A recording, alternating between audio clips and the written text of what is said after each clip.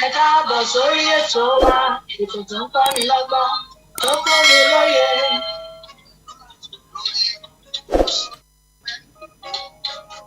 Ètò àwọn máa ń lọ.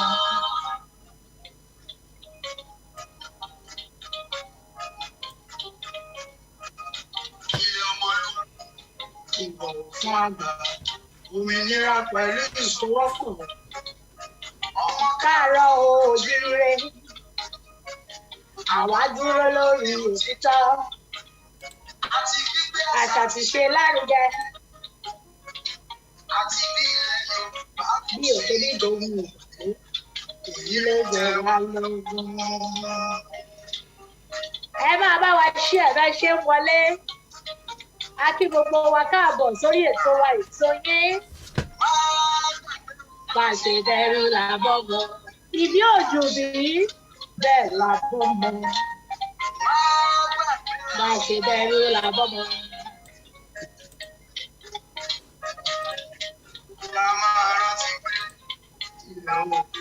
Ìkejì wa ní ṣe. Ẹ máa bá wa ṣí ẹ̀, ẹ máa bá wa pa àwọn ọmọ Yorùbá àtàtà wọlé. Ogún ìbí wa bó wa ní ṣe.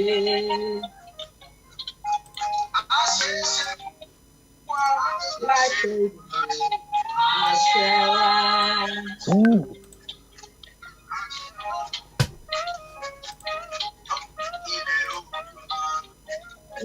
Ìwọ ni ìmọ́lẹ̀ ògo adúláwọ̀. Ìwọ ni ìmọ́lẹ̀ ògo adúláwọ̀. Ìwọ ni ìmọ́lẹ̀ ògo adúláwọ̀. Ẹ kí a bá yín polówó ọjà yín lórí Odùduwà TV rédíò. Admin at Odùduwà TV radio.org tàbí kí ẹ kàn sí wa lórí aago +4499580606. Ẹ tún lè kàn sí wa ní +447956808199. Odùduwà TV rédíò. A dúró lórí òtítọ́, òtítọ́, òtítọ́. Òtítọ́ ní gbéni lékè, òtítọ́ ní sì sọ ní dòmìnira.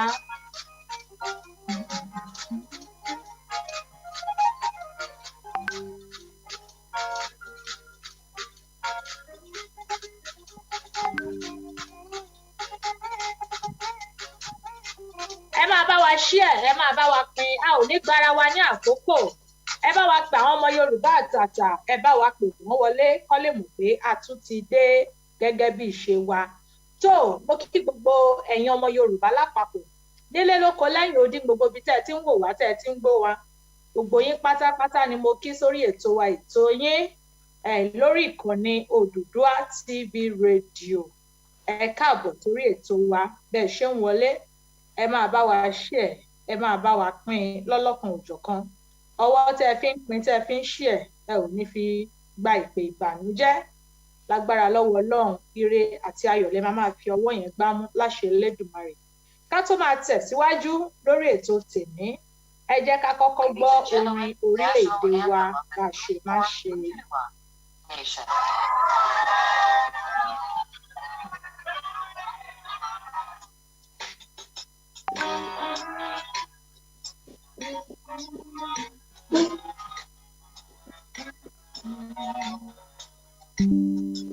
Iṣẹ́ wa lẹ́wà fún ilẹ̀ ìbí wa. Kàgbéga, kàgbéga, kàgbéga fáyẹ̀rí. Ìgbàgbọ́ wa ni pé bá ti bẹ̀rù làbọ̀ mọ́. Ká ṣiṣẹ́, ká ṣiṣẹ́, ká ṣiṣẹ́, ká jọlá. Ìṣọ̀kan àtòmìnira ní ẹ jẹ́ ká máa lépa tẹ̀síwájú ọ̀pọ̀ ire àtòhun tó dára ọmọ òkè lọ sípò ẹ̀tọ́ rẹ ìwọ̀rí ìmọ́lẹ̀ gbogbo adúláwọ̀. àṣìbá kọ́dá ayé ìbáṣẹ̀dá ọ̀run arúgbó ọjọ́ ọba jagun má fi tìgbọ́n ṣe elétí gbòǹgbàròyé ọba tẹ́rẹ̀ẹ́rẹ́ káyé àjúbà ẹ ọlọ́run ọ̀gá ògo wa yìn ológun wa ṣe ọlọ́ba torí tó ń jẹ́ ọlọ́run fún wa olúwa ó ṣe nítorí tó tún kà wá yẹ di àkókò yìí adúpẹ́ lórí gbogbo ọmọ yorùbá pátápátá ẹ̀mí mo ṣe olúwa ó ṣe nítorí wípé aláṣeyọrí yẹn ó máa bá wa ṣe láṣẹ pé alágbára ńlá ó ṣe ọlọ́run ọ̀gá ògo bàbá gba ìgbà ọpẹ́ wa bàbá fẹ́ máa tẹ̀síwájú lórí ètò tèmi olúwa gba inú wa sọ ẹ̀mí náà bá wa lọ gbogbo ohun tá a bá wí lè ní ọlọ́run ọ̀gá ògo bàbá má jẹ́ àṣìṣọ ọlọ́run ẹ̀mí mímọ́ ibi tó kù sí lórí ọ̀rọ̀ yorùbá nation olúbáwa ṣe láṣẹ pé tá a bá rí gbogbo ọkàn gbogbo ìṣẹ̀dá gbogbo ènìyàn èyí tá a bí nínú obìnrin náà àbí èyí tá a fi ṣe abẹ gbé jáde ní tó lókun bí tá a máa gbé ìgbà tó láwàyè ìran yorùbá a ò ní bọ́ ló gbẹrú irú ìṣẹ̀dá bẹ́ẹ̀ irú ènìyàn bẹ́ẹ̀ olúwa ṣe ìdájọ́ wọn bó ti tó àti bó ṣe yẹ ọlọ́run ọ̀gá ògo a fẹ́ máa tẹ̀síwájú bàbá máa bá wa gbọ́ aláṣẹ ọ̀rọ̀ tó mo kí gbogbo ẹ̀yin ọmọ yorùbá nílé lẹ ti ń gbọ́ wa lóko ni lẹ́yìn odi ni gbogbo yín pátápátá ni mo kí ẹ káàbọ̀ sórí ètò wa ètò yín orúkọ tèmi ò yí padà èmi ọmọ yín náà ni ò tẹ́ mọ̀ sí Lady B Lady Best akéde fún ẹ̀yin ọmọ yorùbá àtàtà ẹ̀yin ọmọlúàbí òdodo a tún ti dé bá a ṣe máa ń dé àlejò mi náà wà níbí mo sì máa pe àwọn náà láti ṣe àfihàn ara wọn gẹ́gẹ́ bá a ti ṣe mọ̀ òòdú ni wọn ò kì í ṣe àyàn olóko ká tó máa tẹ̀síwájú gbogbo ẹ̀yin ọmọ yorùbá àtàtà ẹ̀yin ọmọlúàbí òdodo bàbá kan tiẹ̀ ti sọ mí lẹ́nu wọn ní Lady B mo máa láìkí bẹ́ẹ̀ ṣe máa sọ̀rọ̀ ọmọ yorùbá àtàtà ọmọlúàbí òdodo mo ní slogan mi nìyẹn slogan ìdánimọ̀ tèmi nìyẹn lórí yorùbá nation wọn ní bẹ́ẹ̀ ni ó dà bẹ́ẹ̀ tó ẹ̀yin ọmọ yorùbá àtàtà ẹ bá wa share ètò yìí ẹ bá wa pín kí gbogbo àwọn tí wọn mọ̀ bá ti wà lórí ètò káwọn náà lè wá ṣe kíni kán lè wá darapọ̀ mọ́ wa ẹ bá wa pa àwọn ọmọ yorùbá àtàtà wọlé káwọn náà wá gbọ́ àṣírí ńlá tá a fẹ́ sọ tó wà nídìí NIN yìí tí gbogbo wa ti ń pariwo láti bí ijọ́ mẹ́ta ẹ wá ẹ jókòó ẹ fìdílé nǹkan kẹ́ ẹ wá gbọ́ ọ̀rọ̀ lẹ́nu wa ká tó máa tẹ̀síwájú ẹ jẹ́ n kọ́kọ́ pé àlejò wa kí wọ́n bá wa ṣe àfihàn ara wọn ní ṣókí nítorí a ò rọ́jọ́ mùsùlùkùn a ò ní àkókò bàbá mi ẹ gbéra ńlẹ̀sìn. ẹ ṣé olóòtú mo kí gbogbo mo kí ẹ̀yin brothers wa ẹ̀yin sisters wa àtẹ̀yin a kí gbogbo yín pé a kú ojú ọjọ́ tó a kí olóòtú wa Professor ay àti amójú ìyá wa. ẹ kálẹ́ ńbẹ̀ o a kí yín. so ẹ ṣé púpọ̀ ẹ kú darapọ̀ mọ́ wa ẹ bá wa sí ètò yìí orúkọ tèmi ní adéjọ kò sí gbogbo èèyàn mọ̀ ní orí ìkànnì Odùduwà TV rédíò ẹ ṣé púpọ̀. tó ẹ ṣé bàbá mi ẹ káàbọ̀ sí orí ètò wa a dúpẹ́ pé a pè yín ẹ sì jẹ́ wa ó ní ká dúpẹ́ lọ́wọ́ ẹni tó rí ni tó mọ́jú èèyàn ní òru bí tá a wà bẹ́ẹ̀ ṣe pọ́n wa lé Olódùmarè á pọ́n ẹ̀yin náà lé ká tó máa tẹ̀síwájú lórí ètò tèmi mo kí gbogbo ẹ̀yin bàbá màmá ó tilẹ̀ jẹ́ pé mi ò lè máa dárúkọ wa dé báyìí lẹ́yọ kọ̀ọ̀kan àmọ́ gbogbo yín pátápátá la kí ẹ jọ̀ọ́ ẹ bá wa share ètò yìí kẹ́ ẹ bá wa pín kó ọ̀rọ̀ yìí kó lè dé gbogbo ibi tó yẹ kó dé. mo wá ń fi àsìkò yìí sọ fún gbogbo àwọn ọmọ yorùbá pátápátá wípé tó ẹ ráṣọ tá a wọ̀ sọ́rùn àti múra kò ní bà wá nìyẹn o àti múra kò ní bà ti dé ẹ̀yin ọmọ yorùbá tàtà ìwọ tó o bá tí ì lọ gẹ̀ẹ́ta aṣọ tètè lọ ṣe kí ni ìwọ náà tètè lọ gba aṣọ ẹ wò kíwọ náà order place your order kí wọ́n bẹ sẹ́ǹdì ẹ̀ kíwọ náà sẹ́ǹdì ẹ̀ ọmọ yorùbá ní gbogbo wa ẹ má kàn jẹ́ ká kàn máa fi ẹnu lásán sọ pé a fẹ́ gba Yorùbá nation. Àwọn oríṣiríṣi ìgbésẹ̀ náà la máa gbé kí ìran Yorùbá kó tó bọ́ lóko ẹrú. Mo wá fẹ́ fi àsìkò yìí sọ fún gbogbo àwọn ọmọ Yorùbá tá a bá wà ní orílẹ̀-èdè Spain, ẹ kàn sí wa. Àwa tá a bá wà ní orílẹ̀-èdè Spain, tá a wà lórílẹ̀-èdè Germany, tá a wà lórílẹ̀-èdè Turkey, ẹ tún máa rán mi létí, tá a wà ní US, tá a wà ní Italy, tá a wà ní níbo tún nìyẹn náà, Dubai, UAE. So ẹ kàn sí wa so that wọ́n lè fi aṣọ tuntun yín náà wọ́n lè fi ránṣẹ́ sí yín. Kí lẹ wí wà? Àti UK o. Àti UK, ẹ wá bí mi kú gbàgbé yín àrùn gbàgbé yín ẹ̀yin ará UK àti UK, gbogbo yín pátá ẹ kàn sí wa. We are at your service. Iṣẹ́ tẹ́ gbélé wa lọ́wọ́ náà là ń ṣe. Ẹ kàn sí wa kẹ́yìn náà tètè wá mú tiyín ní kíákíá. Ẹ má jẹ́ kó mú lẹ́yìn yín o, ẹ má jẹ́ kó tán lẹ́yìn yín láì ṣe pé yín náà rí inú ẹ̀. So kẹ́yìn náà tètè ṣe kíni, kẹ́yìn náà tètè order fún ti tọ̀dọ̀ yín. Elédùmarè á ràn gbogbo wa lọ́wọ́. Ọlọ́run á dẹ̀ pèsè fún orí kọ̀ọ̀kan wa. Ọlọ́run ò ní fi owó tá a máa fi rà á, Ọlọ́run ò ní fi rán ẹnì kọ̀ọ̀kan wa. Tó ibi à ń lọ la dé yìí, ẹ jẹ́ ká tẹ̀síwájú lórí ètò tèmi. Ohun tá a fẹ́ bára wa sọ, àwọn èèyàn ò tí ì pọ̀ tó lórí ètò yìí, ẹ jọ̀ọ́. Gbogbo ẹ̀yin tẹ́ ti wà níbí, ìyá mi ọmọọba, ìyá Ìjàyè, ẹ bá wa share, ẹ bá wa share, ẹ bá wa share ètò yìí. Ẹ jọ̀ọ́, báwo la ṣe lè rí aṣọ ra o? Ìlú wo lẹ̀yin wà? Gbogbo àwa tá a wà lórílẹ̀-èdè location 9 náà, aṣọ ti gúnlẹ̀ sílé o. Ẹ̀yin tẹ́ ẹ wà lẹ́kìtì, ẹ̀yin tẹ́ ẹ wà ní Ọ̀ṣun, Oǹdó, ẹ̀yin tẹ́ ẹ wà ní Ìbàdàn, Èkó, gbogbo ẹ̀ aṣọ ti délé. So ẹ kàn sí wa, á fún yín ní nọ́mbà àwọn tẹ́ ẹ máa lọ bá láti lọ ra aṣọ tiyín náà. Ẹ bá wa fi nọ́mbà yín síta. Wọ́n á fi nọ́mbà síta tí àkókò bá tó, ìyá mi ọmọọba, wọ́n á fi nọ́mbà síta tí àkókò bá tó. Tó ibi à ń lọ là dé yìí. Kí lóhun tá a fẹ́ sọ̀rọ̀ lé lórí? Gbogbo apáta láti rí ohun tá a fi ṣe àkọlé ètò tèmi, wípé àṣírí NIN. Ọ̀pọ̀lọpọ̀ wa láti rí gbogbo ohun tó ń lọ lórílẹ̀-èdè location 9. Oríṣiríṣi ọ̀nà làwọn location 9 gbà láti rí pé kíni, láti fi má jẹ́ ká kúrò lóko ẹrú. Tọ́lọ́ Elédùmarè ò lè nígbà fún wọn. Ìkòyí lèmi wà o, Èkó. Àwọn èèyàn wá wà lẹ́kọ̀ọ́. In fact, àwọn méjì gan ló wà lẹ́kọ̀ọ́. Tó bá ti fi nọ́mbà mi síbẹ̀ yẹn, ẹ ṣáà háì mi, so màá send nọ́mbà wọn sí yín. Bí mo ṣe ń bá ọ̀rọ̀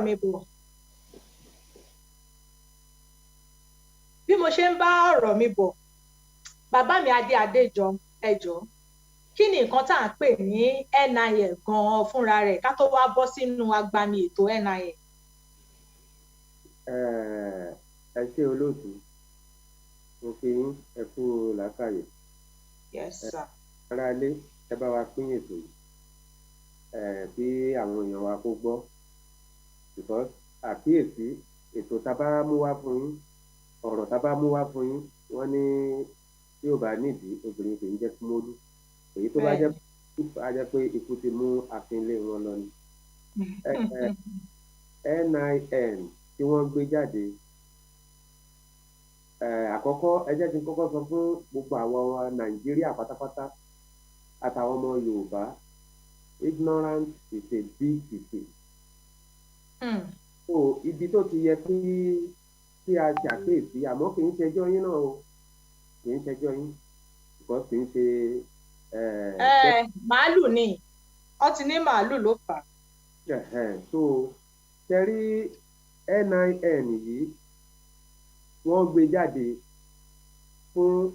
wọ́n ní láti track àwọn terrorist àtàwọn ajínigbé àtàwọn ọ̀daràn tó wà nílẹ̀ Nàìjíríà. Ìdí nìyẹn wọ́n dẹ̀ wá compulsory ẹ̀ pé ẹni tí ò bá ní NIN kò ní lè gbowó ní báńkì, kò ní lè dìbò, kò ní lè lọ sí school, kò ní lè ṣe exam, kò ní lè ṣe WAEC, kò ní lè ṣe NECO, kò ní lè wọ school. So a lot of things náà tó mọ́ pé yíyan kẹ́ bá lè ṣe. Ogúnlọ́gọ̀ àwọn èèyàn náà dẹ̀ ti gbà á, wọ́n ti ṣe, wọ́n náà máa block káàdì wọn ò ní jẹ́ kán pè mọ́, àwọn kan tiẹ̀ sọ pé bóyá wọ́n máa track àwọn èèyàn ni. So but ìdí pàtàkì tó ń ṣe náà wọ́n gbé jáde ni pé káwọn lè dá àwọn tó ń hùwà bàjẹ́, irú àwọn terrorist tó ń kidnap, tó máa wà nù gbó tó owó tó bá ti ń plan ibi tán ti ń sọ̀rọ̀ pé àwọn fẹ́ lọ gbé èèyàn tó àwọn máa fi máa track wọn àtìgbà tí àwọn èèyàn ti gba kínní àti ìrí mélòó tán mú through NIN so bí ọ̀rọ̀ yẹn ṣe jẹ́ nìyẹn a máa tẹ̀síwájú lórí ẹ̀. ẹ ṣeun bàbá mi ẹ gbìyànjú àmọ́ mo fẹ́ kí a sọ ìtumọ̀ NIN yẹn gangan fún àwọn èèyàn wa gbogbo wa là ń pariwo NIN ṣé rí ọ̀rọ̀ yìí pa mí lẹ́rìn nígbà tí ẹ mọ̀ pé àwa a máa ń gba oríṣiríṣi ìpè from anywhere táwọn ẹlòmíín bá pè ìjọ kan ni bàbá kan sọ̀rọ̀ mi ò dẹ̀ blame wọn gbàtọ́ pé wọn ò sí ní Nàìjíríà ṣe understand pé wọ́n ti ń pariwo NIN kí ni ìtumọ̀ NIN yìí gangan fún rẹ̀ tí àwọn èèyàn ń pariwo tán ní tó bá gbà wọ́n máa block sí mẹ́ ò ní lè ṣe léyìí ò ní lè ṣe tọ̀hún mo sọ fún bàbá yẹn mo níṣẹ́ rí ọgbọ́n olè náà ní gbogbo ẹ̀ olè ni wọ́n mọ nǹkan tí wọ́n ń ṣe wọ́n ní NIN wọ́n pe NIN ní national identification òun ni wọ́n pe NIN wọ́n ní ẹni àkọ́kọ́ ó dúró fún national ẹni tó wà láàárín ẹ̀ ó dúró fún identification ẹni tó bá wà níbẹ̀ ó dúró fún nọ́mbà òun ló ń pè ní NIN ẹ jọ̀ọ́ bàbá mi Adéjọ kí NIN yìí kí wọ́n tó gbé NIN yìí jáde ṣé a ò ní àwọn àmì ìdánimọ̀ gẹ́gẹ́ bí ará ìlú lórílẹ̀‐èdè yẹn. ẹ ṣe olóòtú. tó wá di wípé ẹ má bínú tó wá di wípé ìsìn NIN yẹn òun ni wọ́n wá ń pariwo wípé òkè o ẹ̀yin tí ẹ ò bá ti ní ipe dandan ni fún àwọn ará ìlú láti pé kí wọ́n ní NIN. ẹ ṣe olóòtú ẹ jẹ́ ká máa tẹ̀síwájú lórí NIN yẹn tẹ́ bá fẹ́ kí n tú gbogbo ẹ̀ désàlẹ̀ tó ẹ máa fún mi ní àkókò díẹ̀ kí n fi sọ̀rọ̀. ẹ tẹ̀síwájú kẹ́ lè sọ̀rọ̀ náà la ṣe gbé yín wá. ok NIN yìí ó dúró fún àmì ìdánimọ̀ gẹ́gẹ́ báwọn ti sọ tẹ́ ẹ bá rántí tẹ́ ẹ bá gbàgbé ní táìmù Ọbásanjọ́ wọ́n gbé national identity card jáde wọ́n sì wà Nàìjíríà mo gbà lọ́tọ̀ tó bàbá mi gbà ìyá mi gbà gbogbo àwọn èèyàn ló gbà ní gbèríko everywhere wọ́n gba àmì ìdánimọ̀ náà pè so nígbà tí àwọn èèyàn tún gbà tán gbé wá sàdúgbò tí gbogbo kìíní yẹn tún kò ládùúgbò wọ́n wá ní kí kálukú máa lọ sí local government kẹfẹ tó bá fẹ́ gbà tí ò bá ráyè wá lọ sùn kó máa lọ gbà mẹ́ mo dẹ̀ rí pé gbogbo àwọn èèyàn ló gbà àtìyáwó àti bàbá àtàwọn àgbàlagbà gbogbo wọn ló gbà pátápátápátá bọ̀tẹ̀ yìí táwọn wá gbé jáde yìí ó wà lórí àjẹ́ndà wọn torí àjẹ́ndà tán ní lórí ọ̀rọ̀ ẹ̀sìn tá analyze ní last week òun ni NIN náà dúró fún so a lot of things náà wọ́n ti gbé jáde lóríṣiríṣi lórí ọ̀rọ̀ NIN yìí ó jẹ́ alákòóso NIN yìí ẹ mọ̀ pé ọ̀gá tẹ́rọ́rìsì ni ọ̀gá àwọn jihadis. mujẹ. jihadis ni pantami so òun ni minister of information kí ló ń pè títẹ̀ ní minister yìí so òun ló wà nídìí NIN yẹn so kí ni NIN yẹn wá dúró fún tí àwọn míì tán fi ṣe gẹ́gẹ́ bí nǹkan táwa gbà because mo ń sọ fún yín pé àwọn léèyàn láàrin wa àwa náà léèyàn láàrin wọn. bẹ́ẹ̀ni. gẹ́dẹ̀ ti wà tipẹ́ so wọ́n dẹ̀ ní etí ọba ńlé etí ọba lóko èèyàn ló ń jẹ́ bẹ́ẹ̀.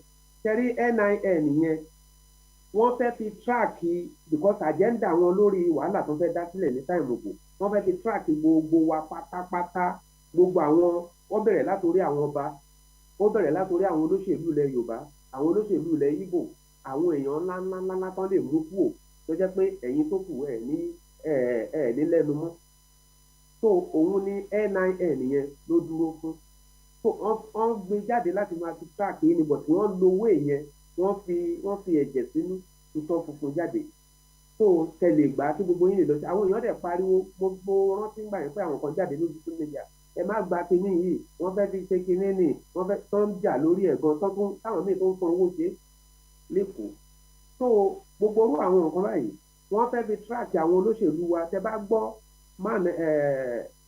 mánu CBN former CBN minister tí tó kú màláfíà tẹ bá gbọ́ pé ó ní 2022 wọ́n ní agenda láti dá ogun sílẹ̀ nítorí election because wọ́n fẹ́ gbé power fún anybody wọ́n ní àwọn ní first citizen Southern is the second citizen so agenda wọn nìyẹn láti fi track gbogbo àwọn gómìnà yín gbogbo àwọn ọba yín gbogbo ẹ̀yin tẹ́ jẹ́ èèyàn jàkànjàkàn wọ́n mọ ibi tẹ́ ń gbé tẹ́wárí NIN àti kí lorúkọ ẹ̀ NIN yẹn wọ́n fi mọ gbogbo yín àti ẹ̀sìn wọ́n tún ń lò lọ́wọ́lọ́wọ́ ní àwọn ọlọ́kadà tó ń dà síta àwọn èèyàn wọn tó ń dà sí gbogbo state tó máa lọ sọ̀kadà ní Southern so wọ́n dà wọ́n síta àwọn yẹn ló máa gbé yín náà máa mọ ẹnu ọ̀nà lé yín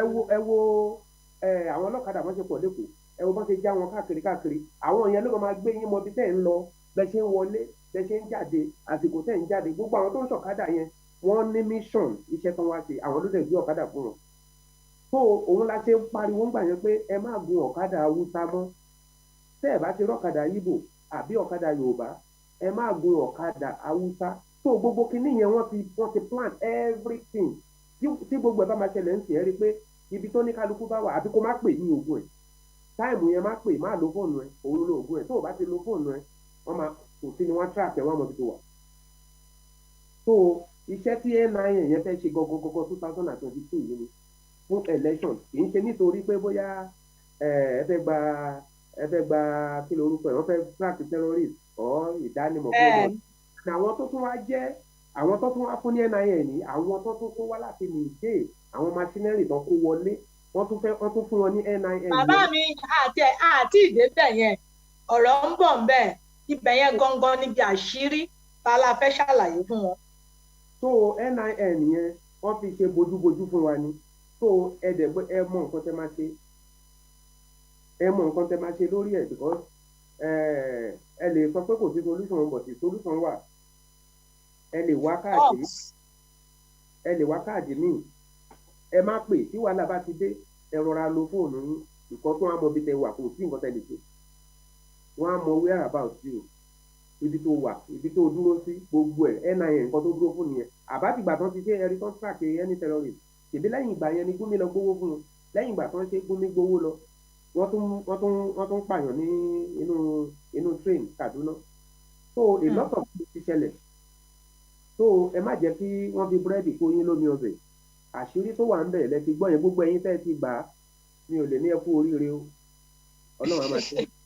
ẹ ṣeun bàbá mi ẹ ṣeun bàbá Adéjọ ẹ̀yin ọmọ Yorùbá tẹ wà nílé ṣé ẹ rí ọ̀rọ̀ NIN tá à ń pariwo yìí wọ́n lóhun tó bá dé bá ojú dandan kó dé báyìí mú ọ̀pọ̀lọpọ̀ ó máa ń dùn mí gan tó jẹ́ wípé ọ̀pọ̀lọpọ̀ àwọn èèyàn wa pàápàá jùlọ àwọn tí wọ́n wà ní location 9 wọn ò ní bóyá kinní wọn ò ní àkíyèsí ní àbí wọn ò kí ń gbé ọ̀rọ̀ yẹ̀wò àbí wọn ò kí ń gbé ọ̀rọ̀ yẹ̀wò kó tó di pé bóyá àwọn gan máa ṣe nǹkan tí ìjọba bá ti ní òkè nǹkan táwọn fẹ́ lélẹ̀ àwọn náà wọn ò ní ṣe research àbí kí wọ́n wádìí gbogbo wọn máa kàn ṣe kí ni wọ́n á jáde wọ́n á gbọ́ sí ìjọba lẹ́nu ìjọba tẹ́ mọ̀ wípé wọn ò fẹ́ yín fúnre ìjọba tí ò ṣe ìdáàbòbò fún yín ìjọba tí ò wọ́nà bí oúnjẹ wọn ní ìlú tí wọn ò ṣe àtúnṣe ìjọba tó ti bọ́dà yín ṣé wá rí bàbá mi Adéjọ mo wá wò pé kí ni nǹkan tó ṣẹlẹ̀ tó fi jẹ́ wípé lórí ọ̀rọ̀ NIN yìí àti ẹ̀ wá rí anybody nínú àwọn èèyàn wa nílé kí wọ́n tẹ̀ jáde láti protest wípé láíláí àwọn ò fẹ́ sọ̀rọ̀ mi yé wa pé àwọn ò fẹ́ ọ̀rọ̀ NIN yìí pé ìjọba ò gbúdọ̀ gbé wá àwọn ti ní BVN BVN wà ńlẹ̀ national ID card ìyẹn náà wà ńlẹ̀ ṣé náà tí NIN ti wá dé sí ṣé wọ́n wá fẹ́ sọ àwọn lẹ́nu dé because ìwọ tó bá fẹ́ open account o lè lo NIN ìwọ tó bá fẹ́ ṣe léyìí o lè lo NIN ìwọ tó bá fẹ́ ṣe tọ̀hún o lè lo láìsí NIN o lè ṣe ẹjọ́ ẹ sọ fún mi níbo là ń lọ lórílẹ̀‐èdè àwọn kangan wọ́n ti block síìmù wọn síìmù lásán wọ́n ti block síìmù wọn torí pé wọn ò rẹ́gísítà fún NIN ṣé bẹ́ẹ̀ ṣé kò wáyé káwa náà wá rí pé àwọn wọn ní mission ibi tí wọ́n lọ gbọngàn rẹ̀ bàbá mi Adéjọ ibi tá a tún lọ rè báyìí nísìnyí ṣé ẹ ti gbàgbé táìmù kan tí Muhammadu Bala ló pe máa yẹn ni àbí gọ́fúnà wọn ní Bauchi tẹ bá rántí àwọn àwa tá à ń wò wá mo fẹ́ kẹ́ máa bá mi di ọ̀rọ̀ yìí dáadáa o mo máa sẹ́ndì fídíò yìí máa wo orí fóònù mi ṣá máa sẹ́ndì fídíò yẹn sí ay kí wọ́n bá wa ṣú ẹ̀ kẹ́ ẹ gbọ́ nǹkan tí arákùnrin yẹn sọ nínú fídíò yẹn because ohun tí wọ́n try láti fẹ́ ṣe fún wa òun ni wípé anybody tó bá ti jẹ́ wípé ó ti wọ ìlú tó ti ní NIN yẹn ó ti di ará ìlú mi òun mo ṣe ní ibi tá à ń lọ gangan òun lélẹ́yìí èmi mọ̀ bóyá ay ṣe ṣì wá ń bẹ̀ bóyá tó bá padà sí ok wà ń bẹ̀ no ok wọn ò sí ń bẹ̀ ẹja máa bá ètò yìí tó bá dé màá ní kí wọ́n play fídíò yẹn fún wa láti fi lè dá wa padà sẹ́yìn ká gbọ́ nǹkan tí gọ́vnà yẹn sọ kẹ́ ẹ bá lè mọ̀ wípé àwọn ọmọ Yorùbá tí a ò bá múra dáadáa Ọlọ́run má jẹ́ kí omi padà tẹ̀yìn wọ ìpín lẹ́nu ni nítorí plan tí wọ́n ní fún wa yìí ìdí tí mo ṣe gbé program yìí jáde ọ̀rọ̀ yìí ló yẹ ká sọ ní last week but story ọ̀rọ̀ ẹ̀sìn information tá a gbọ́ nípa ọ̀rọ̀ ẹ̀sìn yẹn ló jẹ́ ká sún program yìí ẹni tó wá fún wa ní information yẹn wá níyà ká má jẹ́ kó pẹ́ ká tètè pariwo ọ̀rọ̀ yìí síta fáwọn èèyàn wa o ìdí tá a ṣe wá gbé ọ̀rọ̀ yìí síta ni wípé gbogbo wa fẹ́ ká forí kàn a ò ní sọ̀rọ̀ púpọ̀ tó rà máa gba ìpè kí ni àtúnṣe kí ni kí àwọn èèyàn wa ṣe because àwọn èèyàn wa wà ní danger pàápàá jùlọ ìwọ kò wà lókè òkun tí wọn náà ní Yorùbá tó ní nọ́mbà Nàìjíríà because ẹni pé nísìnyí ìgbà tí wọ́n rí wípé ó dàbí pé àwọn tí wọ́n rẹ́gísítà kí ní NIN nìyẹn kò pọ̀ wọ́n ti bẹ̀rẹ̀ sí ní rẹ́gísítà ẹ̀ online náà ní ìsìn jẹ́ pé wọ́n tó wà lólò bí mo ṣe wà lóò ìbò sí ti bá ní Nàìjíríà nọ́mbà ó ní bí mo ṣe máa lọ online láti lọ rẹ́gísítà ṣe understand tó wọ́n ti ṣe ìwọ náà tó wà lórí bíbá yìí sìn tí wọ́n náà ní Nàìjíríà nọ́mbà o lè rẹ́gísítà online torí wípé kí wọ́n má bàa block line nìyẹn ó jẹ́ rọra ṣe àwọn tó tiẹ̀ ṣì wálé àti ẹ̀ṣùgbọ́n yẹn wọ́n tó tún wà ń bí kó yára máa lo síìmù tó ń lò ní ìlú tó wà ó bẹ́tà bí mo ṣe ń bá ọ̀rọ̀ mi bọ̀ bàbá mi mo fẹ́ kẹ́ ẹ ṣe ní àlàyé fún àwọn èèyàn wa ó tó di pé wàá máa bá wa play fídíò yẹn a ṣì máa sọ̀rọ̀ lé fídíò yẹn lórí mo fẹ́ kẹ́ ẹ bá mi ṣàlàyé fún àwọn èèyàn wa kí ni pàtó àjẹ́ndà wọn gangan because a ní a fẹ́ sọ àṣírí NIN yẹn gangan fún àwọn èèyàn wa plan ni wọn gangan tí wọ́n ní tí wọ́n fi gbé NIN yìí tí wọ́n fi gbé síta tí ọ̀pọ̀lọpọ̀ ò dẹ̀ mọ̀ wípé plan ni àwọn dẹ̀ ti ṣẹ́rí ọ̀rọ̀ NIN ta kan rí yìí pé wọ́n kàn gbé síta ń sìn kẹ́ bá wọn àtìgbà tí wọ́n ti ń ṣiṣẹ́ lé lórí ó ti pẹ́ tí wọ́n ti ń ṣiṣẹ́ lé lórí NIN yìí táwọn kan rí takàn fi ẹnu lásán pè yìí àwọn ti parí iṣẹ́ kó tó wá dé pé wọ́n gbé jáde síta àwọn aráàlú gbòòdè wá wọn ò wá against ẹ̀ oníkálukú kan ṣe ní ìlú Nàìjíríà ni mo ti rí tí ò sẹ́ni tí wọ́n ní voice tí wọ́n bá tún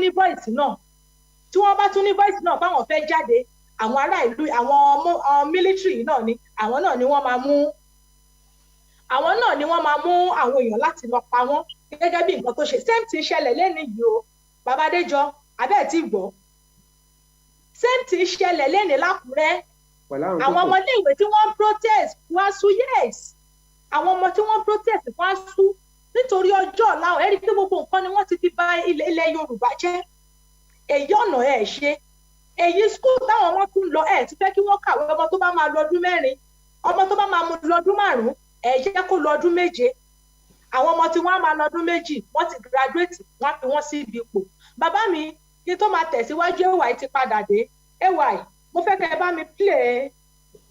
bá mi play fídíò yìí fáwọn èèyàn wa nílé a ṣì ń bọ̀ ní ibi àṣírí yẹn o fídíò yẹn gangan ló máa mú ọ̀rọ̀ yẹn wá. ṣé fídíò bádámọ̀ rẹ̀ tó sọ̀rọ̀ ń pa pé káwọn Fúlàní wọlé ẹ jẹ́ kí mo gbà kí mo ti play ẹ̀ níbì kan mo máa jẹ́ dancing hold on o. ok ẹ jẹ́ máa bá ọ̀rọ̀ mi lọ tí ó sọ̀rọ̀ níbẹ̀ tó sọ wípé ẹni Fúlàní tó bá ṣáà ti jẹ́ Fúlàní ẹjọ́ nítorí tó lọ kí ló dé táwọn ọmọ Yorùbá gbọ́ táwa náà tí àwọn tí wọ́n pera wọn ní olórí wa táwọn kan tí wọ́n máa pariwo wípé òkè o anybody tó bá ti jẹ́ Yorùbá àbí gbogbo country tí Yorùbá bá wà Yorùbá náà ní gbogbo wọn ẹjọ́ ẹ sọ fún mi ṣe rí pé agenda àwọn people yẹn kò kí ń ṣe kékeré wọ́n dẹ̀ mọ nǹkan tí wọ́n ṣe. máa yẹn tún béèrè question lọ́wọ́ ẹ̀ pé ọ̀rọ̀ àwọn Fúlàní ó ní yes ó ní anybody ó ní láti Niger ní o láti anywhere so far tí wọ́n bá ti jẹ́ Fúlàní náà ni wọ́n pé àwọn tó bá wọlé àwọn ní láti protect wọn gẹ́gẹ́ bí ará ìlú gẹ́gẹ́ bí ọmọ ìlú. Kí làwọn ọmọ Yorùbá kí là ń dúró wò? Ẹ jọ̀ọ́ mo ní ìbéèrè àwọn èèyàn tí kò bá ṣe báwo ni wọ́n ṣe máa lè lo fóònù kí ni ọ̀nà àbáyọ sí ìsọ̀rọ̀ NIN. ok ẹ ṣé bàbá mi a ṣì ń pọ̀ bẹ́ẹ̀ gẹ́gẹ́ bí mo ṣe sọ tẹ́lẹ̀ wípé àwa náà ṣì máa fi fóònù síbí kóníkálukú pè because a gba information láti ọ̀dọ̀ àwọn INEC. Mo fẹ́ kẹ́ listing dáadáa sọ̀rọ̀ mo dẹ̀ fẹ́ kẹ́ bá wa share bọ́ a ṣì ń pọ̀ bẹ́ẹ̀ a gba information láti ọ̀dọ̀ àwọn INEC. So gbogbo àwa tá à ń sọ wípé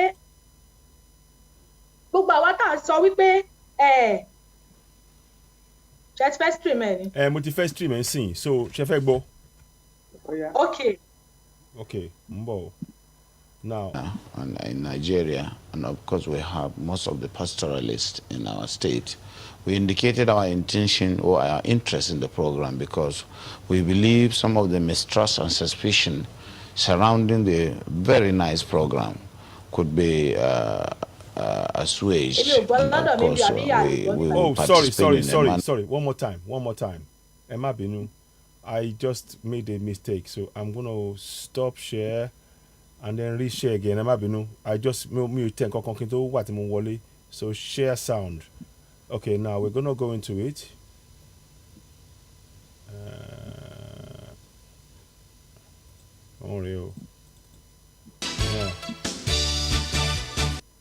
Assuaged, and of course we will participate in a manner that will bring the best in terms of global best practice.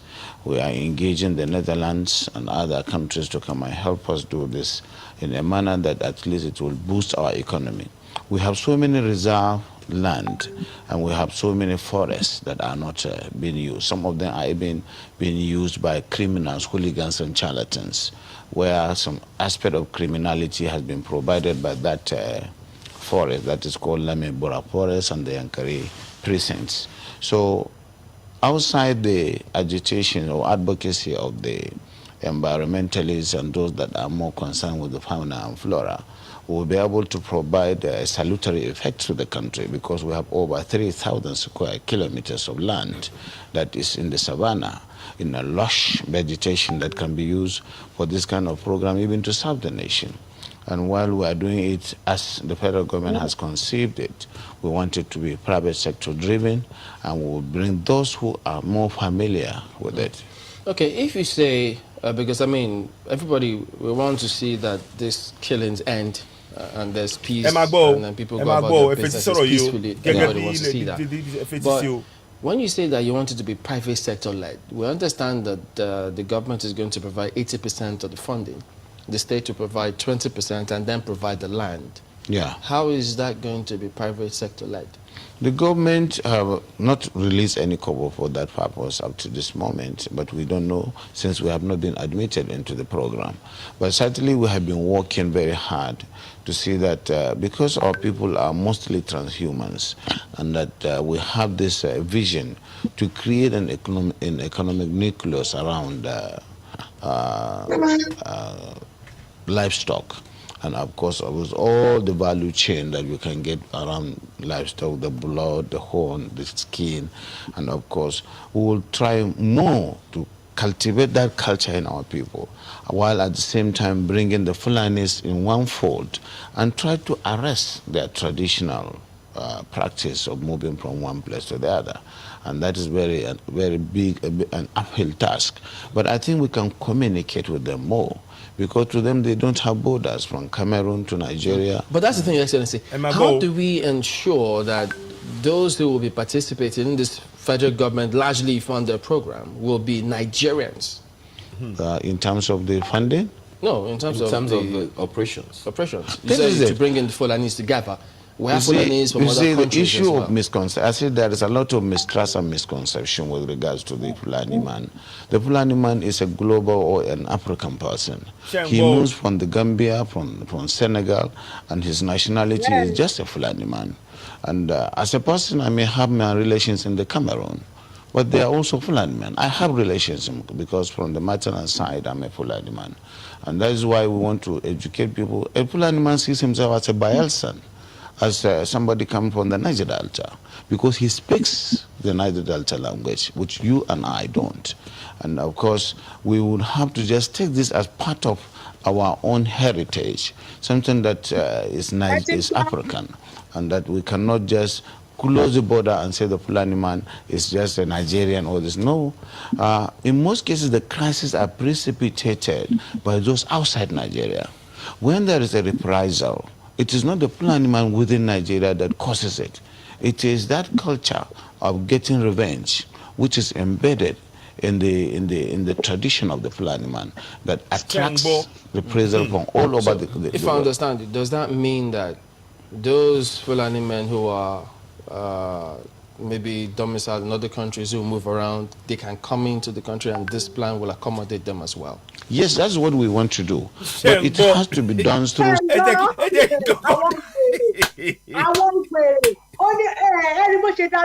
confidence. Ó dá lóhùn pẹ̀lú ìgboyà ló fi dá lóhùn pé yes, nǹkan táwọn fẹ́ ṣe nìyẹn. Nǹkan táwọn fẹ́ ṣe nìyẹn, kí lẹ̀yin tó kù kí lẹ fẹ́ ṣe sí. Àní àwọn jọ nílùú yìí ni nǹkan tó ń sọ fún yín nìyẹn tẹ́ bá mọ̀. Bàbá mi Adéjọ ẹ bá mi gbéra ńlẹ̀, mo fẹ́ kẹ́ bá mi sọ̀rọ̀ lórí fídíò táwọn wò yìí. Ẹ bá wa pọ̀ sí ẹ̀kọ́ náà. That is what we want to do. Àwọn òwe. Ẹ ṣe olóòtú.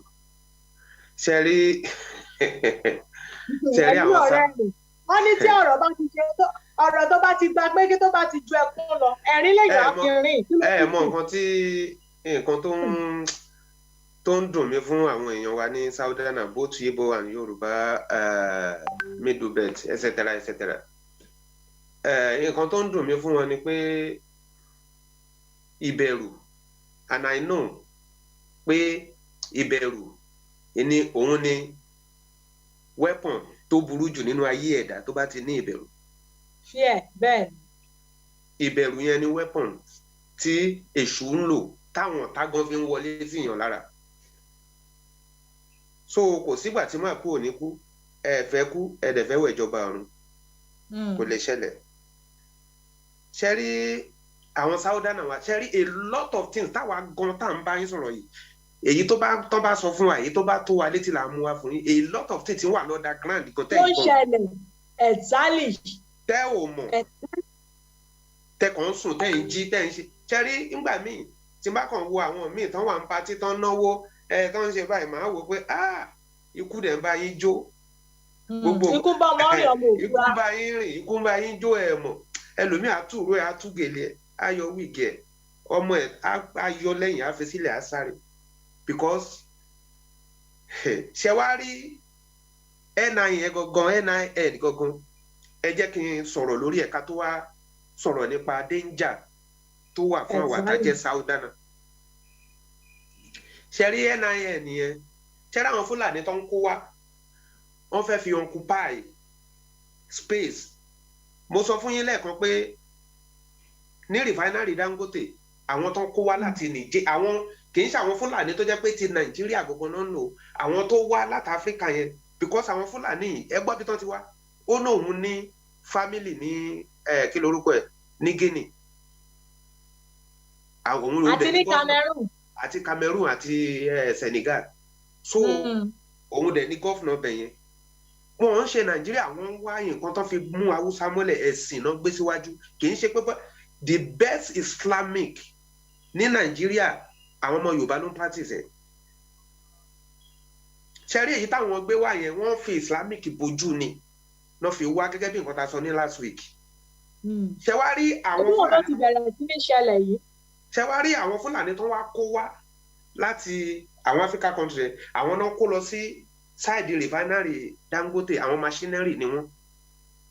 So wọ́n ti prepare everything. Wọ́n wá kó àwọn tó tún kó wá, wọ́n tún kó wọn àṣọ, wọ́n fi díẹ̀ nínú àwọn tó ti mọ̀nà kó wọn ti pera because ṣẹ́rí ìsọ̀rí nílẹ̀ Yorùbá nílẹ̀ Ìgbò náà ti ní olórí tó jẹ́ pé tí ní ọkọ̀ máa bá ti dé wọ́n máa ti pè é tẹ bá rántí nígbà yẹn first thing tí Buhari kọ́kọ́ ṣe láti fi communicate láti fi smooth agenda wọn ni pé ó fún wọn ní rédíò Fúlàní láti communicate pátápátá. God bless you. ibẹ̀ ló ti ń gbọ́ rédíò Fúlàní yẹn ni Buhari kọ́kọ́ ṣe fún un because àwọn tó ń gbọ́ English àwọn tó ń gbọ́ èdè míì Fúlàní yẹn tó bá ti sọ go yẹn wọ́n ti mọ̀ so òun ló ṣe fún wọn dẹ̀ ní channel tó fi ń gbọ́ ẹ lè rí wọn kọ́ máa ní rédíò kékeré lọ́wọ́ tó fi ń gbọ́ àbí lórí fóònù wọn. so gbogbo jàǹbá yẹn a ti sùn pàtí ni ṣá ìjẹkújẹ ni ṣá àìbìkítà ni ṣá ṣé wàá rà àwọn olórí wa ní Nàìjíríà àwọn nílẹ̀ Yorùbá gan àwọn yẹn ń sásábẹ́ Fúlàní àwọn ń jẹun wọ́n ń jẹ́po sáyà wọ́n ń jẹun ẹ mọ̀ wọ́n ń jẹ ọjọ́ kú wọn ò bìkítà ẹ̀yin ò bá kú wọn bá tún dé wá dọ̀la wọn ò bìkítà láì fún yín wọn ò bìkítà anything tí ò bá ṣẹlẹ̀ àwọn ò bá kú àwọn ò bá lówó káwọn kó lọ sílùú míì kán gbé wọn wá padà kán gbòkú wọn wá wọn ò bìkítà wọn ò jà fún yín gbogbo àwọn tó ń jáde sí ẹ wo mo sì máa lọ sórí NIN yẹn but ẹ jẹ́ kí n sọ̀rọ̀ ṣẹ́rí Buhari ó na àkàrà kan sókè ó ní Tinubu wá gbà Òṣínbàjò wá gbà Fáyẹmí wá gbà Bákàrè wá gbà gbogbo wọn wá gbà òdìlẹ̀ Ìgbò ẹ wá gbà ó wá ń kó wọn ó mú wọn sókè báyìí. ibẹ̀ ló yẹ kẹ́kẹ́ ọ ń tẹ́wọ́ gbà because greediness kì í ṣètòrí àwọn mẹ̀kúnnù ilẹ̀ Yorùbá náà ṣe ń lọ nítorí ara wọn ni because tó bá jẹ́ torí wọn ni wọ́n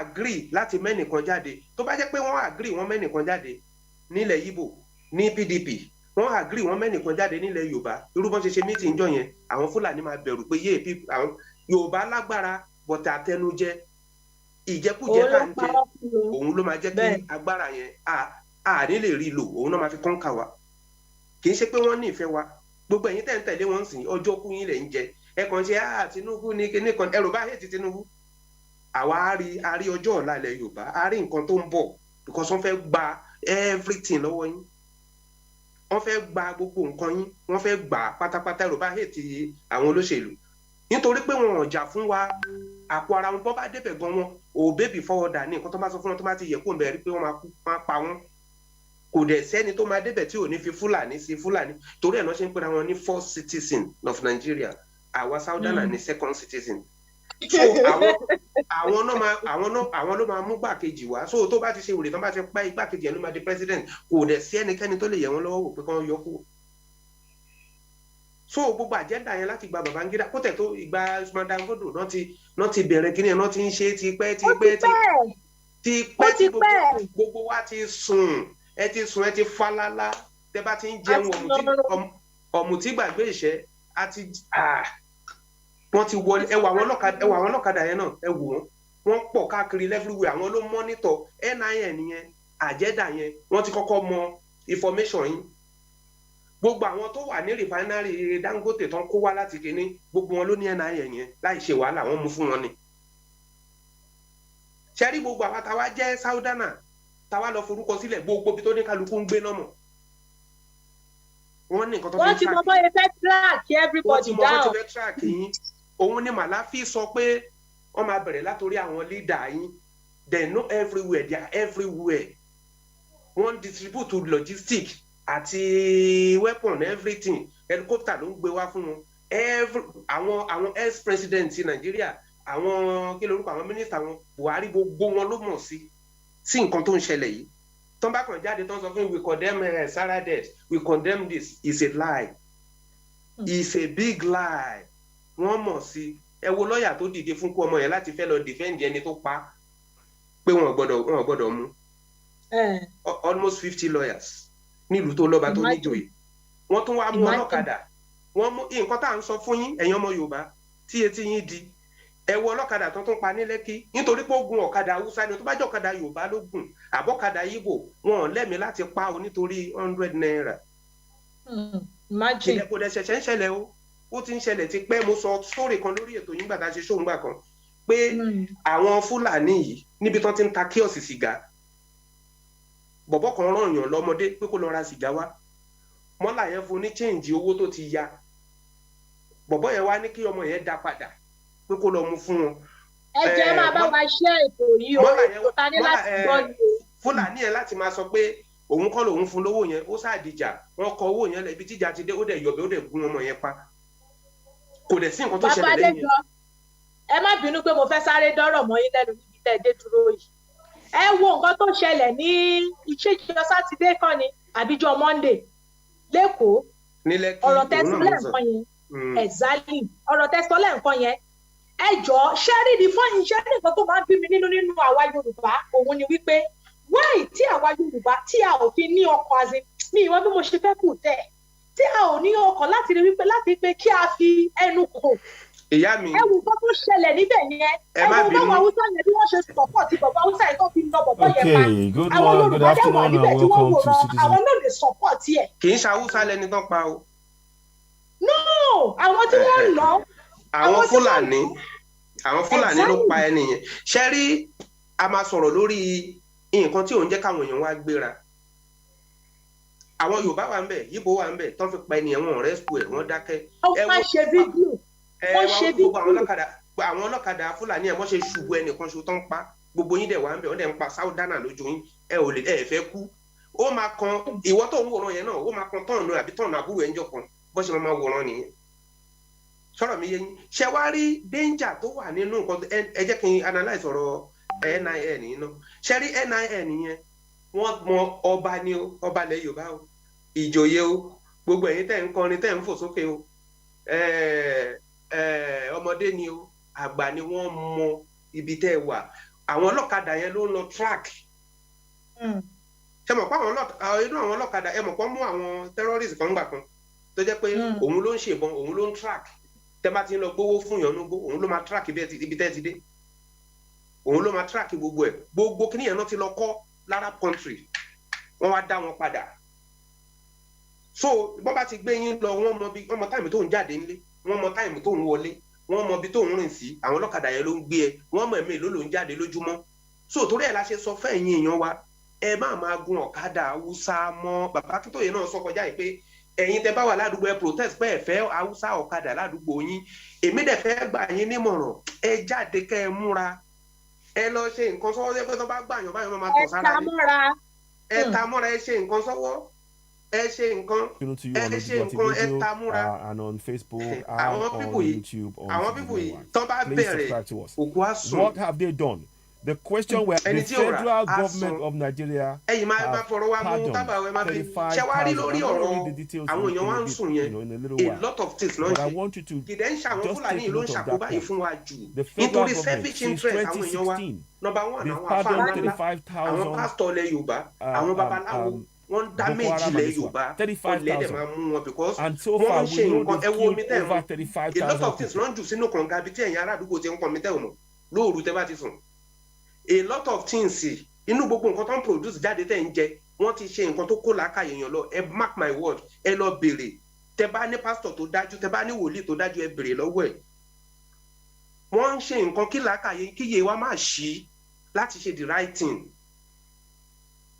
wọ́n ń ṣe nǹkan tó jẹ́ pé tẹ́ bá ti ṣe báyẹn máa bẹ̀rù ẹ wo ok tá bá tiẹ̀ ń parọ́ ẹ wo kíní màálù tá a ṣò fún yín nígbà kan ní ti Ọ̀ṣun state governor nígbà tó fẹ́ wọlé tó ń so màálù dúdú mọ́lẹ̀ tó ń sọ pé kó di èèyàn kó di afẹ́fẹ́ kó lọ wọnú àwọn èèyàn ìbílẹ̀ Yorùbá náà ti ṣe. wọ́n á tún wá ṣe patí inú patí náà tẹ̀ ń ṣe tó bá so oúnjẹ wọ́n fún yín ní pure water wọ́n fún yín ọ̀nà tí wọ́n ń gbà mú yín ibi oúnjẹ patí ìbásùn obìnrin gbogbo bẹ̀ yẹn náà ti fi wọlé sí gbogbo wa lára àwọn sáúdánà wa ló ń ṣe yẹn nítorí nǹkan tó fẹ́ jẹ ni o kì í ṣe pé wọ́n méwò ẹ̀ fúnlẹ̀ Yorùbá wọ́n sásábẹ́ Fúlàní wọ́n ń jẹ wá ẹ má jẹ́ kọ́ mọ̀ pé mi ni mò ń jẹ́ ẹ gbówó yẹn wá ẹ má dá wọn lóhùn ẹ fọlọ́pàá ẹ fi mú wọn ẹ má ṣe kí ni ẹ lọ́ọ̀kì wọn tẹ bá ti pa méjì inú wọn sìn wọn ò ní ṣe protest mọ́ tẹ bá ti pa mẹ́ta àwọn sáúdánà ló máa sọ bẹ́ẹ̀ fáwọn Fúlàní tẹ bá ti pa mẹ́rin inú wọn sìn wọn á dákẹ́. Bàbá mi Adéjọ ẹ ṣé ẹ má ní mo dá ọ̀rọ̀ mọ́ yín lẹ́nu ẹ torí mi ìfẹ́ ká kúrò jù lórí ọ̀rọ̀ NIN ibi táwọn wá ń lọ gangan sìn òun la dé yìí ẹ̀yin èèyàn wa tẹ́ bá ń gbọ́ wa nílé ṣe rí wọ́n ní tí etí ò bá gbọ́ nìyí inú ò kì í bàjẹ́ sọ̀rọ̀ mi yé wa ṣe rí èèyàn wa kan tó ń ṣiṣẹ́ pẹ̀lú àwọn INEC wọ́n jẹ́ kó máa yé wa wípé wọ́n ti mú ọjọ́ ìdìbò which is next year February 8 ni wọ́n fẹ́ dìbò lọ́dún tó ń bọ̀ bọ̀ èmi ní ìgbàgbọ́ wípé ọ̀ lè rí ìbò yẹn dì láṣẹ Elédùmarè káwa náà dẹ̀ ṣe kí ni ká gbé ìgbésẹ̀ tó dáa lórí ẹ̀ pé wọ́n ti mú ọjọ́ tó fẹ́ ṣe ìdìbò yẹn pé February next year ni wọ́n fẹ́ dìbò so ẹni yẹn wá sọ fún mi wípé the funniest thing tó wá wà bẹ́ẹ̀ ni wípé gbogbo àwọn tí wọ́n níwọ̀n àwọn register fún NIN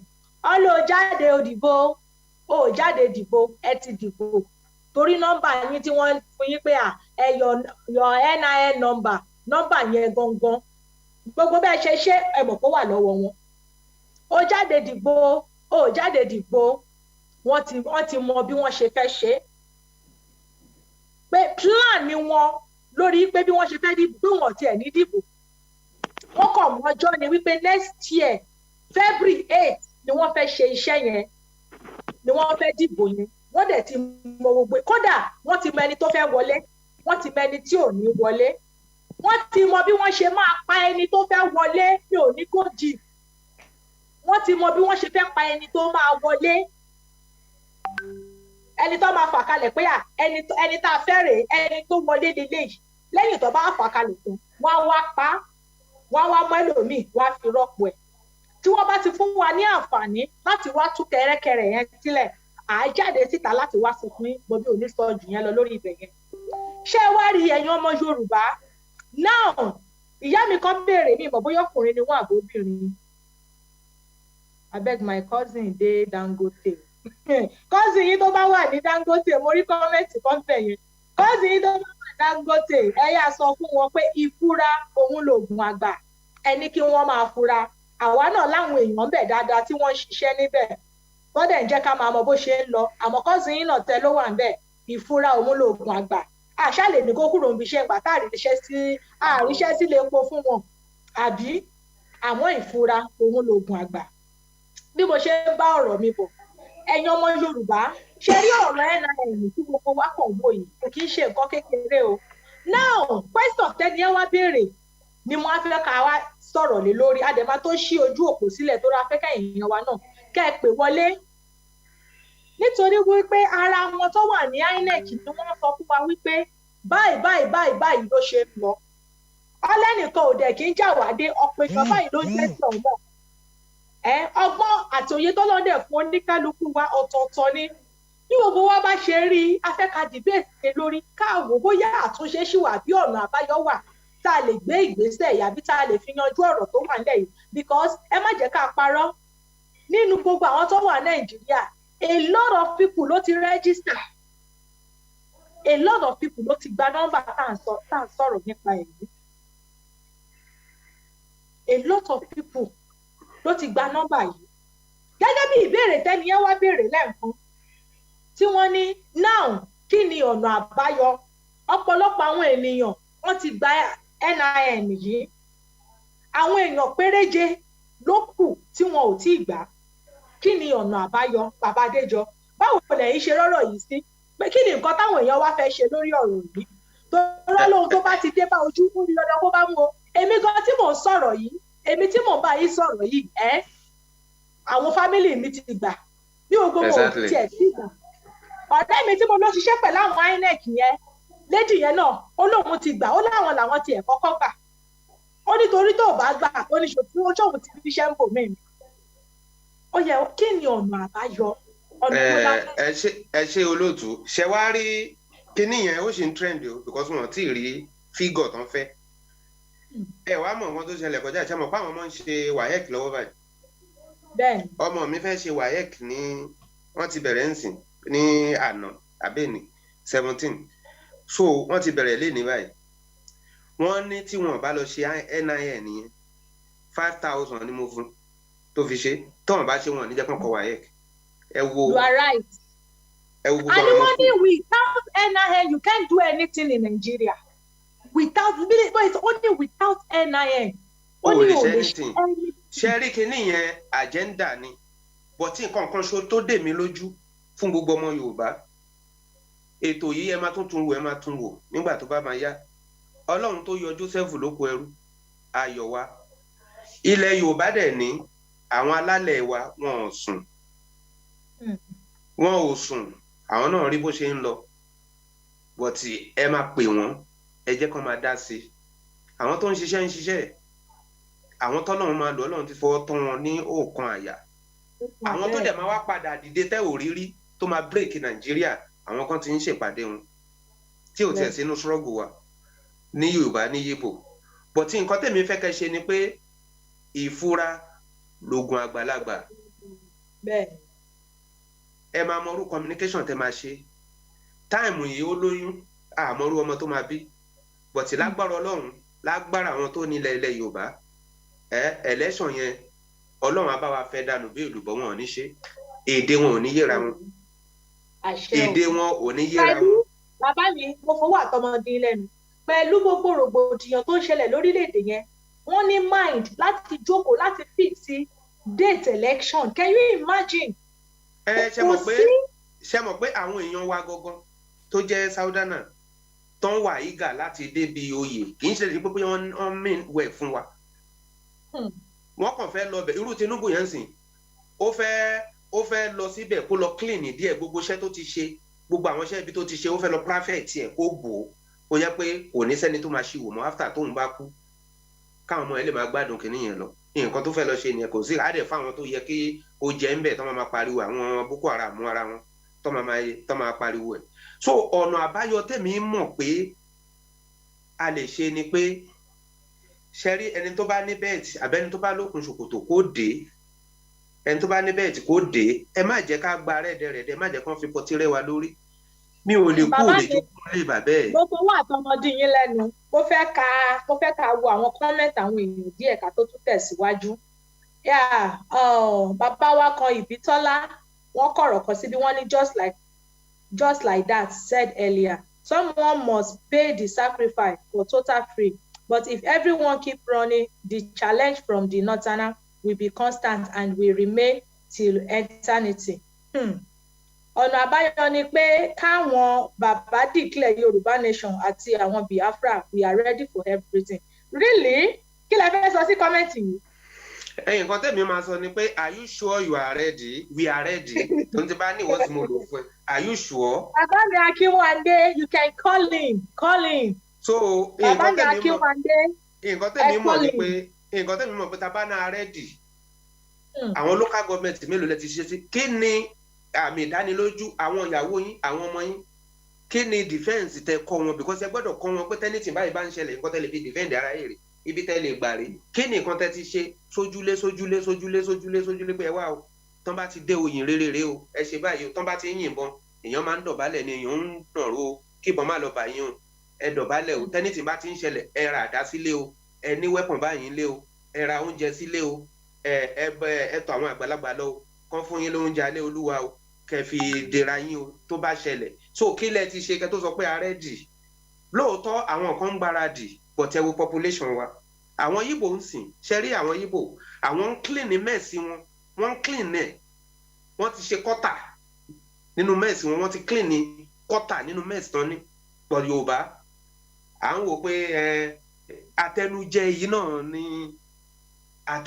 náà ni ibi tó bá ti rówó tán ti ń jẹun torí ẹ̀ náà ṣe gbin pọ́fàtì yẹn náà ṣe gbin ebi yẹn inú màálù ibi tán dẹ̀ ti ń jẹun náà wọ́n ti kí nǹkan wọ́n ti da nǹkan sẹ́nu fún màálù tó ń sè wọ́n ti ẹni tó bá ti jẹ́ báyìí làákàyè ẹ̀ máa parẹ́ ni wàá dìbò kójú ẹ̀ tó là gbogbo àǹkárá tán fún ẹ wọ́n máa ṣálẹ́yìn ọrùn kó tó rorí pé ìyà ń jẹ so ẹ jẹ́ kí a múra tẹ bá mọ̀ pé rẹ́dì iṣẹ́ wà lọ́wọ́ èmi àti yín ojúlé sójú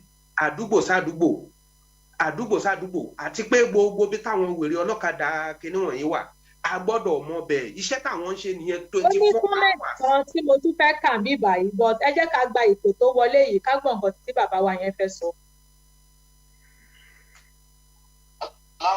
hello ẹ ra sa o. ẹ bá sọ máa gbọ́ ètò mà. ètò ni o ẹ bá wa dá sí i. bẹ́ẹ̀ ni Táíwò ló sọ̀rọ̀ láti US. nǹkan tí mo rí nípa kọ́mẹ́ǹtì ẹni tó ní àti rẹ́dì yẹn mo fi ọlọ́run tẹ̀lé àti rẹ́dì àti rẹ́dì ẹ̀mọ̀ kan tẹ̀lé fi dọ́pọ̀ àti rẹ́dì. mo ń gbọ́ yín. àwọn yúùtù wa àwọn èèyàn wa tí ò bá ṣẹlẹ̀ rẹ́dì. ó dìgbà tó bá ṣẹlẹ̀ tán ká tó mọ̀ pé yẹ àwọn ti rẹ́dì. torí àwọn nǹkan táwọn ṣáà wá ṣe àwọn olú ìṣílẹ̀ tó ṣẹlẹ̀ ní north yẹn. táwọn èèyàn ti protest kí ọlọ́pàá tọ̀gá tó lọ sọ́dọ̀ wọn tó lọ bọ́ọ̀lù àbí tó lọ yìnbọn lù wọ́n. wọ́n yìnbọn ọ̀bọ̀ ó dàbí wọ́n lé wọn wọ́n yìnbọn fún ọ̀bọ̀ tán lé wọn. wọ́n lé wọn. wọ́n ní ìrí ọ̀dẹ̀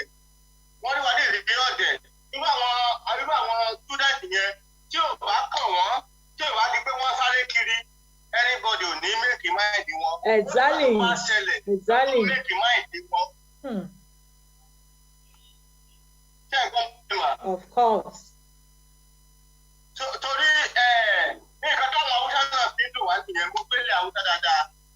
wọ́n mọ̀ wípé Yorùbá ọ̀rẹ́ pé Yorùbá ní ìbẹ̀rù yẹn náà dẹ̀ ní problem.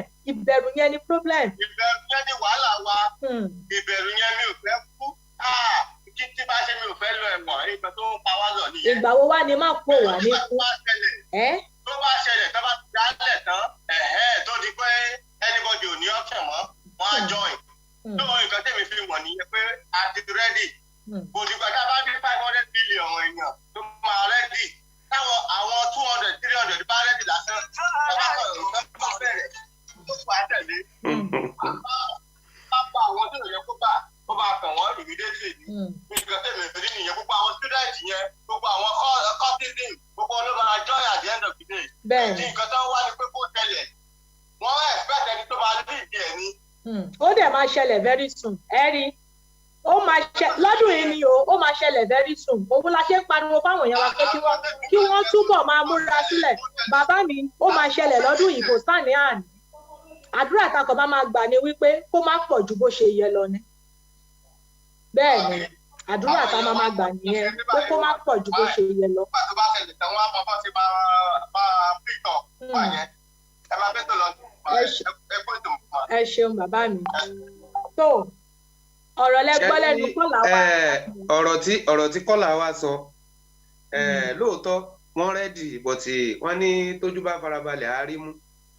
ṣe rí àwọn nǹkan tí mò ń sọ fún wa tí mo fẹ́ kó yé wa ni pé àwọn tí ń pa wá ṣé mọ́ àwọn èèyàn tó ń kúnlẹ̀ Yorùbá lójúmọ́ ẹ wo tòmátò tá à ń jẹ ẹ rí pọ́ǹjì ìjẹ́ tiẹ̀ fún wa ni àbẹ́yìn ò tí mọ̀ ẹ wo gbogbo fúrúùtù tó ń tà ẹ rí pé wọ́n yìn jẹ́ tiẹ̀ fún wa and then gbogbo nǹkan tí àwa dẹ̀ fẹ́ ṣe ni pé àwọn ti mọ ẹnu ọ̀nà ilé wa a dẹ̀ sọ fáwọn èèyàn ẹ má gun ọ̀kadà Haúsá mọ́ mo ti pa àwọn fámìlì tèmi mo sọ fún wọn mo ní tẹ bá ti rí Haúsá tó ní ọ̀kadà ẹ má gùn tó bá jẹ́ Yorùbá tó bá jẹ́ Yíbò tó bá jẹ́ ẹ gun ọ̀kadà ẹ má gun ọ̀kadà Haúsá mọ́ ọ̀dẹ̀ náà wọn ti gbọ́ bóyá ń gun nǹkan tójú wọn bá rí kan faramọ́ èmi ti sọ tèmi so kóníkálukú pé àwọn èèyàn ẹ̀ ẹlòmíì ìjọ tó bá máa ṣẹlẹ̀ báyìí mọ̀ kó rí rédíò tó ń ṣe fún wọn tó bá ti sọ fún wọn ìwọ tó bá gùn tó bá bẹ́ẹ̀ lórí ọ̀kadà báyìí wọ́n ń wà ẹ́ lọ ni ó lọ àlọ́ rámírámi ni so torí ẹ̀ la ṣe ní ẹ má gun ọ̀kadà wọn kóníkálukú wà ní orí ọwọ́ ẹ̀ ọ̀rọ̀ tí bàbá wa sọ lẹ́ẹ̀kan pé a ti rẹ́dì tó bá ṣẹlẹ̀ nǹkan tó wà lẹ́yìn ọ̀fà ó ju òjé lọ. ó ju òjé lọ bẹ́ẹ̀. nǹkan tó wà lẹ́yìn ọ̀fà ó ju òjé lọ tabarẹ́ni tó máa líìdì ẹ fi ti ọ́nìkẹ́kọ́gbọ́n lára gi ọ̀pọ̀tọ́ bàbá wa Sunday Igboho ẹni tó máa ṣíwájú là ń wá nígbà tó jáde ń sìn àwọn èèyàn wa náà ló lọ ṣe pa o nítorí kọ́bọ̀ àtẹnujẹ àwọn èèyàn wa náà ló lọ ṣe pa so tẹ bá mọ̀ pé rẹ́dì mo sọ fún wa ńjọ́ kan mo ní kẹ́ lọ wo fíìmù kan tán ṣe ní bóyá fi pe orí nǹkan tó ṣẹlẹ̀ ní Liberia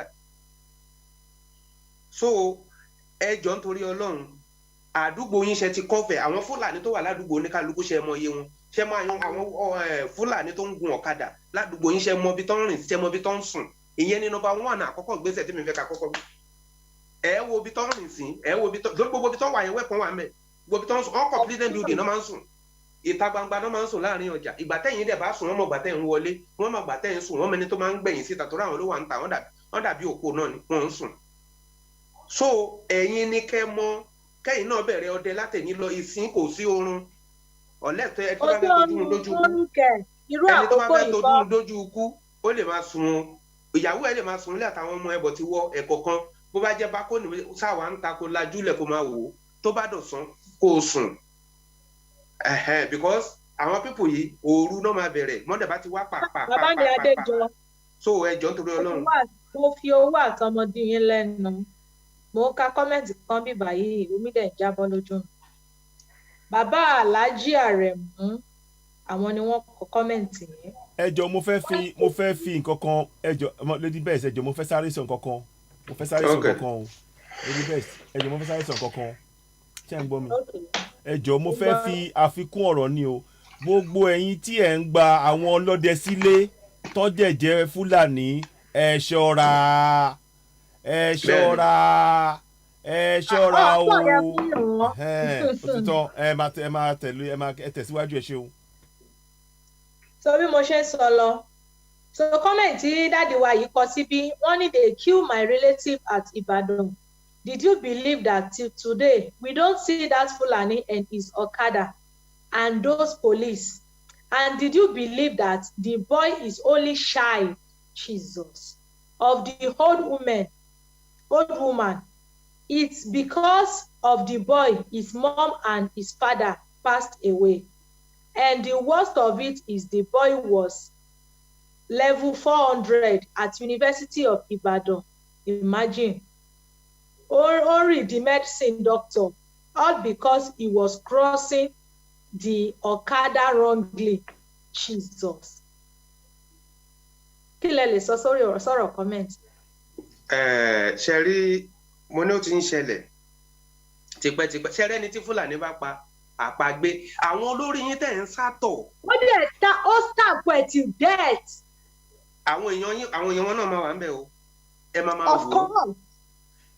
So number one bẹ̀rù nìyẹn because wọ́n ti wò pé àwọn ò kọ́kú wọn níbi tó ń gbé tẹ́lẹ̀ so àwọn kú fálà ni wọ́n ti mẹ́mórì yẹn wọ́n ẹ wo ọmọ Sárà tán pa yẹn náà ẹ wo mẹ́mórì tán fi sí wọn lórí pé tán bá pààyàn wọn lọ sọ́dọ̀ àlà abẹ́ ti gbàgbé arótilé ni ẹ gbàgbé arótilé tán pa ṣé mo bá ṣe pa Yorùbá tó wà nù prison jẹ́jẹ́ tó ṣẹ̀ tán lọ promise pé wá tó bá ti lọ defend kíní báyìí a máa fi ẹlẹ o máa gbádùn kíní kan ló jáde náà ní Yorùbá ara wa ló pa ìtorí kẹ má bàa jà kẹ má bàa sọ̀rọ̀ wọ́n ti ń pa wá ti pẹ́ ẹ wo oúnjẹ wọ́n yìn jẹ́ tiẹ̀ ẹ̀yin ọmọ Yorùbá kí lẹ̀ ń ṣe. Bàbá mi ọmọ ọba ẹ má pè sórí direct call ẹ pè sórí WhatsApp line.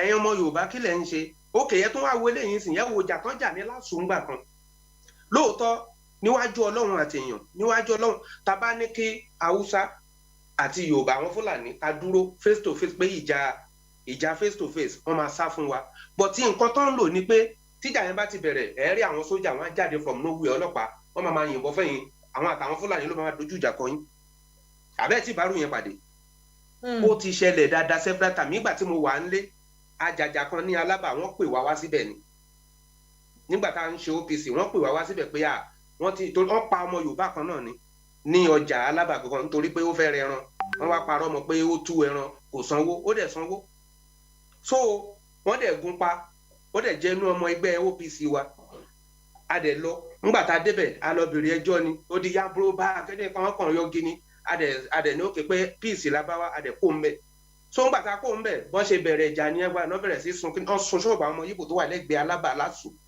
wọ́n sun so ńgbà tá a náà dẹ̀ ṣe meeting tá padà lọ abọ̀ báǹdì bẹ̀ tó jẹ́ pé àwọn ọmọ yunifásitì gan jáde tó tún wá help wa àwọn ọmọ yunifásitì jáde tó tún help wa nígbà tá a máa rí àwọn mọ̀pó tó ní ewé lórí náà kó jáde àwọn àti mọ̀pó náà wá ń fèsì wa àwa náà ń fèsì wọn wọ́n ń fèsì wa nǹkan tí mò ń sọ yìí Márúwá ló wà lórí oyè ńgbà yẹn Márúwá gọ́fúnà Èkó Márúwá wá Sálábà ó wá parí ìjọ torí àjẹ́ àtòrú àtọ̀sán la fi ń jàjà yẹn táwọn kan bá wá ń sìn àwọn kan á lọ lálẹ́ àwọn kan tó dé láàárọ̀ ojoojúmọ́ tó fi fáwọn la fi ń jàjà yẹn tó wá di tàwọn ọmọ Yíbò gan ìgbà yẹn Ọ̀kadìgbò gan wà lórí Ọ̀kadìgbò senate president ńgbà yẹn ó wá Sálábà nítorí ọ̀rọ̀ yẹn tó bá mọ̀ ọ̀rọ̀ tí mo ń sọ ìyá witness mi Ọ̀kadìgbò wá lórí ọ̀rọ̀ yìí so wọn ò lè fèsì wa bọ̀tì wọ́n máa kó sójà jáde wọ́n kó àwọn tí wọ́n máa pàṣẹ ni tó bá ń pa ọmọ Yorùbá lójú yín àwọn tó jẹ́ lídà yín tẹ́ ẹ dìbò fún ló máa sọ pé ẹ̀yin lẹ lọ tọ́ wọn ẹ gbọ́ ọ̀rọ̀ burúkú lẹ́nu ẹ̀yẹ ẹ̀yin lẹ lọ tọ́ wọn ọmọ burúkú làwọn ọmọ yẹn tẹ́ bá ti pa méjì inú wọn sìn àwọn ló máa sọ àwọn tẹ́ ẹ dìbò fún tó jọmọ Yorùbá tó jọ ọlọ́pàá tó tún jẹ́ sójà tó tún jẹ́ olóṣèlú náà máa sọ fún yín pé ẹ mú wọn dáadáa ọmọ burúkú ni wọn òun làwọn Fúlàní yẹn fi ń rí ṣe tí Fúlàní bá pa yín tẹ́ bá lọ fẹjọ́ ẹ̀sùn tó bá pa yín lọ́mọdé ẹ̀yin náà máa tì mọ́lé wá tó ní kẹ́ sanwó tọ́ bá tún gbòkú yẹn débẹ̀ owó lẹ tó máa fi gbà á Fúlàní ẹ̀ẹ́dẹ̀ẹ́rì tó máa filẹ̀ tó ti ń gọ̀ kadẹ̀ tó ti ń ṣe nọ́mà tìyẹn ṣé àṣàyé wa ni torí ẹ̀ mo ṣe sọ pé èmi bẹ̀ yín torí Ọlọ́run tí wàhálà bá ṣẹlẹ̀ ẹni ọmọ Yorùbá tẹ́jẹ̀ Yorùbá bá ràn lára ẹ̀ tájọ́ ń ṣe Oòduà yìí tẹ́ bá sọ pé ọmọ ẹni òun ṣèdí bẹ̀bẹ̀rẹ̀ káfíńsì díẹ̀ lómìn gbogbo àwọn olóṣèlú ilẹ̀ Yorùbá ẹ clean ní mẹ́sì wọn pátá àtàwọn tó ń support wọn tọwọ́ yín bàbà ẹ clean ní mẹ́sì wọn pátá wọn ń ṣe ni tí ó lè má bá wa gbé wọ́n ti pa ọmọ Yorùbá jìnnà. wọ́n ti ní a máa sọ̀rọ̀ wọ́n ti ní a máa sọ bẹ́ẹ̀ mọ́ lórí ètò ẹ̀ báwo ìyàwó òun fẹ́ kúrò tọrọ. ẹ clean ní mẹ́sì wọn ẹ tẹ́ ẹ bá ṣe ijọ́ kan ó máa kàn yín everybody go collect. ìjọba tó family ẹ wà á mọ̀ pé nǹkan tí mò ń sọ ó make sense. ẹ jẹ́ àgbà yìí pé bàbá wa yìí hello ẹ̀yin ẹ̀yẹ́ máa pè wọlé àti ṣojú òpó sílẹ̀ báyìí o fáwọn tá a bá fẹ́ dá sí ẹ gbéra ńlẹ̀ sà. ọ̀rọ̀ títa àwọn sójà ọlọ́pàá wa yẹn fẹ́ dá. ó dìgbà tí àwọn Yorùbá tí a bá ní ọkàn àti máa pèsè àwọn tó kù yẹn.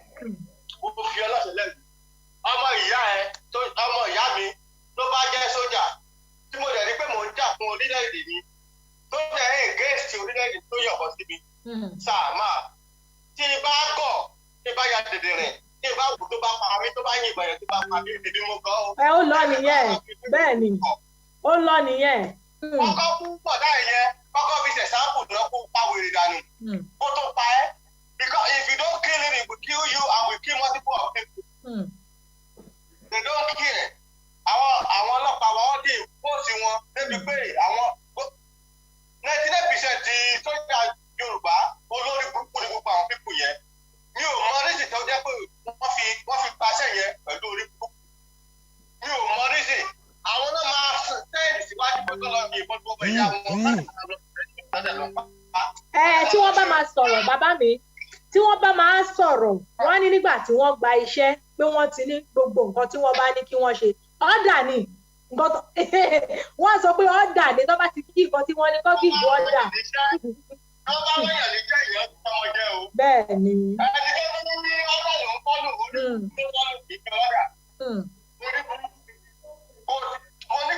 kò sí ìmùlẹ̀ tí mo lè ṣe jẹ́ nílé ayé mi tí màá fi lọ́mọ Yorùbá tí màá fi ní mo fẹ́ di ọmọ Yorùbá bì kan. I'm going to read the details in a bit, in a little while. But I want you to just take note of that point. The federal government, since 2016, they've pardoned 35,000 Boko Haram and Iswa. 35,000. And so far, we know they've killed over 35,000 people. So, does that not suggest that we are being replaced as indigenous people?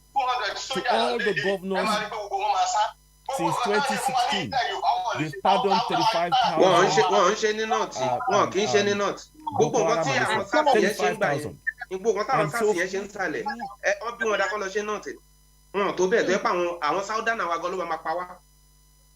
Okay, good afternoon and welcome to Citizen the platform.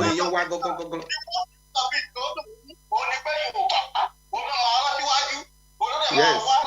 Ifun ní adájọ́ Yorùbá ló máa dájọ́ ẹ̀ òun ló máa ní kó sẹ́tẹ̀sì ẹ̀.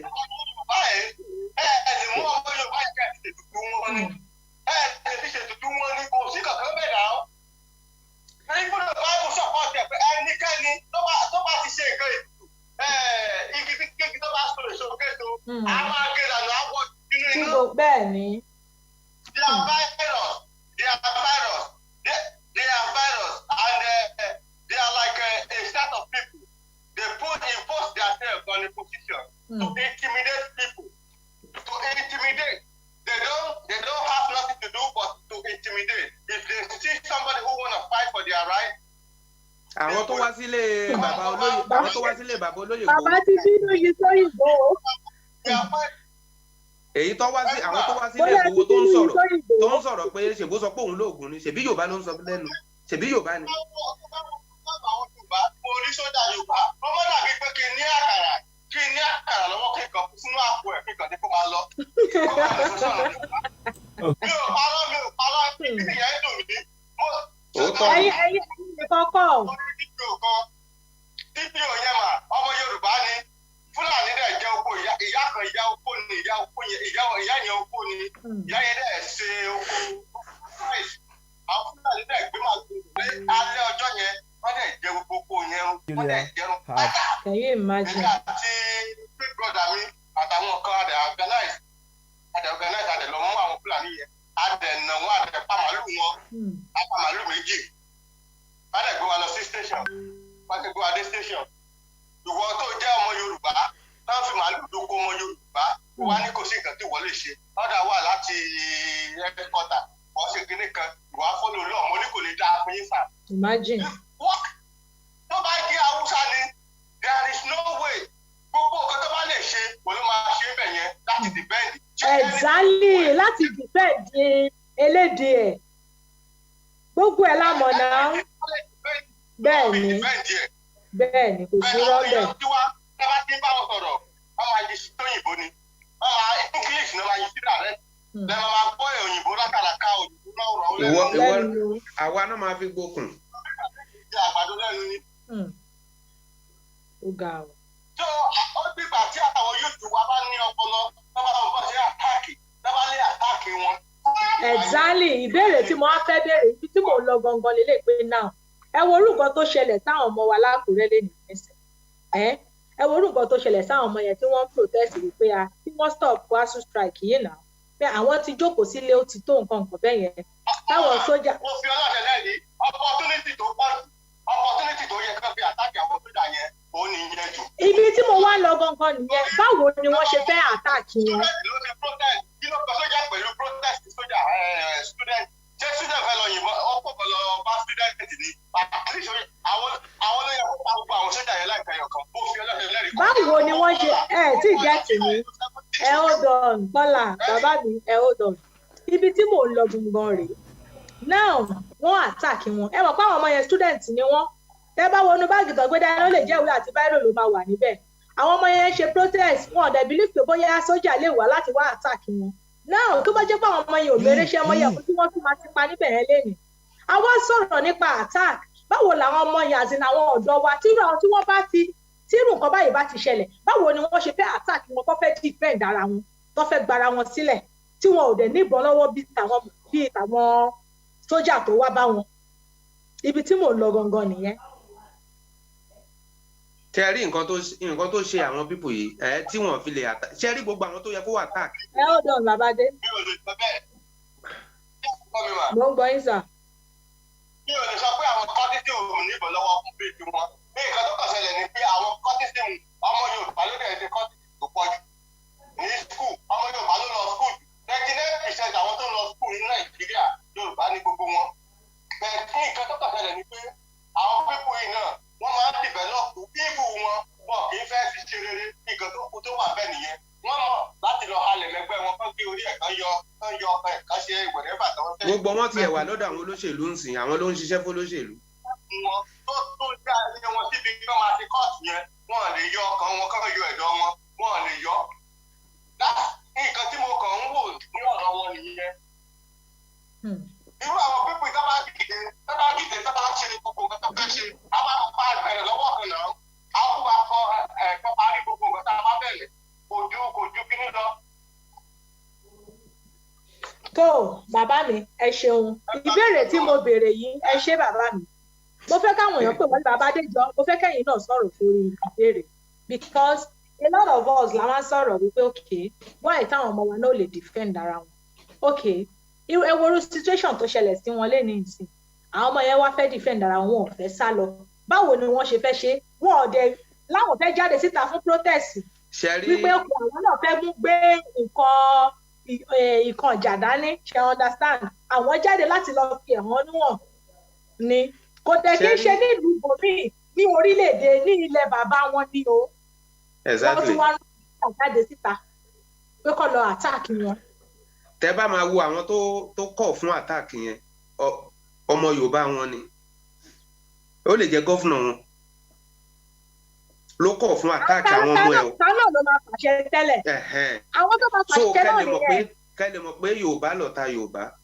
Ẹ worú àwọn tó jẹ́ parties láàrin wọn sìn tó yẹ kí kán ṣe everything kán fi organize protest yẹn tó yẹ pé ní tó bá attack wọn kan lóòótọ́ náà wọ́n mọ àwọn tó ń ṣiṣẹ́ fún gbogbo wọn sìn wọ́n wà lẹ́nu ọ̀dọ̀ ọbẹ̀ ti dé fún wọn sìn àwọn náà ló ń jà fáwọn olóṣèlú yẹn tí gbogbo bẹ́ẹ̀ sì ń ṣẹlẹ̀ sí wọn wọn ò dẹ̀ rẹ́dì láti padà sọ̀rọ̀ mi yẹn ṣẹ́rí ta bá ní ìbẹ̀rù náà wà nú nǹkan tó ń ṣẹlẹ̀ yìí ìbẹ̀rù káwọn èèyàn wá bẹ̀rù pé mi ì fẹ́ kú o ìyá ẹlòmíì kó tó kò lè yá àti sọ fún pé wá o tán bá ti ń ṣe kinní padà o mi ò ní kó lọ jà o mi ò ní ẹ wo ti bàbá Ìgbòho ẹ wo gbogbo àwọn tó jáde ń gbà yẹn àwọn Akínrógun kan àwọn kígbà kan kinní kan àwọn kòkò bàbá tàbí tán náà àwọn ń ṣe kinní nígbà tó mú bàbá Ìgbòho jẹ́ tó ń gbọ́ wọn ẹlòmíì tó máa ní tẹ́rìtìrì tiwa rèé àwọn lágbára ẹ tún gbọ́ so gbogbo wọn máa gbórí wọlé ní mi ò lè kú ò lè jogún bàbẹ́ protest táwọn ọmọ skul yẹn ń ṣe lọ́wọ́lọ́wọ́ báyìí sìn wọn ò ṣe nítorí tiwọn wọ́n ń ṣe fáwọn student tó tún ń bọ̀ lẹ́yìn ni kán lè rí rere sọ àwọn kan ló ṣe fáwọn náà tí ó bá dé bẹ́ẹ̀ wọ́n á ti pa skul rẹ tipẹ́tipẹ́ náà àwọn kan ló ṣe di ìsìn tó jẹ́ pé skul yẹn ṣì ń exist ẹni tó bá fẹ́ protest ní Nàìjíríà irú tí èyí táwọn ensars ṣe ń sìn gbogbo àwọn tó bá àwọn ensars ké àwọn olóṣèré àwọn onítíátà àwọn tó ọmọ tó ń ka díẹ̀ nù wọn ló torí mo rí gbogbo wọn gbà tán lọ sí kinní Tinubu ní àná àbíjọ́wò díẹ̀ nù wọn ló fà sẹ́yìn pé òun ò ní tẹ̀lé olóṣèlú mọ́ pẹ̀lú kan tó ṣe fáwọn ọmọ yìí ní Lẹ́kì àwọn tó sunkún gbà yẹn ta rí gbogbo wọn ẹ̀yìn náà lọ jókòó sí wọn sápamọ́ bí àwọn ọ̀gá Bello Ògògó nǹkan kan wọ́n ṣàpọ̀ wọ́n lọ sá sẹ́yìn ni wọ́n wà ń bẹ̀ pẹ̀lú àwọn olóṣèlú so ikú àwọn ọmọ yìí ọ̀wọ́n ikán táwọn máa jẹ náà ń wá ẹlòmíì dẹ̀ máa jẹ lásọpẹ̀ so a lot of them wọ́n ń ṣiṣẹ́ pẹ̀lú àwọn olóṣèlú yìí jẹ́ wo agitation tá a gbé sọ́wọ́ yẹn sí tọ́rọ̀ òṣèlú bá ti kó ń lẹ́yìn sí ẹ̀ tó máa rí wọn díẹ̀díẹ̀ náà máa padà wọ́n lè bẹ̀rẹ̀ ìpè pẹ̀lú àwọn tó ń dáwó fún tó ń jẹ owó àwọn tó ń dáwó fún tó jẹ́ pé wọ́n fi ń bọ́ ìyàwó wọn tó ń fi ṣiṣẹ́ tó ń ṣe wọ́n ń bọ̀ díẹ̀díẹ̀ nìyẹn wọ́n ń bọ̀ wọ́n á tún wá padà wá wọ́n á tún wọ̀ wá láàrin so nígbà tọ́rọ̀ òṣèlú yìí ti ṣẹlẹ̀ ń sìn nígbà tó ń mú bàbá Ìgbòho àwọn míì kan padà Tinubu ni máa tẹ ká mi fún Tinubu ni máa tẹ fún àbádàn Sunday Ìgbòho síbẹ̀ yẹn ṣé Sunday Ìgbòho sọ fún ẹ pé yà ń jẹun àbí wọn lè bẹ̀rẹ̀ ìpè pẹ̀lú àbọ̀ sọ pé àṣìṣe lórí nǹkan tó yẹ ká ṣe wọn wá sọ pé àbádùn ẹ̀ síbẹ̀ ẹja lọ bẹ Tinubu ẹja lọ bẹ ẹgbá kan lè fi sílẹ̀ tẹ́ ẹ̀ bá ti ṣe èmi máa padà o èmi máa ṣe dẹ́tùlẹ̀ o ò dúró sí o wà lọ́dọ̀ wa nípa tara o ò sí nípa tẹ̀mí o ò dúró lórí ẹsẹ̀ méjèèjì because àwa sáàyìn kìíní ni pé for better for worst àwọn ọmọ yẹn ni tó bá fẹ́ protest ní Nàìjíríà kó rẹ́ẹ̀dì àti kọjú àwọn kìíní wọ̀nyí nǹkan tó fi àwọn àmì yẹn náà ló fún wọn láyé jẹ orí ẹlẹ́ẹ̀dá yín dẹ̀ mọ́ àwọn àmì yẹn náà torí wọ́n ń pa wọ́n sí kinní sí nọ́ọ̀tì sí ibi tó ti ń lé Boko Haram wọ́n ń pa wọ́n síbẹ̀ àtàwọn àwọn ọlọ́pàá náà ń rí tiwọn he nǹkan tó ń ṣe nílẹ̀ wa wọn ò ń ṣe ní nọ́ọ̀tì náà wọn ò bí ẹ̀dá ké nọ́dánà kan máa wa mọ́tò lọ ní nọ́ọ̀tì kọ́lọ́pàá kan dá dúró pé fún mi lówó wọn ò bí ẹ̀dá so sáúdánà náà ọ̀dọ̀ wa náà tí wọ́n á rọ̀bù àwọn èèyàn wa náà ló ń rọ̀bù wa àwọn èèyàn wa náà ló ń ṣe torí ẹ̀ ní òdúwé Yorùbá nation yìí ó wà very very very important fún wa láti gbà because àwọn a lot of things tó ti tá a dẹ̀ bá múra but èmi mo mọ̀ pé by this time of next year oníkálukú máa jó àwọn máa yọ. A ti wà ní Yorùbá nation la ọdún yìí ẹyẹ máa wòran gbẹgẹdẹ máa gbiná lẹ́nujọ́ mẹ́ta yìí. So ẹ̀dẹ̀ ṣọ́ra nǹkan tẹ̀ ń jẹ ẹ máa gun ọ̀kadà àwọn Fúlàní mọ́ ẹ pé ìyàwó yẹn pa àwọn ẹ̀gbọ́n yín ìjọ tán bá gùn tí 10 naira bá dájà lẹ̀ pé owó tó fún mi ya yábòrò ba owó tó fún mi ó dọ̀tí orí ẹ̀ ò pé ní tó ti di wàhálà tó fọ̀bẹ yọ tó gun you don collect your own bidà tó sọ fáwọn èèyàn ẹ. àwọn ọdẹ ẹ wo Babádéjọ mo fẹ́ kẹ́ bá mi pariwo fáwọn èèyàn wa káwọn náà máa ṣe báwọn Fúlàní yẹn ṣe ń ṣe Fúlàní kò síbi tẹ́ ti máa rí àtàwùsá tí wọn kì í di ọ̀bẹ àbí ìkọ̀kan mọ́ra o. tẹ́ bá di mọ́ra tọ́lọ́pàá bá mú yín charges terrorist ló máa charge fún yín. wọ́n ṣe fàwà tí wọ́n bá mú yín charges terrorist ló máa charge fún yín. Imagine wọn ọ̀rọ̀ wọn láti charge wọn sí terrorist. no àwọn free láti mú ọ̀bẹ àti àdá. Wọ́n free láti mú ọ̀bẹ àti àdá, wọ́n free láti pààyàn kan lọ free. A lot of things tán ti ṣe tán ti mú jẹ. Hello. Bàbá mi ẹ ra sá o. Àmì owó kò ní gbọ́dọ̀ rẹ̀. Àwa nìyẹn o. Láṣẹ Èdùmàrè. Inú mi dùn pẹ̀lú wọn tẹ́ ẹ sọ pàpàtà. Ẹ wá béèrè pẹ́sàn kan. Ǹjẹ́ ẹ tiẹ̀ gbọ́ pẹ́kẹ́lẹ́ nu Buhari fún rẹ̀ láti lásùtì lóògùn tí ṣe. Àwọn ní gbẹgẹdẹ máa gbin iná sẹ́ ẹ̀ lọ́dún. Buhari bo ni wọ́n ti ní Buhari. Àwọn tí ò mọ̀ ni wọn ò mọ̀, ẹ má wọ̀rì. Ṣé ráwọn táwọn rìn pé àwọn bàbá wa yẹn nígbà tó bá ti di wípé wọ́n ti ṣe fún wọn dójú ẹ̀, àwọn fúnra ara wọn ló máa la inú wọn sọ nǹkan tó ń ṣẹlẹ̀ lásòrò fún wa. Mò ń gbọ́ yín bàbá mi. Ẹni Tinubu ṣe lọ tó ń bọ̀, ẹ gbọ́ pẹ́kẹ́lẹ́ a whole Lagos state alẹ́ Sunday outside ẹ̀ nà ìwò dẹ̀ pa. Kò ṣe ń tó kárí àwọn onílẹ̀kì. Imagine. Ibi tó ń gbà wọlé tó ń gbà jáde. Imagine. Ẹnjìnà ni ọ̀bọ̀ yẹn ó tún ṣe díje. Qualify ẹnjìnà ni kò níṣẹ́. Ó tún switch sí díje. Ó ń ṣe díje. Ṣé ń gbọ́? Raw materials are the lose lọ́wọ́ ẹ̀ tí ò mọ̀ kan tó ń pèlè education. Imagine. Wọ́n fọ̀kadà wọ́n kára ó ṣe kò jí they all know to death.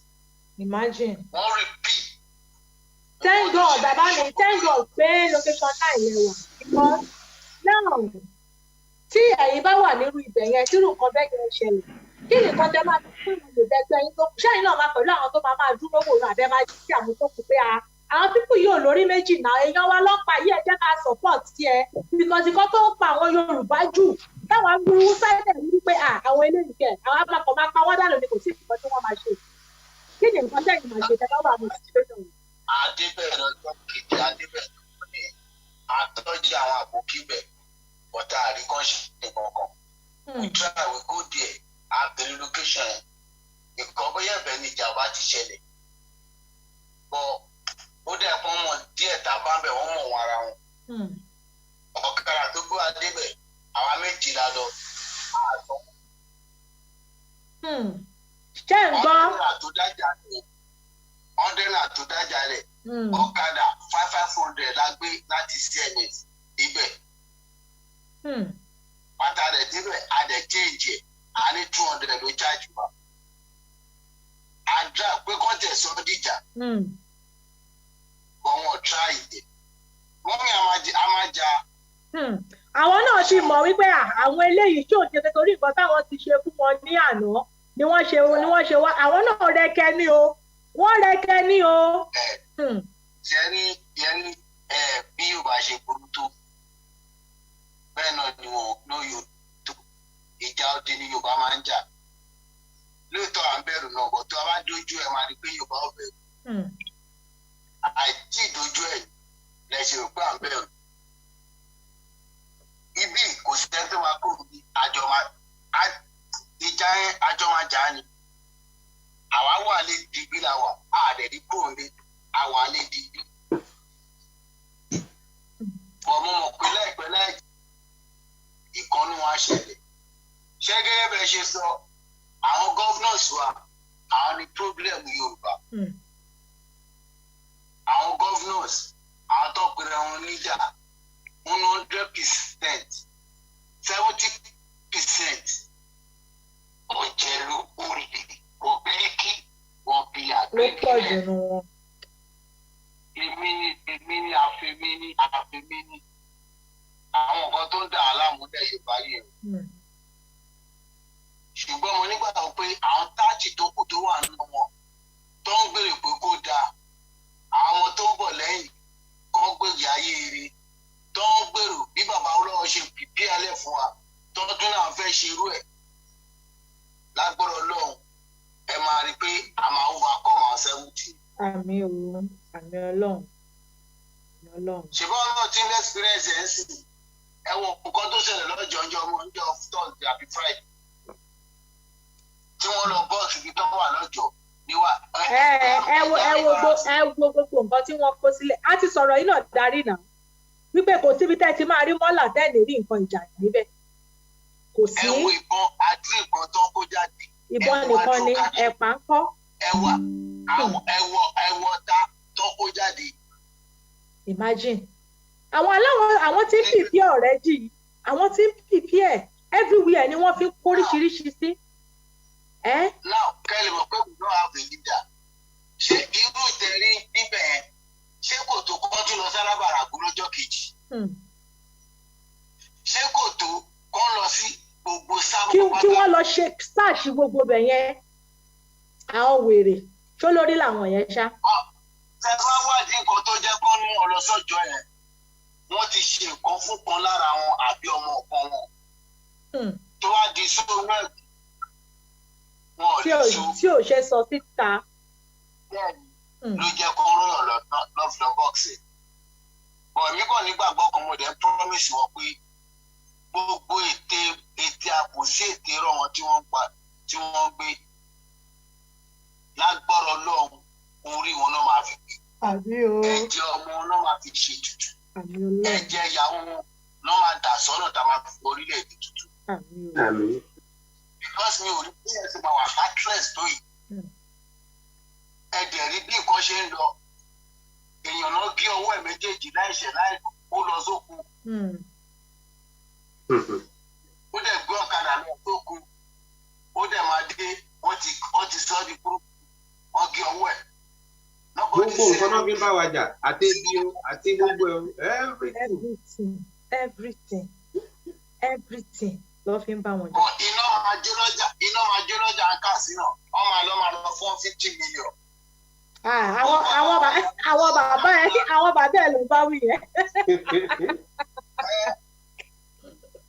Ìlú tó ti ń kọ́fà, ìlú tó ti jẹ jàgàbá, ìlú tó ti ń darí for the past 23 years. Kò sí peace inú state yẹn. You never utter a single word, a single statement. And you believe pé gbogbo nǹkan ẹ̀ as much agbára ti wà lọ́wọ́ ẹ̀ kò sẹ́ni tó lè gbà lọ́wọ́ ẹ̀ wọn ò ní any reason láti beat any son of nobody. How long ìgbà la fẹ́ ṣe lè dà? Bàbá mi. And we are still telling you pé okay bro come back your man is still there with you.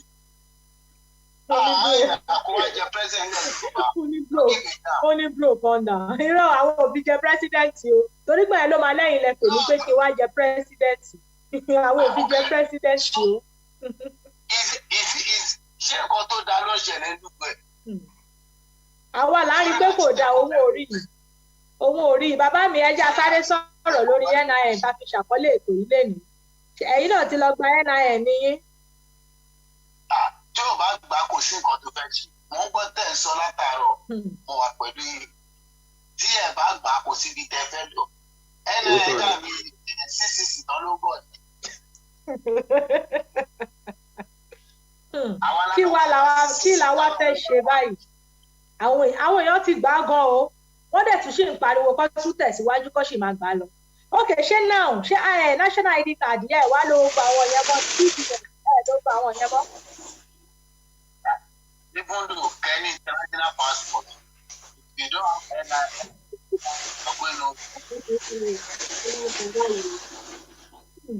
àwọn bàbá wa kan ti sọ lẹ́ǹkan pé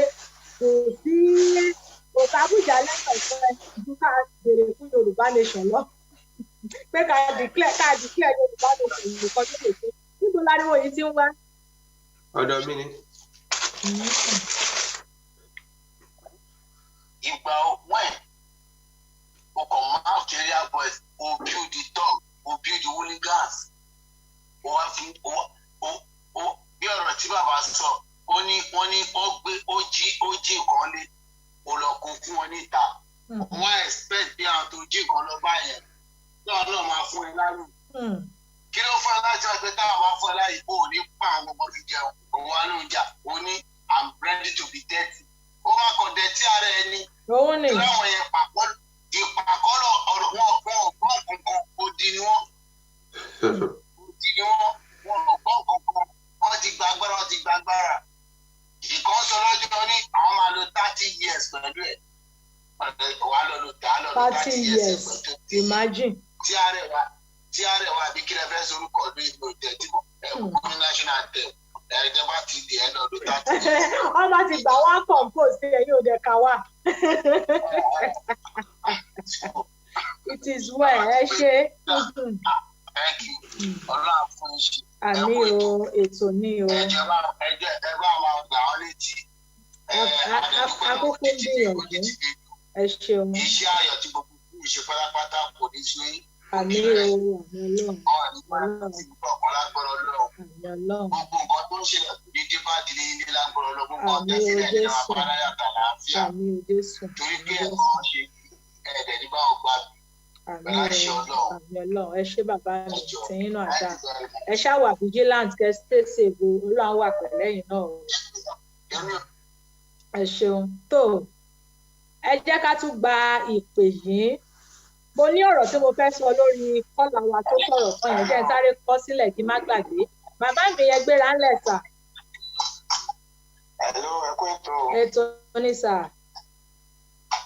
Ọlọ́run máa fún yín ṣe. Àmì Ọlọ́run. Ọ̀pọ̀ ayé lè tẹ̀yìn lágbára Ọlọ́run. Àmì Jésù. Ṣé rí orílẹ̀-èdè Nàìjíríà yẹn kọ́lọ́run ṣàánú wa ni? Gbogbo àwọn tó ẹ wá rí pé àwọn tá a wà lẹ́yìn àjò àmọ́ nǹkan tó ń ṣẹlẹ̀ níjọ́ àwọn tó wà lẹ́yìn. Àwọn tó wà lè lọ abẹ́rẹ́ nǹkan báyìí. Àwọn tó wà lẹ́yìn wọ́n ti sọ sínú òkùnkùn pátápátá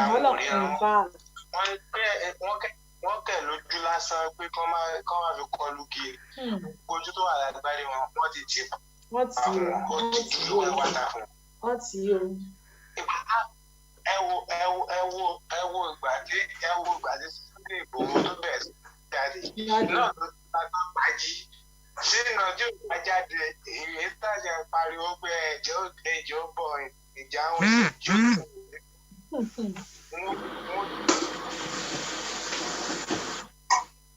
Bàbá Adéjọ́ ẹ bá mute lọ́dọ̀ yín bẹ̀. Ẹ bá ti fẹ́ sọ̀rọ̀ yẹn mú mute. Ọlọ́run wa ló fi wá tàwa yìí. Torí tí òbá wa ìkàdé ó ti ṣẹlẹ̀ sí ilẹ̀ Yorùbá ló ti kọjú kí ó ti lá. Bàbá mi ìlú wo lẹ́yìn wá yìí? Tàjẹ̀ sọ ní wákìlì tó ń ẹgbẹ́. Hello. Wákìlì tó ń ṣẹgbẹ́ ẹ lè gbọ́ mọ́ bó kú ni bórùn ni o bọ́ dájọ́ kínní fún ni o ẹ lè gbọ́ mọ́ ìyẹn ti lọ nìyẹn. ẹjọ́ wá wà lọ́wọ́ àwọn tí wọ́n dájọ́ ẹ̀ mú kò sẹ́jọ́ lọ́wọ́ wọn ṣe báwọn èèyàn ti wá ni wọ́n mú tí wọ́n lọ fà lé wọn lọ́wọ́ so kí la wá sọ kí là ń sọ network yẹn ó ti ń reconnect kí là ń sọ bàbá Adéjọ ṣẹgbọ́n nǹkan tí kọ́là yẹn sọ wọ́n tún mú wa rántí wàkílù lálẹ́ yìí. Òótọ́ ni mo tẹ ọ̀rọ̀ wàkílù yẹn ló tún fẹ́ mú mi rántí nǹkan kan ṣé wá rí ẹ̀yin OPC ilẹ̀ Yorùbá èmi fẹ́ kìlọ̀ fún yín ni gbogbo OPC pátápátápátá gbọ̀kìdẹ́ ń ṣẹjọ́ ẹ̀yin OPC o ẹ̀yin àwọn tó jẹ́ leader yín tó jẹ́ pé irú báwọn ọmọ yẹn ṣe ń ṣe protest lé nìyẹn tán bá dá wàhálà lẹ̀ tí wàhálà yẹn tó pọ̀ jù wọ́n máa pe àwọn leader OPC ọmọ Yorùbá náà tó máa lò pé kọ́ máa lọ mú wọn nínú ensars ó ṣẹlẹ̀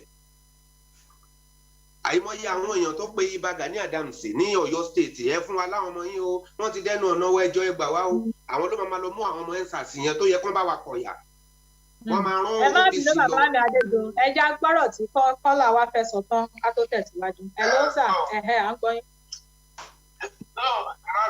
ṣé ẹgbẹ́ wákìlì mọ́ títí dé ṣé ọmọ Yorùbá kan ẹgbẹ́ tó dán tó pé ìbùdókòlẹ̀ mọ̀ pé yóò wà lé. Ibi tó bá fi sílẹ̀ wọ̀n ló ṣì máa wọ̀ tí wọ́n bá tiẹ̀ tí ì pa. Àwọn ẹni tí wọ́n rí àwọn nọ́mbà Sunday Igboho lórí fóònù wọn lásán amọye ìgbà tó fi tì wọ́n mọ́lé àwọn tó ń bá lórí ẹ̀ lásán amọye ìgbà tó fi tì wọ́n mọ́lé. Àwọn ọmọ ọlọ́mọ gan tí wọ́n ṣe ẹ̀rí Sunday Igboho rí tí wọ́n mọ̀ wọ́n mọye ìgbà tí táwọn bàbá yẹn lò ní ọgbà wọn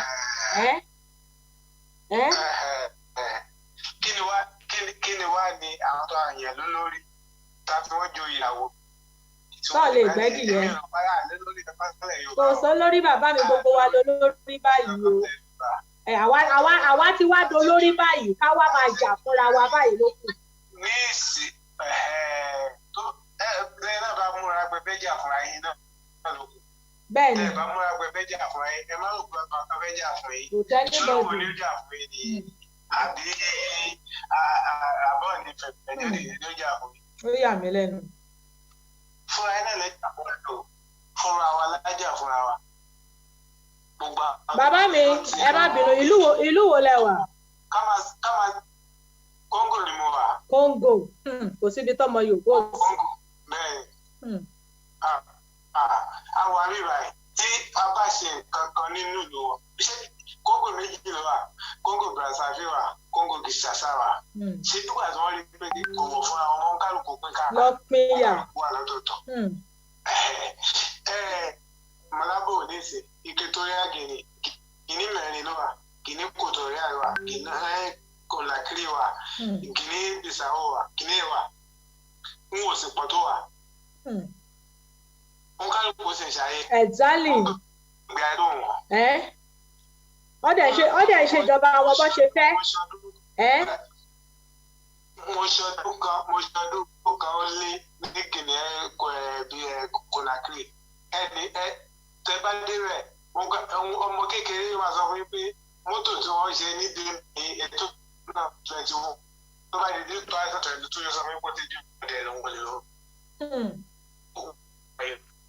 Imagine níbi táwọn ọmọ kéékèèké ti ń jìyà lọ́dọ̀ títí wá ní.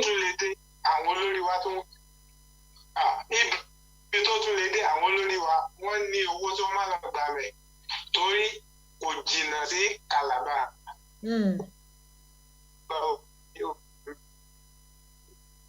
Network bàbá yóò dá. Hello. Network yẹn skip àgbọ́ yín o.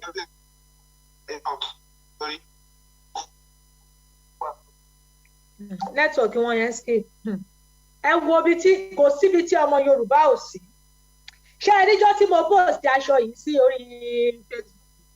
Àwọn tí mi ò tiẹ̀ ìlú tí mi ò gbọ́ rí bàbá Déjọ. Ìlú tí mi ò gbọ́ rí wọ́n ń pè mí pé dédí bí ẹjọ́ àwọn orí nọ́mbà yìí ni báwo làwọn ṣe fẹ́ gẹ̀ẹ́tì aṣọ. Mo ní nínú èmi ò gbọ́ lórí ìgbà tí mo kọ àwọn tó wà ní ìjàjì aṣọ wọn ní lady bí kílẹ̀ sọ. I'm telling you alájà rẹ́rìn ni pé àwọn ọmọ Yorùbá mà ti wá àti Ọlọ́run má já rìn kú.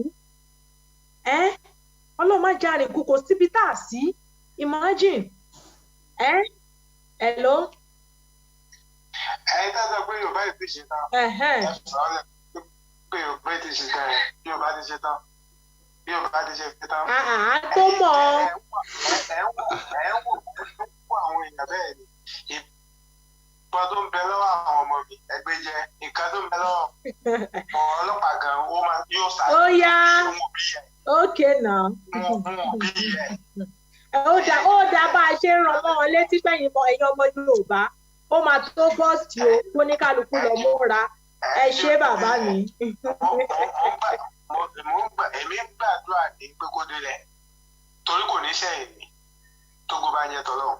Pẹ̀lú ògo Ọlọ́run ajaye ní gbogbo wa dẹ̀ máa jà pẹ̀lú ògo Ọlọ́run. Wọ́n sọ kó délẹ̀ ní kó délẹ̀ tó sọ kó délẹ̀ tẹ̀lé ọ̀la máa wọkọ̀ wá délé. Okay, good afternoon and welcome to Citizen Network, the platform where we speak truth to power. Good afternoon and welcome to Citizen Network, the platform where we speak truth to power. I hope you can hear this broadcast. I hope you can see me all right. Very important to get this done. Àwọn alámọ̀rú iṣẹ́ tá à ń ṣe bí ká tó máa rówó kò yí sí. The platform where we speak to the power.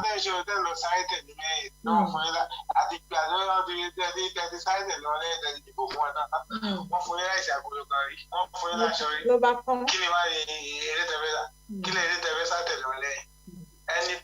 Ẹ ṣé bàbá mi ọ̀pọ̀rọ̀ òkágàn afẹ́fẹ́ ló ń gbé lọ. Yes sir.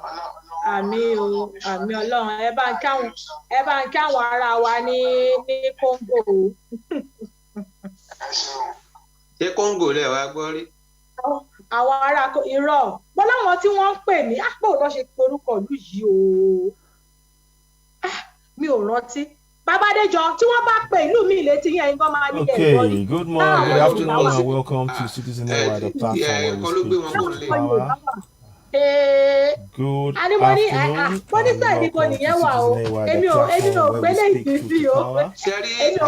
You can hear the podcast. I hope you can see me all right. Very important to get this done.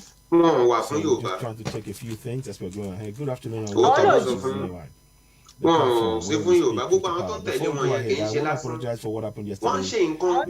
There was some sort of technical issue.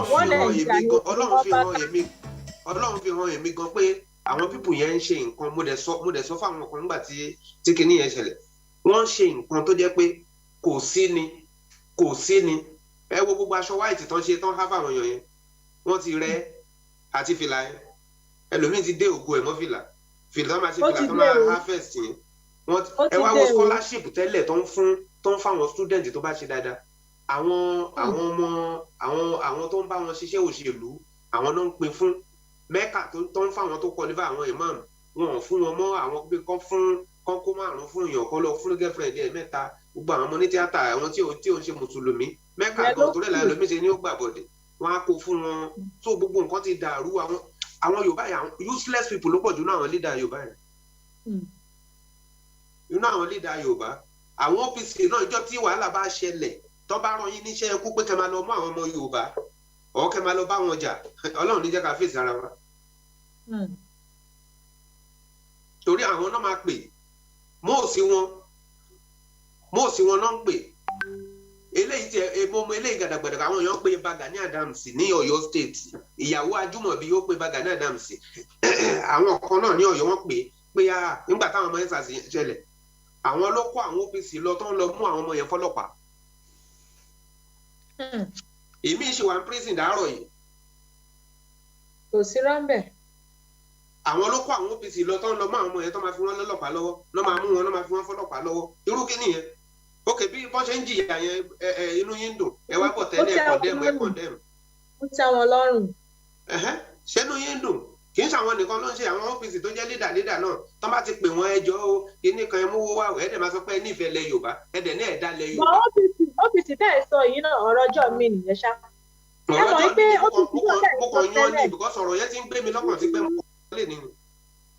Kọ̀sà àwọn tó ń sọ̀rọ̀ gan yìí tẹ́lẹ̀ báyìí tẹ́lẹ̀ gbà tí wọ́n sì jọ tó bá rí ẹni ilẹ̀ tí ìyá ti ń jọmọ Yorùbá báyìí wọ́n máa ń gbárùkù tì ní. Wọ́n máa débẹ̀ ní. Àwọn ṣiṣẹ́ fáwọn olóṣèlú náà tán bá ti pe àní nípa ẹ́ńsàsì ẹni tó bá wà lórí ètò yìí tó bá mọ nǹkan tí mò ń sọ yìí kó kọ mẹ́sẹ̀gì wọ́n máa pè pé kó àwọn èèyàn wá wọ́n ti wọlé o ẹ mọ̀ kán sun ọlọ́pàá mẹ́ta kan tán bóyá sun jẹ ni tán sun sí Ìbàdàn gbà yẹn wọ́n wá pè wọ́n pé ókè o wọ́n ti dé ilé wọ́n ti ìyàwó Ajúmọ̀bí wa ń bẹ̀rù pé àwọn ti dẹ́nu ọ̀nà ilé àwọn o wọ́n pe Ba Gani Adams wọ́n pe àwọn tó jẹ́ àwọn Àgbẹ̀kọ̀yà wọ́n pè wọ́n láì jọ wọ́n wá ràn yàn lọ wọ́n lọ máàtì ẹnu ọ̀nà lé wọn àwọn ló ń ṣọ́ ẹnu ọ̀nà lé àwọn tó bàlú jẹ́ tọ́wọ́n jẹ́ káwọn ọmọ yẹn ráyè ṣiṣẹ́ tó yẹ kán ṣe àwọn ọmọ tó jẹ́ pé ẹ̀tọ́ wọn náà ń jà fún ẹ̀yà wa kó OPC ẹ̀ níbọn lọ bẹ̀ níbọn lọ bẹ̀ pé kó máa lọ mú wọn fi wọ́n lé ọlọ́pàá lọ́wọ́. Imagine that's true èmi náà rántí gbà yẹn náà of course that's true mo rántí gbà yẹn mo rántí. Ó ṣẹlẹ̀ lẹ́kọ̀ọ́ náà mo rántí. ẹ wá bọ̀tà ẹ̀ náà ń jà fún Yorùbá ẹ̀ ń jà fúnlẹ̀ Oòduà ọ̀nà olè fi ń jà fúnlẹ̀ Oòduà tí wàhálà bá dé ń sìn tábà náà fẹ́ gbẹ̀tọ́ wa tí wàhálà bá dé ẹ̀yin lè máa pàṣẹ fún káwọn ọmọ yín máa lọ mú wọn fọlọ́pàá ibi tán bá wà ẹ tún bọ̀tà ẹ tún máa bóòsì pé tí ò bá ṣe OPC tó lọ paná ọ̀rọ̀ yẹn ẹ paná ọ̀rọ̀ yẹn ni àbẹ àwọn tẹ́ mú fọlọ́pàá jẹ́ ti lọ bẹ́ẹ̀lì wọn àbí kí náà ń jà fún sọ́jà lè ní. Ó yà mí lẹ́nu o bàbá Adéjọ ọ̀rọ̀ tí mo ní mo fẹ́ sọ lẹ́yìn tó kọ́ làwa tó pètò ká tó gba kọ́ bàbá tó pètò sí kọ́ làwa tó pètò láti lé wọ́n sọ̀rọ̀ fún lẹ́yìn wọ́n ní ọjọ́ tí ìṣẹ̀lẹ̀ ṣẹlẹ̀ tí wọ́n fi pa ọmọ yẹn nítorí 100 naira wọ́n láwọn náà wá fẹ́ lọ wò wípé ẹ mọ̀ pé ìbéèrè tí mo fi wọ́n léèrè ó ti fẹ́ káwọn náà sọ pé torí mo ní tó bá jẹ́ kí èyí fúnra ara yín gan lẹ́wà ń bẹ̀ ẹ bá mi mute lọ́dọ̀ yín tó bá jẹ́ wípé ẹ̀yin fúnra ara yín gan lẹ́wà níbẹ̀ tí irú ìṣẹ̀lẹ̀ yẹn ń ṣẹlẹ̀ ṣé ẹ máa wo àwọn haúsá yẹn bí wọ́n ṣe ń pa ẹ̀yà yín àbẹ́yìn náà máa sọ fáwọn ẹ̀yà yín tó kù pé ẹ jẹ́ káwa náà sọ̀pọ̀ tí wọn gbọ́dọ̀ pa kíjà yẹn kó di ìjà gboro kó di ìjà ẹ̀yà sí ẹ̀yà òun ló fi ní àwọn òsì ń bẹ̀ pé but àwọn dìde lọ́jọ́ kejì àwọn 7 làwọn lọ àwa tá a bá gbọ́ wọn fáwọn 7 làwọn lọ àwọn dẹ̀ gbé ọ̀kadà láti Pen Cinema bí ibo ni wọ́n pè lọ síbẹ̀ pé àwọn dẹ̀ bọ́lẹ̀ níbẹ̀ àwọn dẹ̀ wá ìjà wọn tọ́ ìjà wọn pé wọn ò dẹ̀ ṣe kíni wọn ò ṣe kankan àwọn ò dẹ̀ fún wọn lówó wọn ò dẹ̀ pa wọn láti ibi tó ti gbá wọn tún wá jí o iye owó tí wọ́n fẹ́ gbà lọ́wọ́ tí wọ́n tún ju tí ìtọ́ fi pa bọ̀bọ́ yẹn lọ o ẹ sọ fún mi bàbá Adéjọ kí ló wá mú àwọn haúsá yẹn tí wọn ò bá wọn jà. nǹkan tó ṣẹlẹ̀ ni pé ṣe mọ̀ pé wọ́n ní báwọn haúsá yẹn ṣe wà káàkiri wọ́n ní káńkọ̀ wọ́n ní gúrùpù tó ń sẹ̀tì wọn sí sọ̀rọ̀ mi yé yín wọ́n ní gúrùpù tẹ bá fẹ́ jẹ́ ń gbọ́ mi. à ń gbọ́ yín. tán bá fẹ́ irú iṣẹ́ yẹn tán bá fẹ́ ṣe ọ̀kadà yẹn ibi tí kinní yẹn ti ṣẹlẹ̀ ló yẹ kán gbé ọ̀kadà wọ́n lè gbé ọ̀kadà bíyá Yorùbá àbí Yíbò ibẹ̀ náà lọ lọ. ẹ ní sùúrù mo mọ̀ pé bẹ̀ náà lọ but kán gbé lọ sí inú ẹ mọ̀ kéèyàn máa ná irú àdúgbò yìí ń sìn kéèyàn kán gbé wọn lọ sínú àwọn ọ̀kadà míì tí ò ń ṣe Fúlàní ni kán gbé wọn lọ sínú tó bá ń bọ̀ kán wá gun ọ̀kadà Fúlàní wá sí ìkórìtà yẹn gangan níbi tó ti máa bọ́lẹ̀ kọ̀nẹ́ẹ̀tì ọ̀kadà míì kán wá sọ pé àwọn olówó lọ́wọ́ wọ́n á ṣe nǹkan kan but àwọn tó gbé wá láti TMS tán náà gbé wá síbẹ̀ yẹn àwọn yẹn gúrùpù ọ̀dọ́ wọn nìyẹn tó ẹni tó bá gbé jáde ó pọ́sibù kán máa mọ àwọn tó wà ní ibẹ̀ yẹn nínú ilé àwọn tó wà níbẹ̀ so wọ́n ti gúrùpù wọn sí junction by junction kì í ṣe pọn báwa Yorùbá yìí náà ṣe wà ń sìn èèyàn wá láti Kwara wọ́n pín wa káàkiri ó pọ́sibù ká máa mọ̀ra wa ó pọ́sibù kí mission wa kó jẹ́ pé ọ̀tọ̀ọ̀tọ̀ ni assignment tó ń wà ẹ bá rántí ìjọ́ kan sí ẹnìkan sọ pé bóyá láti Èkìtì ni tó láwọn ń bọ̀ tó ní òun sọ Fúlàní wọ́n wá ń sọ pé gúrùpù wọn náà pín ìwọ sí tó náà ń fi Fúlàní bá wọn sọ̀rọ̀ wọn ò mọ̀ pé tó ní gúrùpù wọn náà pín wọn sí assignment wọn náà fún ẹ̀yin so assignment tó ń fún wọn ọ̀tọ̀ọ̀tọ̀ ni àwọn kan wà wọ́n mọ́nítọ̀ bó ṣe ń gbé yín wọlé gbé yín jáde àwọn kan dẹ̀ wà tó jẹ́ pé àwọn kan wà tó jẹ́ pé irinṣẹ́ wọn wà ní surround àwọn olóńṣọ́ àdúgbò bíi táwọn olówó tó ti mọ́nítọ̀ tó ti parí iṣẹ́ wọn tó ti fún wọn ní máàpù bíi táwọn olówó yẹn wà àwọn yẹn ló wà lára àǹdí yẹn àwọn ló máa ṣiṣẹ́ yẹn àwọn ní machinery tó kọ̀ọ̀kan padà fún àwọn kan wà àwọn yẹn kì í hàn ń ṣe machinery àwọn tó ti pẹ́ ní ìlú yẹn tó ti pẹ́ ní ilẹ̀ Yorùbá tó jẹ́ pé àwọn ló ń fọ̀nà hàn wọn so wọ́n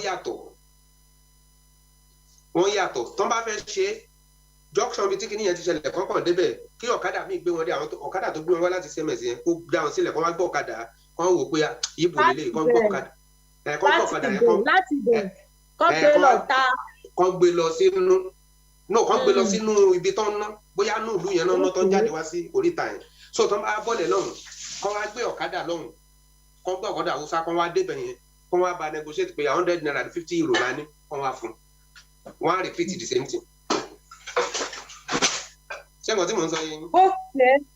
ó ti yé mi ẹ ṣé bàbá mi ẹ ṣeun gan ṣé ẹ rí ọ̀kọ́lẹ̀ Elédùmarè kó ṣàánú fún wa ní lórílẹ̀‐èdè yẹn bọ́jú gbogbo ẹ̀ lọ ohun tá a máa sọ fáwọn èèyàn wa ni wípé kí oníkálukú wọn náà kí wọ́n máa rìn tìfura tó rọ́ ní ìfura lògùn àgbà irú ọmọ tí wọ́n dẹ́mi ẹ̀ légbodò yẹn ìgbà tó jáde kúrò nílé ká ló rẹ́ni sọ pé àlébì má jáde o àbí tó bá jáde kó o má pẹ́ wọlé o ohun tó ṣẹlẹ̀ sí yẹn ò ní ṣẹlẹ̀ kọ́lọ́ Elédùmarè kó ṣàánú fún wa ni ikú ẹ̀ jẹ́ nǹkan tó bani nínú jẹ́ kí Ọlọ́run ṣàánú wa ni lórí ọ̀rọ̀ NIN yẹn àtó máa ṣe ìlọ mo fẹ́ kẹ́ bá wa sọ̀rọ̀ díẹ̀ lórí ọ̀rọ̀ NIN yẹn ká tó máa lọ láti jẹ́ kí àwọn èèyàn wa mọ̀ wípé tó cause bàbá yẹn tó pè láti Nàìjíríà ní kò sí nǹkan tó lè ṣe NIN yẹn tó bá ní kò sí nǹkan kan tó lè ṣe and àwọn tí wọn tiẹ̀ tí ìgbàgbọ́ wọn tún fún wọn ní nọ́mbà ẹ̀ tó ìmọ̀ràn wo wá la fẹ́ gba gbogbo ọmọ Yorùbá báyìí lórí ọ̀rọ̀ NIN wọ́n ti gbà ná kí ni ó kù tá a fẹ́ ṣe bí òwe Yorùbá tó máa ní kò sí kú tó máa pa àgbà ní bá kó lórí ẹ̀ bẹ́ẹ̀ ẹ bá wa bá àwọn èèyàn wa sọ̀rọ̀ ká tó máa fi ìpèsè lọ. nǹkan àkọ́kọ́ tèmi rò pé ìyànjú tèmi rò pé a lè gbà ni pé because wọ́n ká wọn mọ́kànnà pé ókè kan sọ fún yín pé wọn ò ní irú nǹkan tó ṣẹlẹ̀ fún àwọn Fúlàní gbà yẹn àti tó ṣẹlẹ̀ ní Ṣáṣá tán ní wọn ní supply oúnjẹ sí Sáúdánà so ó wá possible pé kí gbogbo èèyàn máa jẹun so ẹni tó bá mọ̀ pé òun fẹ́ jẹun kó lọ bẹ Haúsá àwọn kó bẹ Fúlàní káwọn èèyàn máa lọ bẹ̀ wọ́n pé àṣà lè jẹ́ kébi pa wá so òun lọ̀rọ̀ NIN wọ́n wá nǹkan tí wọ́n mọ̀ ọ́ jẹ àti nǹkan tó jẹ́ pé wọn ò lè ṣe kó má ṣe lọ́ fi kó wọn ní pápá mọ́ra pé tẹ́ ẹ̀ bá ti ṣe àmà block bíbà so dẹ̀ lè ṣe without that thing ẹ ò lè ṣe without it so òun ló fà á but. àwọn aráàlú òde ọ̀dẹ̀ lẹ́nu ọ̀rọ̀. a máa wá àwọn tó mọ̀ nípa ìmọ̀ ẹ̀rọ orí fóònù afẹ́fẹ́ nípa káàdì a máa wá àwọn a máa béèrè pé tábà tẹ̀ fẹ́ fúnra wa ní signal tábà fẹ́ sọ̀rọ̀ àṣírí kí ni ṣé a lè lo Facebook ṣá lè lo Twitter ṣá lè lo WhatsApp ṣá lè lo gbàtò kan fún wa ní enlightenment lórí ẹ̀. ọ̀rọ̀ tẹ́ ẹ sọ yìí ó mú mi rántí ọ̀rọ̀ kan ay tẹ́ bá ń gbọ́ mi níbẹ̀ yẹn tẹ́ bá ń gbọ́ mi ó mú mi rántí kí ni áàpù kan tẹ́ ẹ ní káwọn èèyàn wa kí wọ́n download nígbà yẹn. Yoru app. irọ́. Okay yeah kí ni fún àwọn VPN virtual private network. Private network yes. mo ń gbọ́ yín. ẹ jọ káwọn èèyàn wá try láti lọ download virtual private network yìí o bẹ́ẹ̀ni. a ní láti máa sọ̀rọ̀ lé lórí gan láti máa educate àwọn èèyàn wa. so a gbọ́dọ̀ fún wọn ní a gbọ́dọ̀ fún wọn ní alternative and again tí ó bá ṣe kinní bóyá máa sọ̀rọ̀ lórí ẹ̀ in a private way so ká ṣètò torí àwọn kan tó jẹ́ àwọn èèyàn wa tó ń lo walkie talkie náà but ó ní máìlì tó máa ń rìn tó máa dé tó fi ń bára wọn sọ̀rọ̀ but tẹ́ ò bá jìnnà síra yín ní ìpele ẹ̀ connect ara yín so bóyá a máa mọ bá ṣe máa ṣe yẹn náà tó máa fi kárí ibi tí àwọn tó yẹ kó ní lọ́wọ́ kan wà torí gbogbo èèyàn kan náà la máa fún ọ̀ tá a bá tún bá àwọn tó mọ̀ nípa kinní yìí sọ̀rọ̀ ọgbọ́n tó bá tún kọ́ wa àgbé wa fún yín. ẹ ṣeun ay kí lẹ́yìn náà rí sọ sọ̀rọ̀ tàbí sọ látàárọ̀. ẹ wo ẹ jẹ́ kí èmi náà gbójú mi yọ díẹ̀ kí n kàn bá yín sọ ká sọ gbólóhùn kan àbí méjì lórí ẹ̀ ẹ ṣeun ẹ wo ẹ kú làákàyè gbogbo eléyìí tẹ́ kúkú bá wa sọ yìí gbogbo ẹ̀ ló kúkú bá mu kò sí irọ́ nínú nǹkan tẹ́ sọ rárá kò sí irọ́ nínú tẹ́ sọ gbogbo wa pátápátá báyìí lápapọ̀ wa ló ṣe pàtàkì kí a gbé ìgbésẹ̀ yẹn ẹ̀yà má bínú so mo máa ṣe báyìí kí ló ń ṣe kíní iná so now nǹkan tí mo kàn máa sọ ni pé ṣẹ́rí gbogbo tẹ́ sọ yìí ọ̀rọ̀ NIN yẹn ọ̀rọ̀ pàtàkì ni o nítorí ẹ̀ tí wàá lè jù ń bẹ̀ ni pé tẹ́ ẹ̀ bá ṣe ẹ̀ lè gbé ìgbésẹ̀ kankan ní ilẹ̀ wa ìyẹn gangan tiẹ̀ ló wá jẹ́ kó ìyẹn ló wá jẹ́ kó yé wa pé ká kúkú ja ìjà yìí ká gbà òmìnira yìí torí wọ́n ti kó wa sí inú ìdè ẹ má jẹ́ ká tàn ara wa ẹ jẹ́ kí gbogbo wa ká gbé ìgbésẹ̀ yìí lápapọ̀ gbogbo àwa ọmọ káàrọ̀ òjìrì àwọn ọ̀jẹ̀lú wa àti rí iṣẹ́ wọn báyìí wọ́n dákẹ́ wọ́n jẹ́ kí àwọn ará bíi wọ́n jẹ́ kán máa tẹ̀lé gbogbo nǹkan tó túmọ̀ sí ni pé gbogbo ìgbésẹ̀ tá à ń gbé pẹ̀lú NIN yẹn wọ́n mọ gbogbo ìgbésẹ̀ yín wọ́n ń ṣọ́ yín lọ́wọ́ lẹ́sẹ̀ ní gbogbo bí tẹ̀ ń lọ alàgbà Adéjọ wọ́n sọ ọ̀rọ̀ àwọn oní ọ̀kadà wọ́n tẹ̀lé yín bọ́ ṣe ń gbé yín délé wọ́n mú ọ lé yín wọ́n mọ bí tẹ̀ ń lọ ìgbà tẹ̀ ń sùn ìgbà tẹ̀ ń jí wọ́n ń ṣọ́ yín tọwọ́ tẹsẹ̀ gbogbo mákàrọ̀ jire ń tà ń sọ yìí kì í ṣọ̀rọ̀ rẹ o ibi tó wà nílẹ̀ yìí ó ti dójú ẹ̀ báyìí o ẹ jẹ́ kí gbogbo wa ká sowọ́pọ̀ o ẹ jọ o àbá la mú wá fún yín o ńgbà wo gan la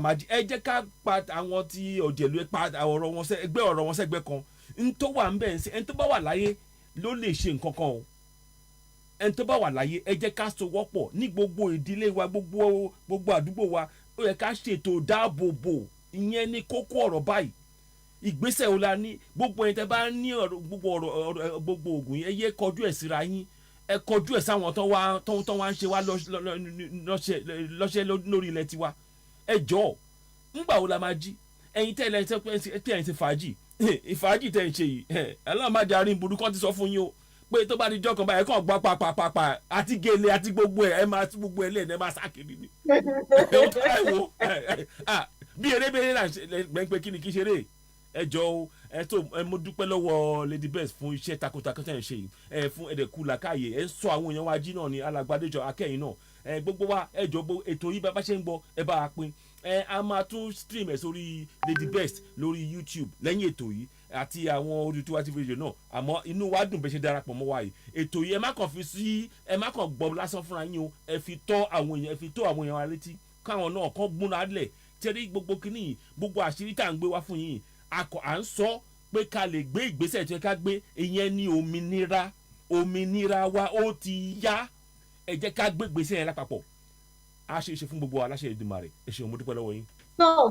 ẹ ṣeun ọkọ wa ẹ ṣeun ẹ̀yin náà ẹ kú ohun tí ó bá ṣe ẹ̀yin náà amójú ẹ̀rọ wa a dúpẹ́ lọ́wọ́ tẹ̀yin náà níṣe lásán lágbára Ọlọ́run a dẹ̀ dúpẹ́ lọ́wọ́ gbogbo ẹ̀yin ọmọ Yorùbá náà tẹ́ ti bá wa ṣe ẹ̀yin tẹ́ tún ṣẹ̀ ń darapọ̀ mọ́ wa tẹ́ ẹ̀ tí ì pín ẹ jọ̀ọ́ ẹ bá wa ṣe ẹ bá wa pín ẹ jẹ́ káwọn èèyàn wa mọ àṣírí nǹkan tó wà nínú NIN yìí pé gbogbo wa pátá ní láti máa fura ìwọ tó o bá mọ̀ wípé o ti gba nọ́mbà NIN mọ àwọn ọ̀rọ̀ tó máa sọ lórí fóònù mọ àwọn mẹ́sẹ̀gì tó máa type everything so ẹ jẹ́ kí gbogbo wa ká máa ṣọ́ ẹnu wa lórí ibẹ̀ yẹn ibẹ̀ lọ́tún ti máa track àwọn èèyàn wa kọ́lọ̀ Elédùmarè kó ṣàánú fún wa ni gbogbo ọ̀nà làwọn pípò yìí ń gbà láti fi ba plan wa jẹ́ tí Ọlọ́run Elédùmarè ò dẹ̀ ní gbà fún wọn gẹ́gẹ́ bí ọ̀rọ̀ tí àlejò wa bá wa sọ wípé kí gbogbo wa ká gbìyànjú láti wípé a wá another alternative a dẹ̀ ṣì máa wá ṣètò lé lórí a ti ṣètò yẹn rí lórí ọ̀rọ̀ VPN bí tí mi ò bá ṣe mistake àbí. bẹ́ẹ̀ni a ti ṣe wọ́n pè ní virtual private network a ṣe àtúngbé wa a máa tún gbé wa kódà a tún fi hàn láìpẹ́ yìí ẹ ṣeun.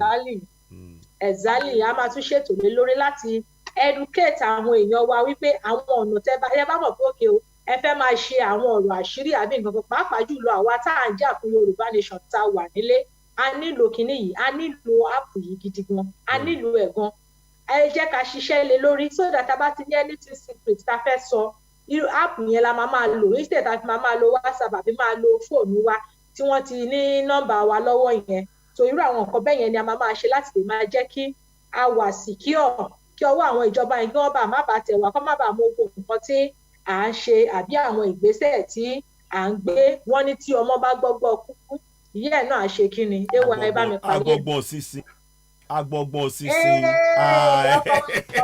ẹni tó ṣe bí òwe. àbí tó ṣe ṣe wa alàgbàdo ìjọba ẹni tó ṣe bí òwe wọ́n ní ẹ̀bà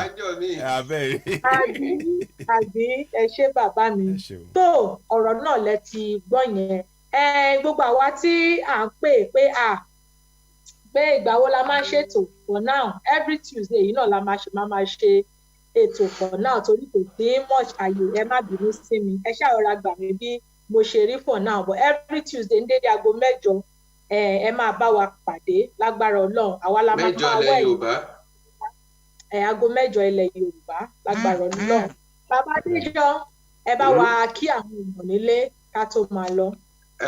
ẹ ṣe olóòtú mo kí yín ẹ kú ohùn ṣe rí kémi tó lè kí yín mo fẹ́ pe àkíyèsí yín sí nǹkan tá a ti sọ tẹ́lẹ̀ tẹ́ ẹ̀ bá nígbàgbé ẹni tó bá darapọ̀ mọ́ wa ní last week ṣe mọ̀ pé ètò àwọn oníẹ̀sìn la gbé wá ẹ mọ̀ pé wọn ò tí ì pa Deborah nǹkan tó ṣẹlẹ̀ ò tí ì ṣẹlẹ̀ ká gbé tò yẹn wá bá ṣe sọ́tọ́ náà lẹ́yìn náà wá á rí àkọ́lọ́run wọ́n ní àfa àsọ̀rọ̀ òjò kùn ó lọ́lọ́run jẹ́rìí wọn á sọ̀rọ̀ yẹn tán ọ̀sẹ̀ yẹn náà lẹ rí gbogbo nǹkan tó ṣẹlẹ̀ kẹ́ lè mọ nǹkan tá à ń sọ ẹ wá rí gbogbo àwọn pásítọ̀ tó jáde gbogbo àwọn àfà ńlẹ̀ Yorùbá náà tó jáde tó sọ pé ẹ̀sìn ò sọ bẹ́ẹ̀ o oníkálukú ń fẹ́ wẹrẹ ẹ̀ mọ́ but àwọn tó gbowó mọ́ra wọn. bẹ́ẹ̀ni.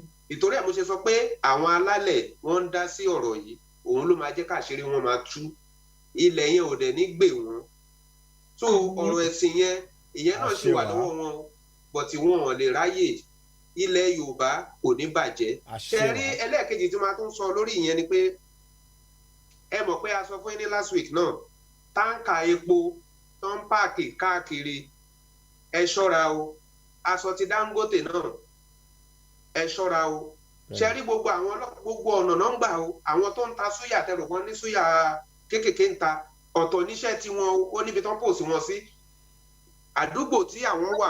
ọkàn sì yẹ bojú ni. ẹnu ọ̀nà àdúgbò tán ẹ rí pé wọ́n máa ń láìkí kan wà níbi iwájú ilé ọba àbí ibi tí ọjà bá wà wọ́n mọ bó ṣe ń lọ bó ṣe oníṣẹ́ wọn náà ń ṣe so wọ́n mọ bí àwọn olówó àdúgbò yín bó ṣe ń jáde bó ṣe ń wọlé wọ́n mọ iṣẹ́ tó ń ṣe nìyẹn má rò pé súyà náà ń tà gbogbo wọn ló ní mission. ẹ jọ ẹ yé ra súyà lọ́wọ́ àwọn ará bí yìí ẹ mọ tó fi sínú súyà náà pàápàá jùlọ àbíkílẹ̀ ni mo wí.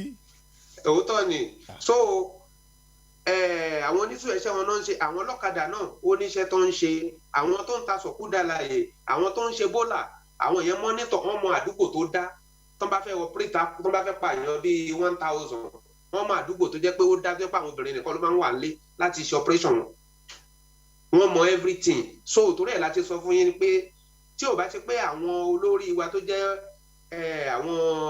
àwọn wèrè ta pè ní gọ́vnà ta pè ní leader ó yẹ kán yan àwọn fijilantè kán máa àtọ̀sán àtòru ní táìmù yìí kán máa rìn káàkiri àdúgbò bó ṣọ̀kadà náà máa gbé fún wọn kọ́kọ́ máa wà káàkiri àdúgbò kán máa wo kí ló ń ṣẹlẹ̀ ń bí o kí ló ń ṣẹlẹ̀ ń bí o kọ́kọ́ wà ó yẹ méjì àwọn tó bá wà ládùúgbò kọ̀ọ̀kan so ti táǹkà epo yẹn ẹ má fi ṣeré o ẹ má gun ọ̀kadà àwọn Fúlàní mọ́ ọ̀hún níforí yín fàgbọ́n ẹ pa àwọn èèyàn yín nílé ẹ má gun ọ̀kadà wọn mọ́ ọ̀kadà Yíbò ọ̀kadà Yorùbá ẹ gùn àwọn Yíbò wọ́n sì ṣe kí àwọn náà wọ́n ní tiwọn lọ́wọ́ o because àwọn owó náà ń wá gbogbo oògùn fèkì tó ń tà fún wa àwọn gan ní tiwọn lọ́wọ́ bọ̀ tí wọ́n ní ká lákàtà lọ́nà ká wá fàbọ̀ sí orí adìyẹ so ẹ jọ̀ọ́ nítorí Ọlọ́run ojú lalákan fi ń ṣọ́rí ẹ má gun ọ̀kadà wọn mọ́ ẹ dẹ̀ ṣọ́ra yín gbogbo nǹkan tó ń tà wọ́n yìn jẹ́ ti tòmátò wọ́n yìn jẹ́ ti fúrùtù èyí tẹ kúndùn fúrùtù wọ́n yìn jẹ́ ti everything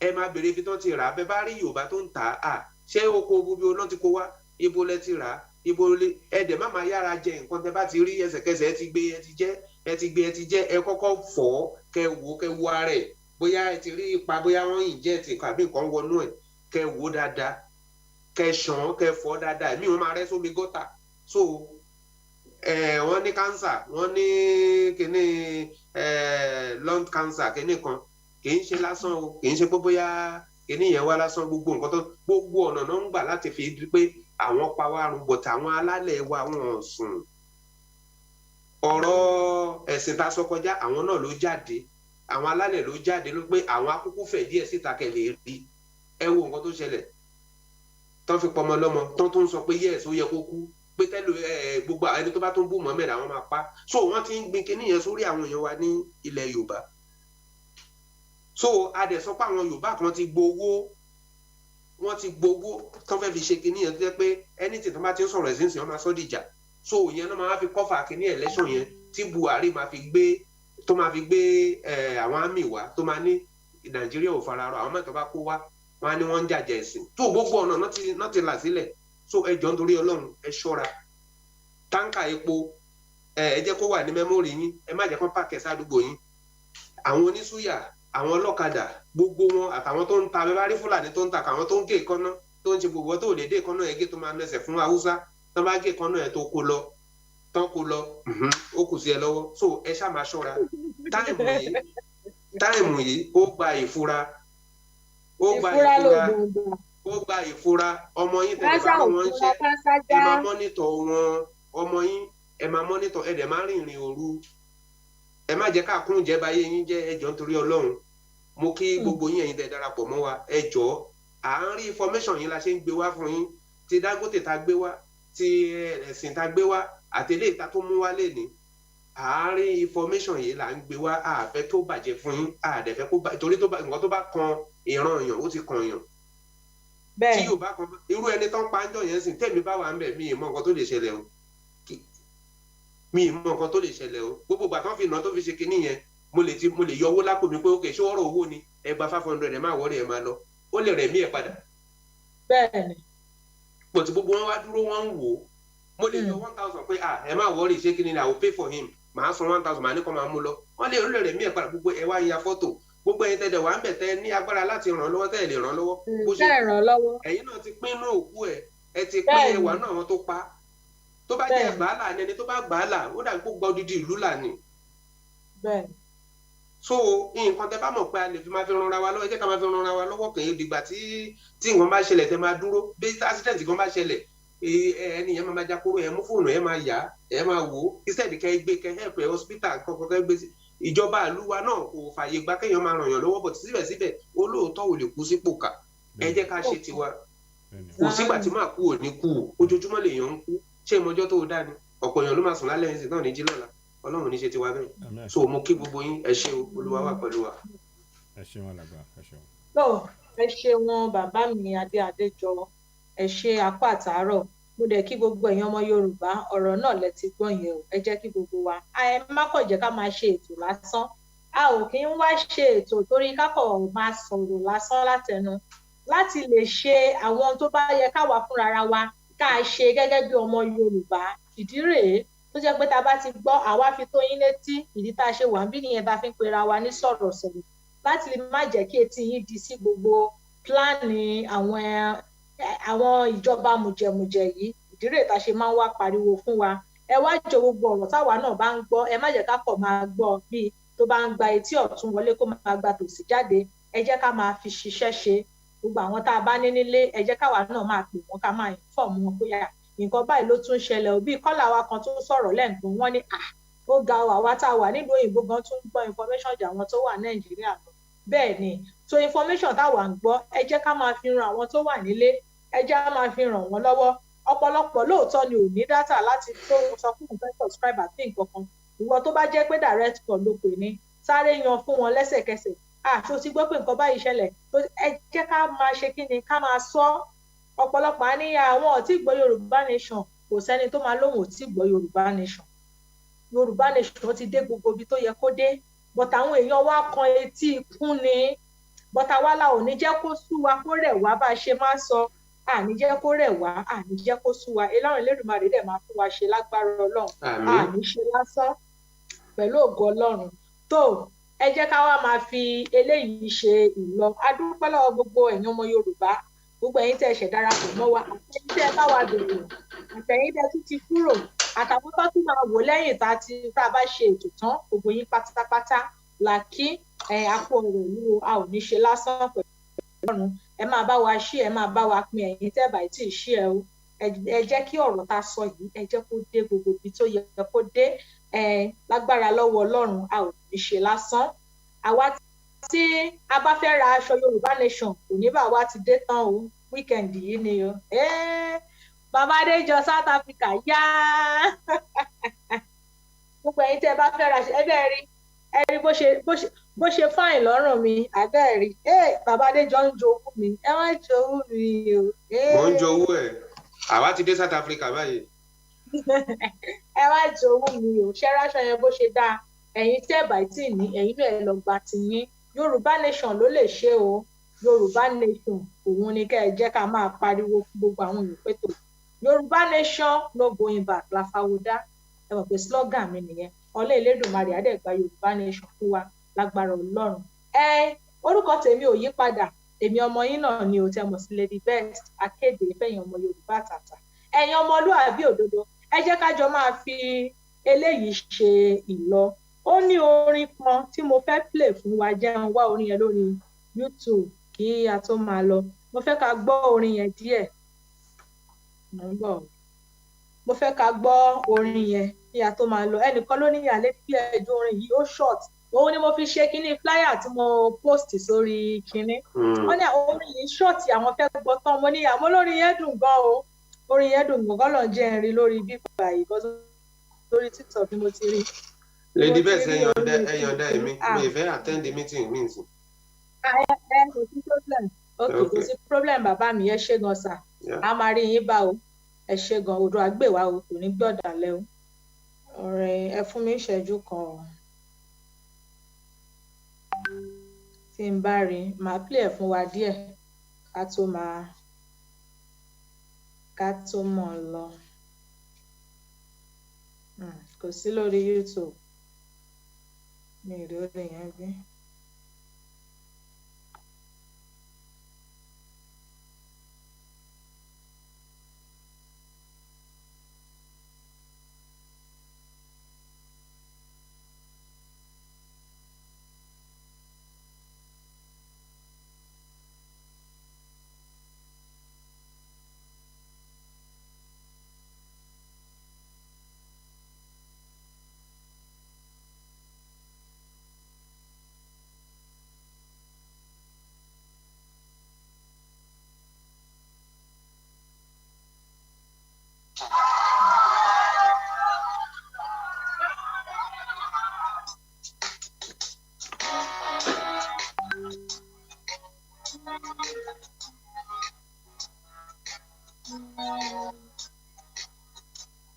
Iṣẹ́ wa mẹ́wàá orílẹ̀ ìbí wa tàgbẹ́gà.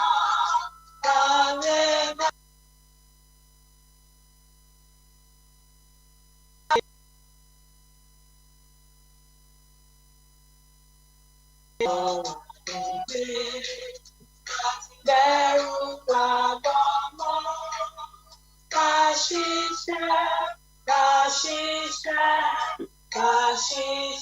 kájọlá ìṣọ̀kan àtòmọ̀lá ní ẹ jẹ́ ká máa lépa tẹ̀síwájú ọ̀pọ̀ ire àtòhun tó dára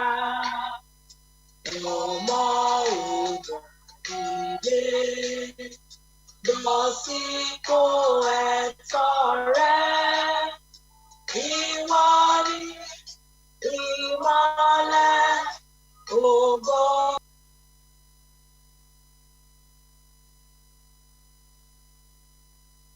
ẹ ṣé o ire.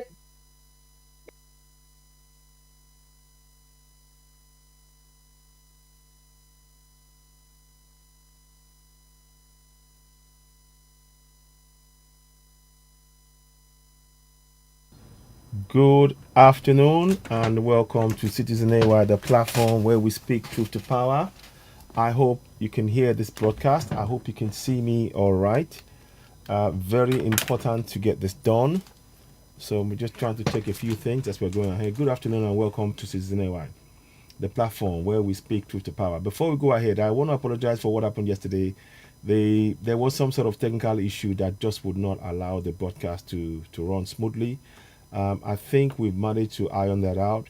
There was some sort of update, and sometimes it will just change. It just needs to take one update and it would really knock things out. So good afternoon and welcome to you all. Good afternoon and welcome to you all. Sorry, let me just go back here.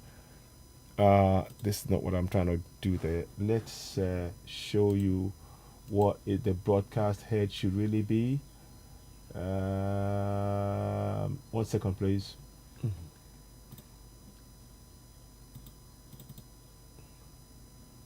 Now, okay, good. So now, I want you to look at the broadcast here. Good afternoon and welcome. You're watching Citizen AY, the platform where we speak truth to power. Now, please, as you're coming in, we'd like you to go ahead and subscribe to Citizen AY on YouTube. Very, very important. We need your support. As you're coming in, if you're not already subscribed to Citizen AY on YouTube, please go right ahead and do so now. We'd really appreciate your support. It's very, very important. We're over 2,000 something on that, and we are very, very grateful. So please continue to go ahead and subscribe to us on YouTube. We'd really appreciate that you go ahead as you're watching us now to go ahead and just subscribe. that would be very, very helpful. So here's what you would need to do when you're doing that. Just go in and click on subscribe.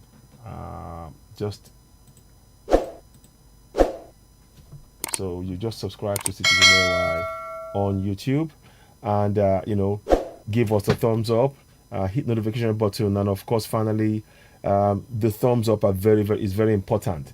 Now, so please, as you go throughout the broadcast, I will be reminding you on a regular basis to please go ahead and subscribe to Citizen AY on YouTube, the platform where we speak truth to power, and also subscribe to our sister station Oduduwa TV Radio, where we speak in Yoruba language. Watch out for a program tonight with with the Lady Best and Alagba Adejo. They'll be doing a host of different topics tonight. So please watch out for that between 7 and 9 p.m. And I believe Omoba will be also doing a broadcast from about 5 o'clock to around about 7 p.m. this evening as well on Oduduwa TV Radio. So those are the promotions ready. And also, please, if you want to advertise on Citizen AY, get in touch. admin@citizeny.org. If you want to advertise your products on Citizen AY, go ahead and do that. We appreciate you very much. admin@citizeny.org +447399580606. Now, what I would like us to do in this is to look at the topic.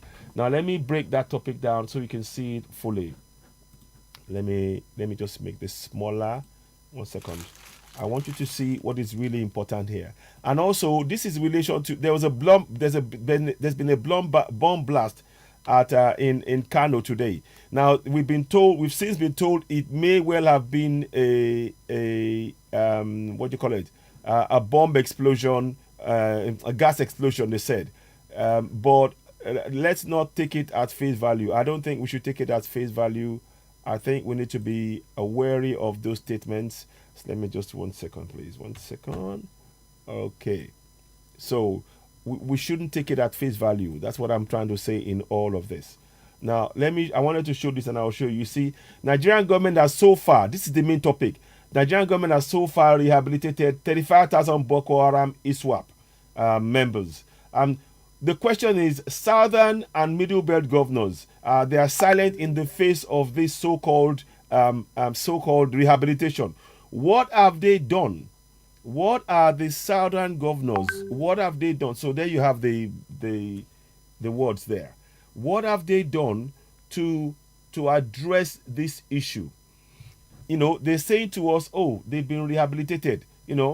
What have the governors done? Please don't forget to go ahead and subscribe to Citizen AY on YouTube, the platform where we speak truth to power. You can also join us as members. Good afternoon, Idaya Moraina.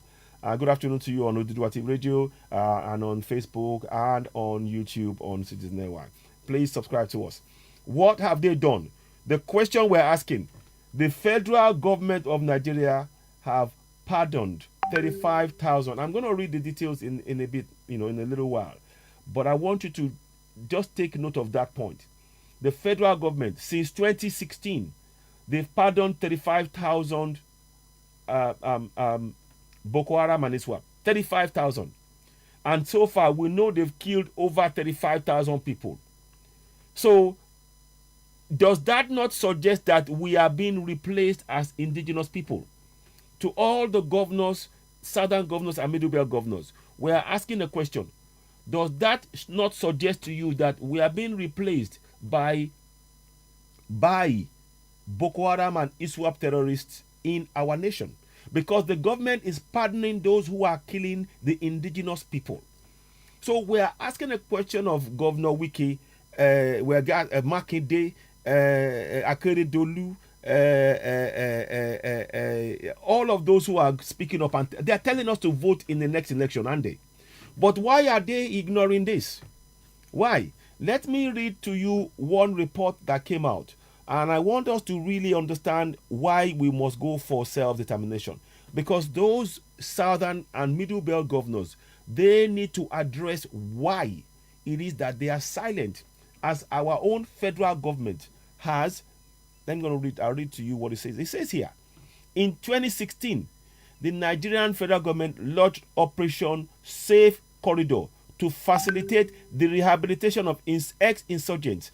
According to official data, coordinated military campaigns have to date resulted in mass surrender of 35,000 Boko Haram and ISWAP terrorists and their families. So this government now, majority of those who they call terrorists are foreigners that Bala Mohammed told us they are inviting into the nation. They are terrorists. So without asking those of us who are indigenous people, the federal government of Nigeria have been assimilating foreigners in, because this is assimilation without getting clearance from us, the people. They have been bringing in foreigners and they've been with their families. It says so here. Look, it says so here. That's it. I want you to read those lines. I'm going to highlight the whole thing. I want you to understand that we are at war. We are at war. And until we, the people, understand exactly what is being done, we're just waiting. I don't know what it is we're waiting for. We need to prepare ourselves. You know, this is a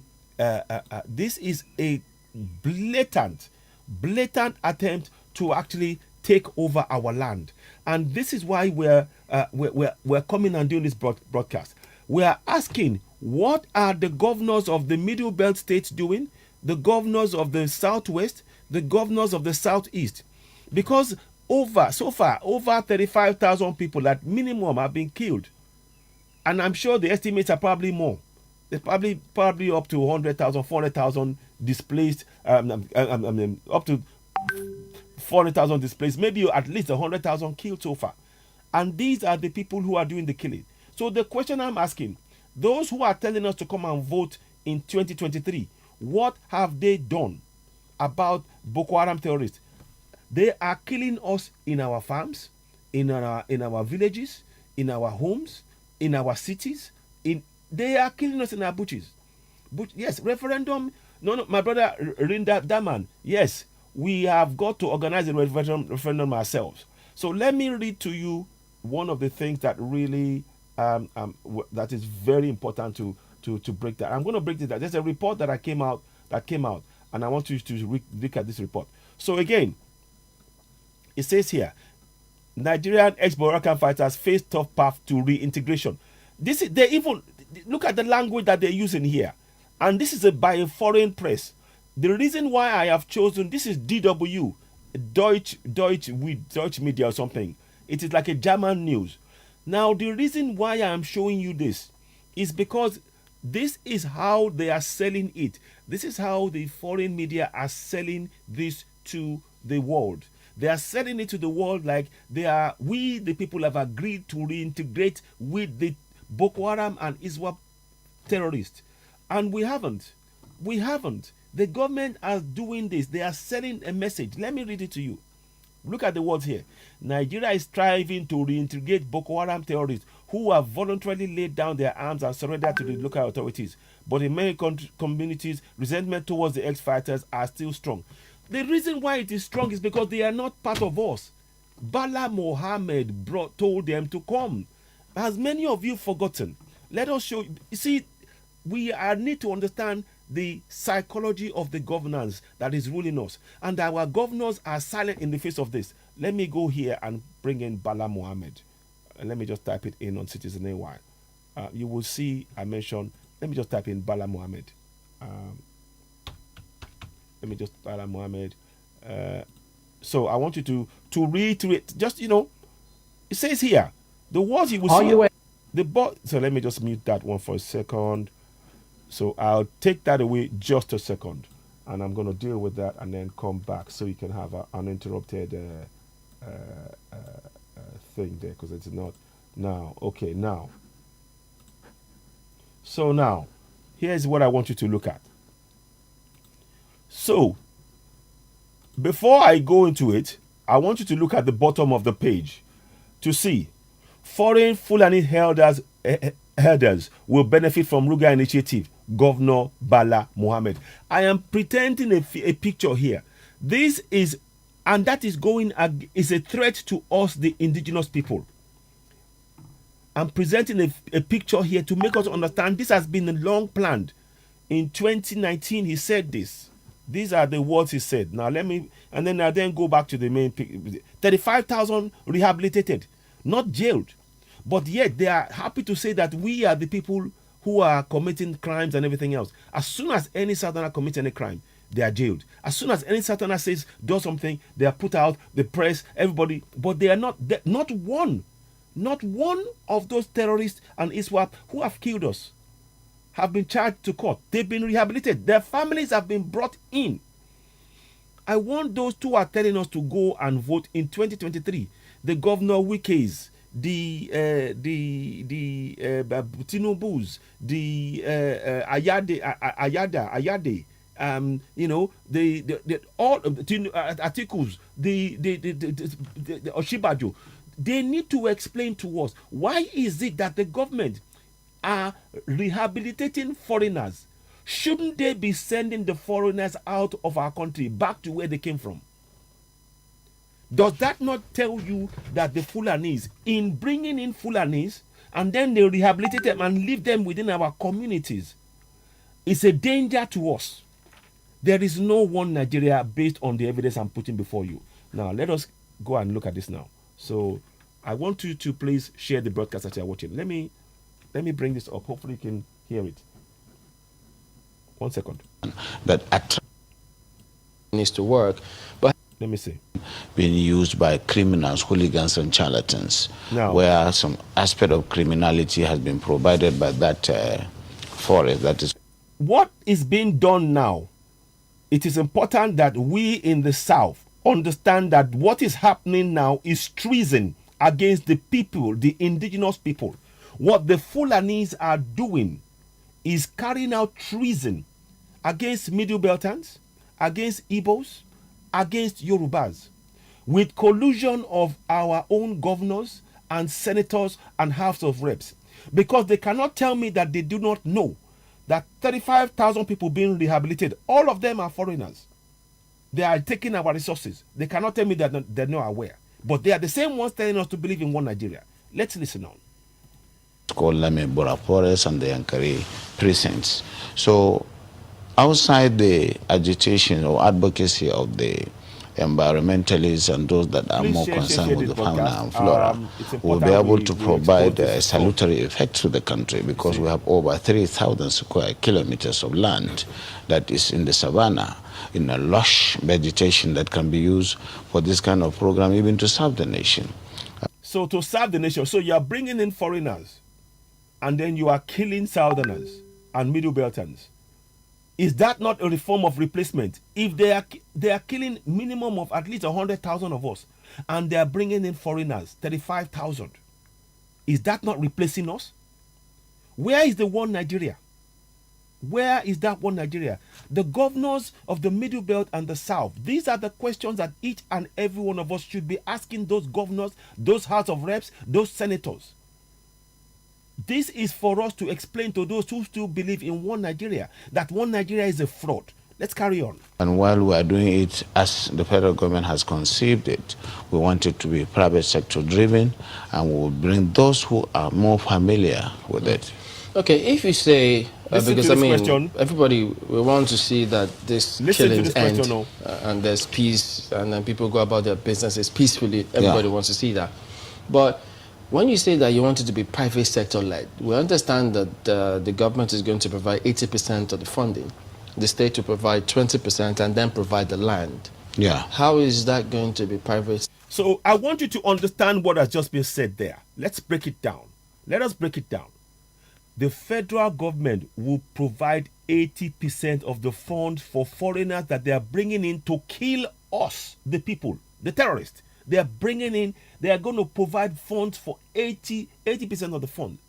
The state governments, the northern state governments, are already providing land to these people who are killing us in our land. And they are not being taken to court.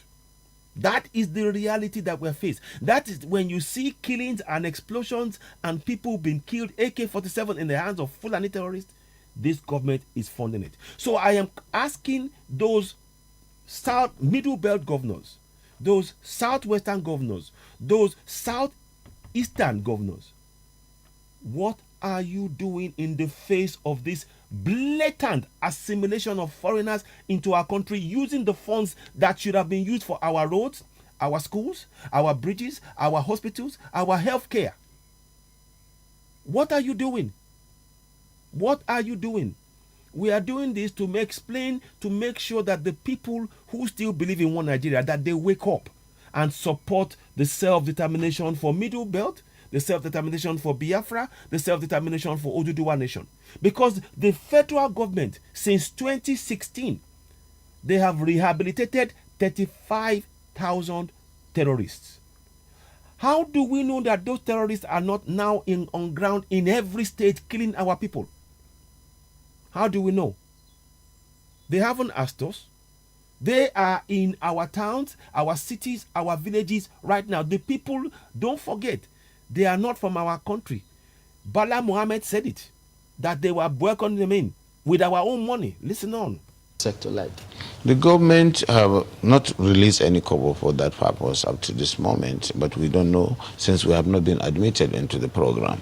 But certainly we have been working very hard to see that because our people are mostly transhumans and that we have this vision to create an economic nucleus around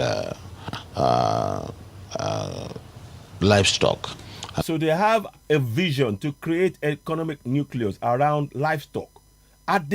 Think our governors, we are putting this question to the governors and to the House of Reps and to the senators and all of the Efulefus, the Ojelus, the bunch of crooks who call themselves fellow Middle Beltans, fellow Southeasterners, fellow Southwesterners, to ask them the question. The government, they are bringing in terrorists. They are rehabilitating them. They are using 80% of the money that we should have been using to fix our roads to pay the killers. What are they doing? What are they doing? We are bringing this to break it down for those of you who are in the Middle Belt, who are in the Southwest, who are in the Southeast, who are still having ideas of believing in one Nigeria, to make you understand that the government is backing the process of bringing in Fulanis to replace us, the indigenous people. That is what they are doing. Let's listen on. And of course, with all the value chain that we can get around livestock, the blood, the horn, the skin, and of course, we will try more to cultivate that culture in our people, while at the same time bringing the Fulanis in one fold and try to arrest their They're bringing the Fulanis. Did we ask for the Fulanis to be brought into the country? Is this what one Nigeria is about? So they are bringing the Fulanis into the country. That is what their one Nigeria is about. So when we tell you that one Nigeria is a fraud, you are hearing it. Bringing the Fulanis in one fold into our nation. And the Fulanis are the ones the government is giving guns. I've got news flash for you. The government are also, in top of this, I'll just put this in here. They are going into communities in the Middle Belt, in the Southwest, and the Southeast. And they are using the army. The army is now a threat against our own people. I'm going to play you a video shortly. But let me just listen to this phone. Let me get that video for you so you understand exactly what is happening.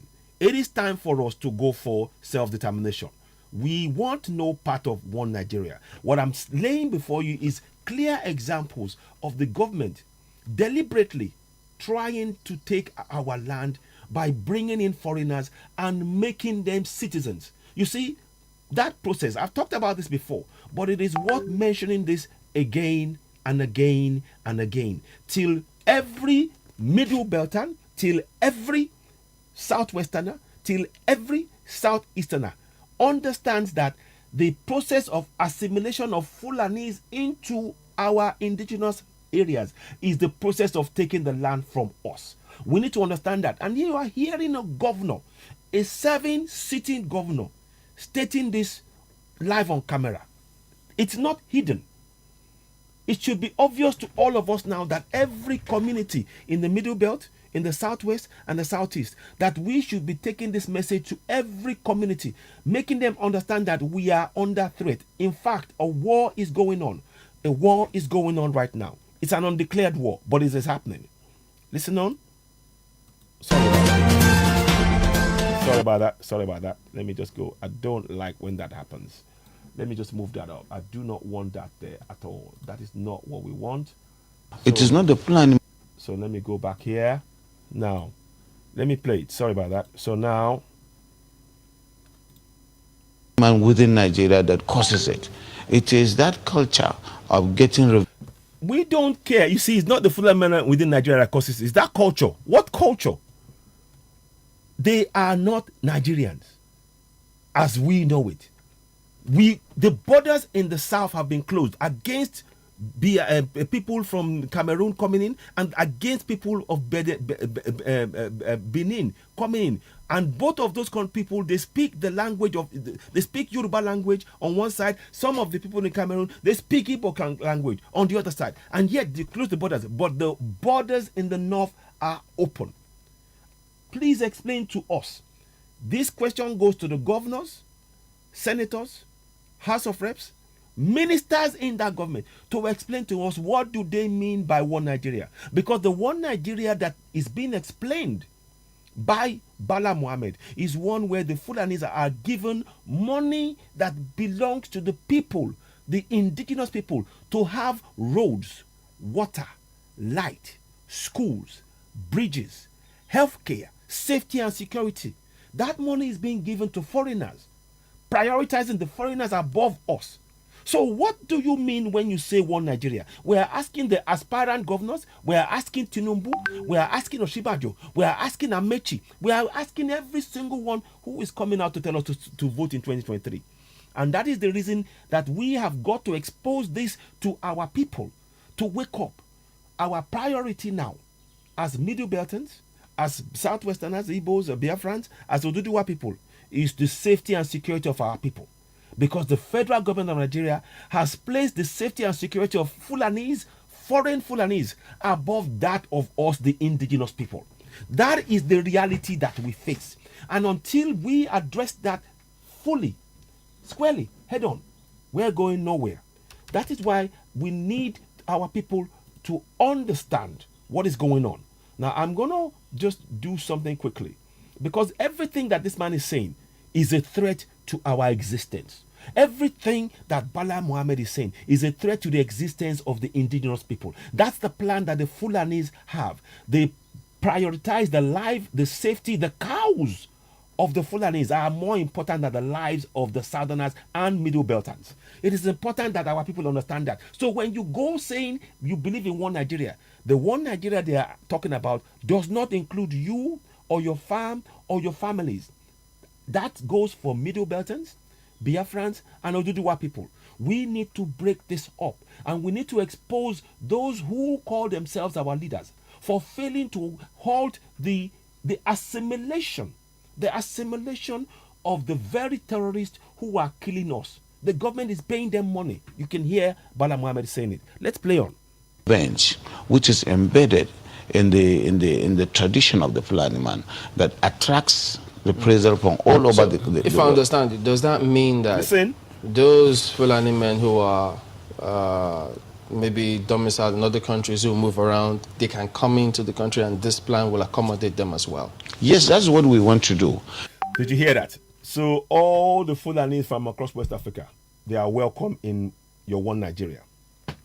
So now let's just go on that basis. You believe in one Nigeria, right? As a Middle Beltan, as a Southerner, and as a Southerner. You believe in one Nigeria. What do you think is happening to us as the Fulanis are coming right now? Let me give you an example. As a Middle Beltan, the Middle Belt people, 2 million are displaced right now because of the policy of this federal government to focus on putting the benefits of foreigners above that of the indigenous people. The Fulanis that are coming into our country, they are not indigenous to our land. They have never been. The houses, their land has been taken from them by the Fulanis. Now they are trying to go for with Madame Fodio a plan of using religion to say they are non-believers to take our land. It is time we woke up. That is part of, they're using all means necessary, religion, psychology, governance, restriction, imposing themselves on us. They're using all forms of ways to enforce and ensure that that land is no longer ours as indigenous people. That's the reality. You heard him say it, that they are welcoming Fulanis. When they welcome Fulanis, what happens to the Middle Beltan? What happens to the Biafran? What happens to the Oduduwa people, to whom the land belongs, the indigenous people? Are you following what I'm saying? I hope you are. I hope this makes sense to you. If you are, continue to share this broadcast, because what we are faced with is the extermination of our people. There is an undeclared war. That is the point I'm trying to make here. There is an undeclared war, and all of us, as Middle Beltans, as Biafrans, as Oduduwa people, need to rally around ourselves. We need to rapidly unite, because they are banking. The Fulanis are banking on our disunity to continue to ensure they take our land. Our land.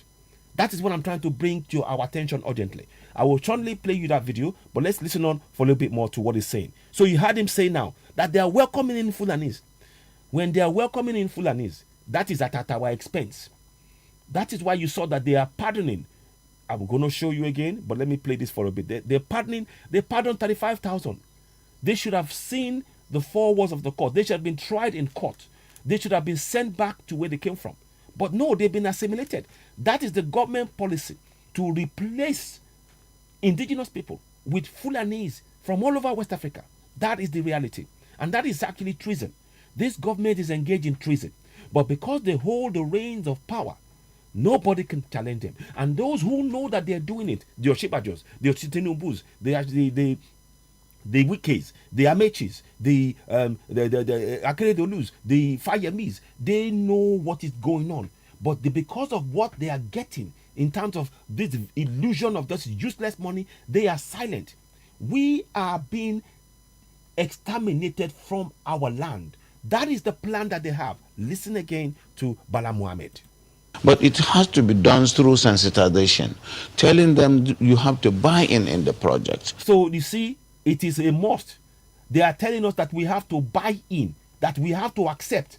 And that is what Gutierrez, I will bring Gutierrez into the subject. Gutierrez came and told us we need to integrate with the very people killing us.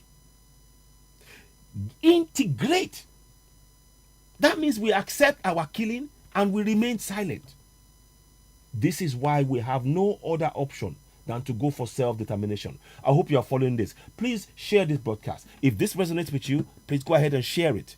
Now, let's carry on. And you use the language, the culture itself, to be able to convince them away from the mistrust where they are trying to convince us to accept the very people that they are bringing in to kill us.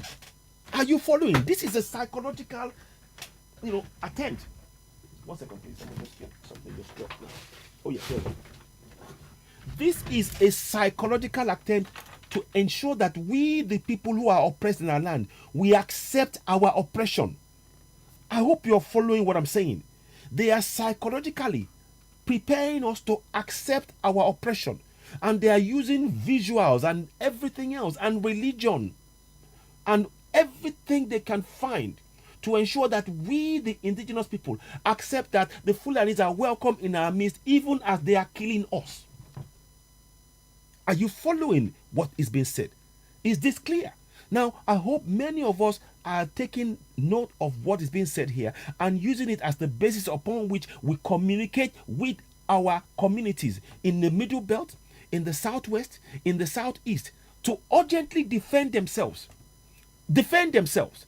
I will show you this video. Let me just listen to what this man, show you this, what this man is saying. It's all a pack of lies. They're trying to convince us to accept our own oppression and suppression and extermination. That is what is going on. This government is engaged in nothing else other than treason. And we are being told by our own so-called southern leaders, Middle Beltan leaders, to accept our own extermination. That is the reality on ground. The whole system of transhumance or pastoralism is criminalized. Criminalization of pastoralism is the problem that we have with this project, and it requires criminalization. The criminal act of the government in bringing in foreigners, putting them as priority above the indigenous people, is a crime. In fact, it should be considered a crime against humanity. And this is a crime that receives the support of the UN. And this is why we, the indigenous people, cannot rely on the UN. You cannot rely on UK. You cannot rely on US. Whatever they come to bring to you, it is all a distraction. This job for us to free ourselves. None but ourselves can free us. Emancipate yourself from mental slavery. None but ourselves can free our minds. Have no fear for atomic energy, 'cause none of it can stop all the time. How long must they kill our prophet? Whilst we stand aside and look, whoa.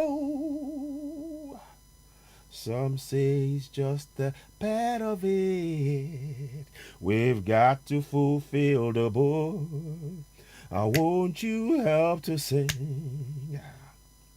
This song of freedom is all I ever hear. Oh yeah, redemption song, redemption song. This song of freedom is all I ever hear. Oh yeah, redemption song. Only us can free us. That's the message in that song. We need to emancipate ourselves from mental slavery. We've been enslaved. This man is sitting on a channel's news. This, if you want clearest evidence that the channels, the TVC, your AIT, your Arise, they are all government media. They are told what to say, and we all know that NTA is the same thing. It is time we free ourselves. Don't look for anywhere else for the help than within ourselves. When we stand together as Middle Beltans, as Biafrans, as Oduduwa people, when we stand together, no force on this earth can stop us in going for self-determination. And it will need us to set up a coordinated vigilante system to protect us, because the government of the day, they've been engaged in treason, bringing in foreigners to exterminate us, the indigenous people.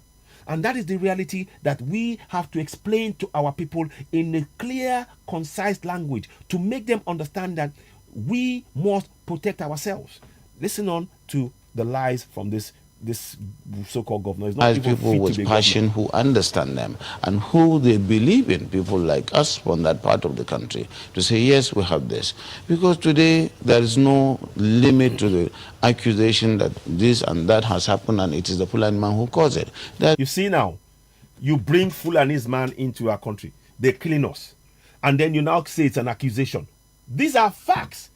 Millions have died. 2 million have been displaced in Tivland.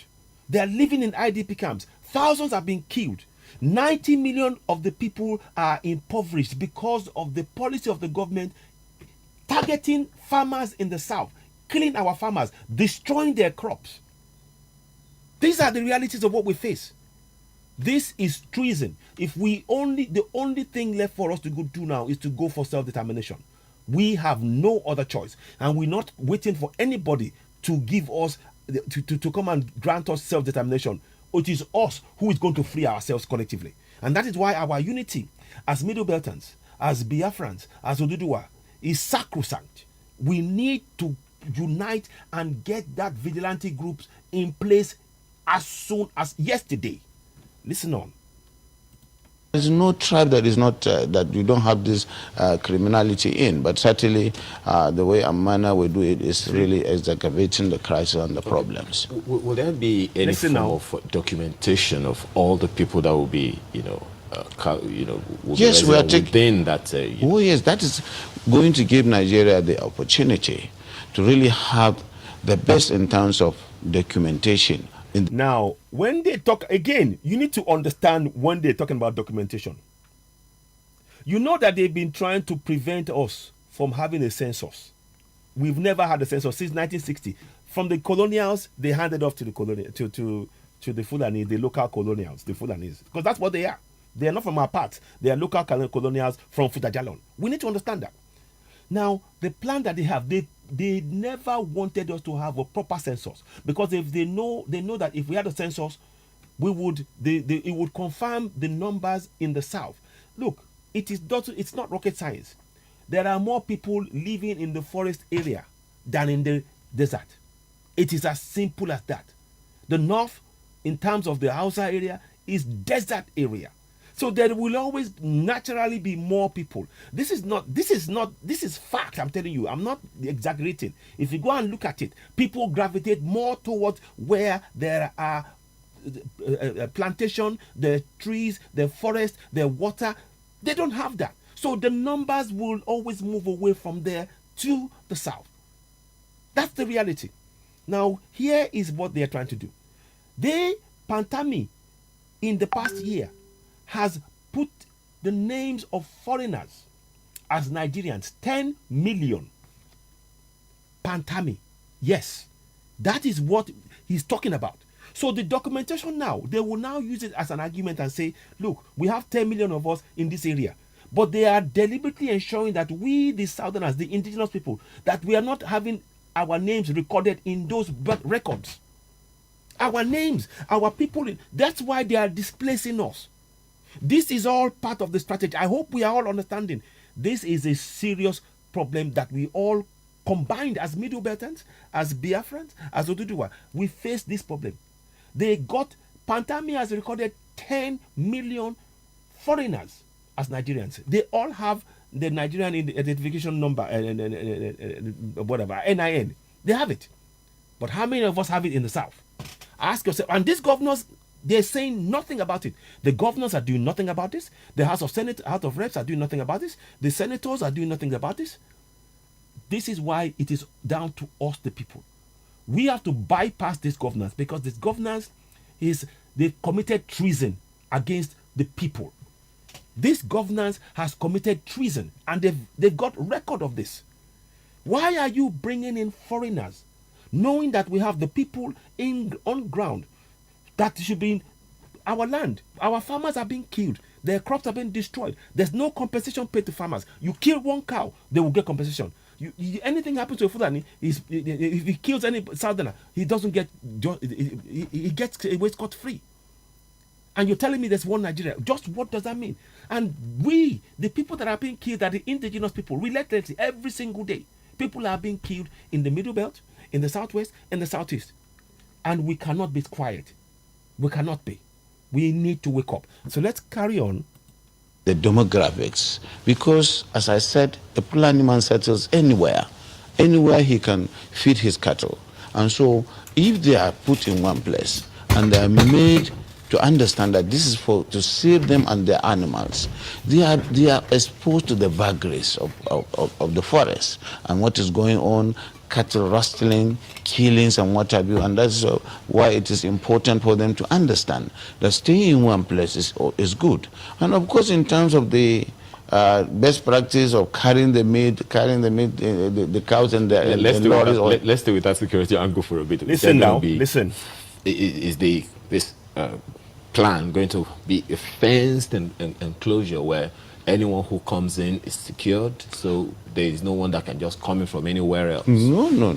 It is going to be a colony, and a colony does not require a fence. You will understand the reason. You will understand the reason why people are concerned because of all the security issues that have been happening over time. So if that's... These forests are there anyway. If you don't occupy them and create a colony out of them, they create places for the criminals.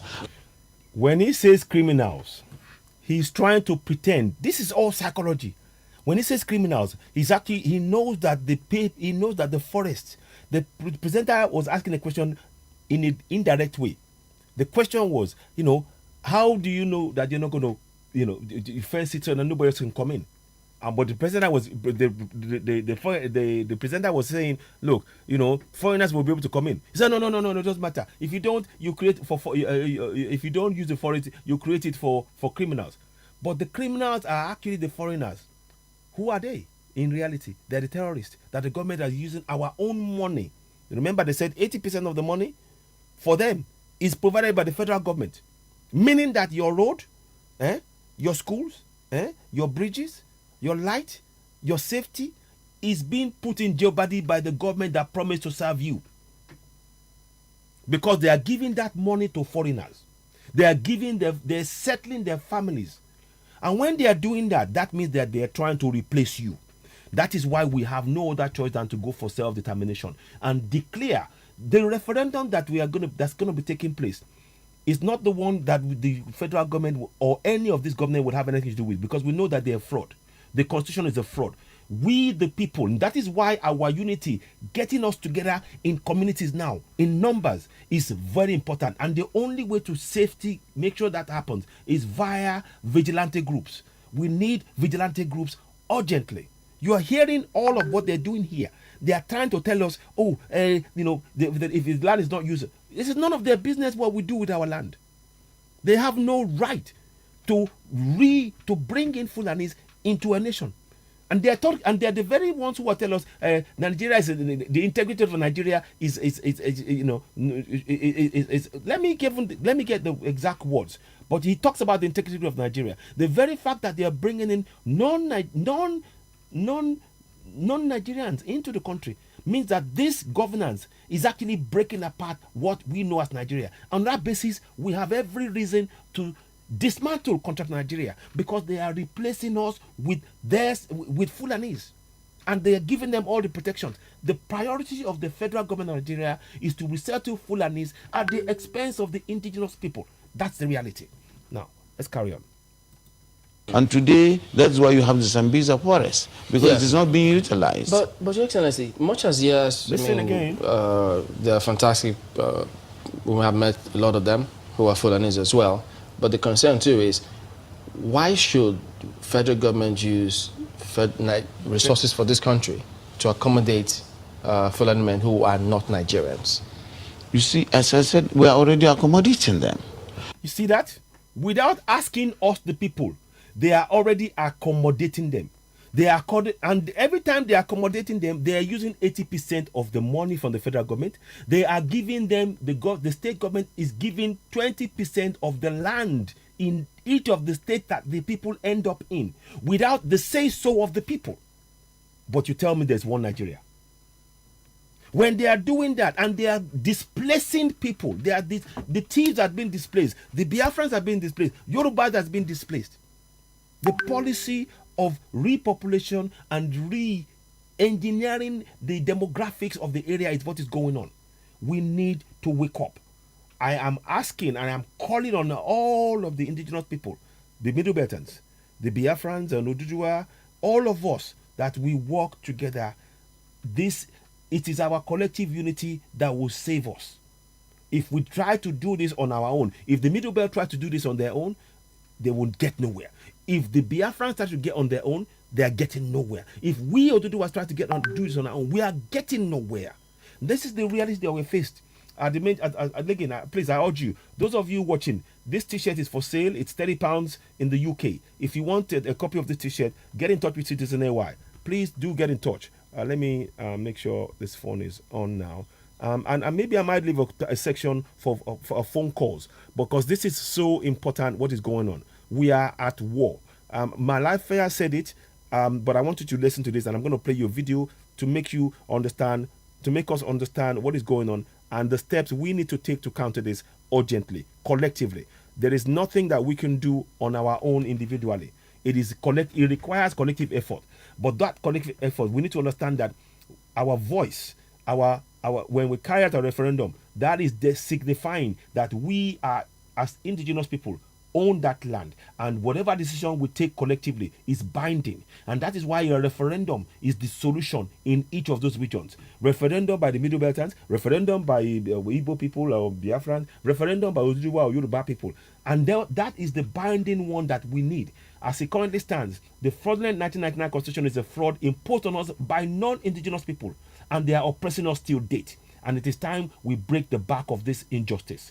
That's what I'm trying to explain. Now let's listen on. Do you delineate and then really know who is not a Fulani man from Nigeria? That is why you have borders, in case you don't know. This is why you are meant to have borders. You know? Exactly. So they're so docile. Eliezer Izuchukwu, thank you so much. They are absolutely docile. And this is why please, I'm urging you. This is not a task for citizen AY alone, or Mayegun, or my brother Mazi Aloze, or my brother Mazi IK, foreigner. You know, this is for all of us. That, you know, I'm going to be bringing other people. We need to have regular discussions among ourselves. We should be having discussions behind the scenes to make sure that each of our communities, it is our responsibility as members of that community to safeguard the future of the coming generation. We cannot live in the hands of these people, because it is clear that their plan is to exterminate us. It's time we wake up. You see, now I'm hearing that Nigerian police officer opens fire on peaceful students. You know, this is crimes that we in Ondo State. They open fire. You know, I'll show you that in due course. Let me just carry on with this for a little bit, because I don't want to lose track now. They are all Nigerians, because I said they are. You see, they're telling us that foreigners are all Nigerians. This is nonsense. And we have, and you call yourself a governor, as a southern governor, a middle beltern governor, in the face of a governor. What is it? Why can't you speak for your people? Why are you having to be afraid of non-indigenous people who are trying to impose themselves and take your land? Don't you know that what you call a property will be taken over by these guys in a minute if you do not protect your people? Speaking directly to the governors of the Middle Belt, governors of the Southwest, governors of the Southeast, you are participating in the extermination of your own people. This is the reality. Now, let's listen on to this nonsense. Identity, their own citizenship is Nigerian, even though we have relations all over the world. That's not what we're asking you. They are foreigners. That's the point. If you close the borders against us in the south, in the southeast and the southwest, to prevent our own family who speak the same language, why is it that you close the border but you open the border for the northerners? Is that not the plan? The plan is to populate, to squeeze out those of us who the land belongs, the indigenous people. My people, it's time to go for self-determination. We will declare ourselves. We're not waiting for anybody to give us to give us our freedom. We must take it ourselves, but we need to do it in unity. That's what I'm trying to get at. Now, let's listen on to this lies again. All over Africa, and so presumably they are Nigerians. You see, they are Nigerians. What about the indigenous people? We don't matter. Our lives don't matter. And they are doing it. Anytime a Fulani man kills a southerner, please tell me if they've seen the four walls of a court. Tell me if we have ever gotten justice. Tell me. If you are believing in one Nigeria, answer that question. Have we as southerners ever gotten justice? How many of our farmers have been compensated for the loss of their crops? How many of the families of the farmers killed have received compensation? How many? If you're going to tell us to support one Nigeria, please answer that question. That question goes to the governors, the House of Reps, senators, those of you in the South. You are watching your own people being killed by foreigners and you are doing nothing. Shame on you. Shame on you. That is why we, the people, we need to rally around ourselves. Because we cannot count on those who are going to be silent as they exterminate their own people to defend us. We must protect ourselves. We need that unity among Middle Beltans, Biafrans, and Oduduwa. Urgently, ASAP. I think you get me. That is the misunderstanding. They move from one place to the other, and they have relations, kith and kins in all the parts of the country, and even outside the country. So what's that? That's no business of ours. If you are telling us that Nigeria is indivisible and indissoluble, then that means that the people, the benefits of what you call Nigeria should come to the people within the border, not those outside the border. I hope you are all following what is being said here. These guys are here to take our land. Let's be very clear about it. It is up to us to defend ourselves. Use every means. Vigilante group, making ourselves aware. Psychologically, they've prepared our people for their own extermination.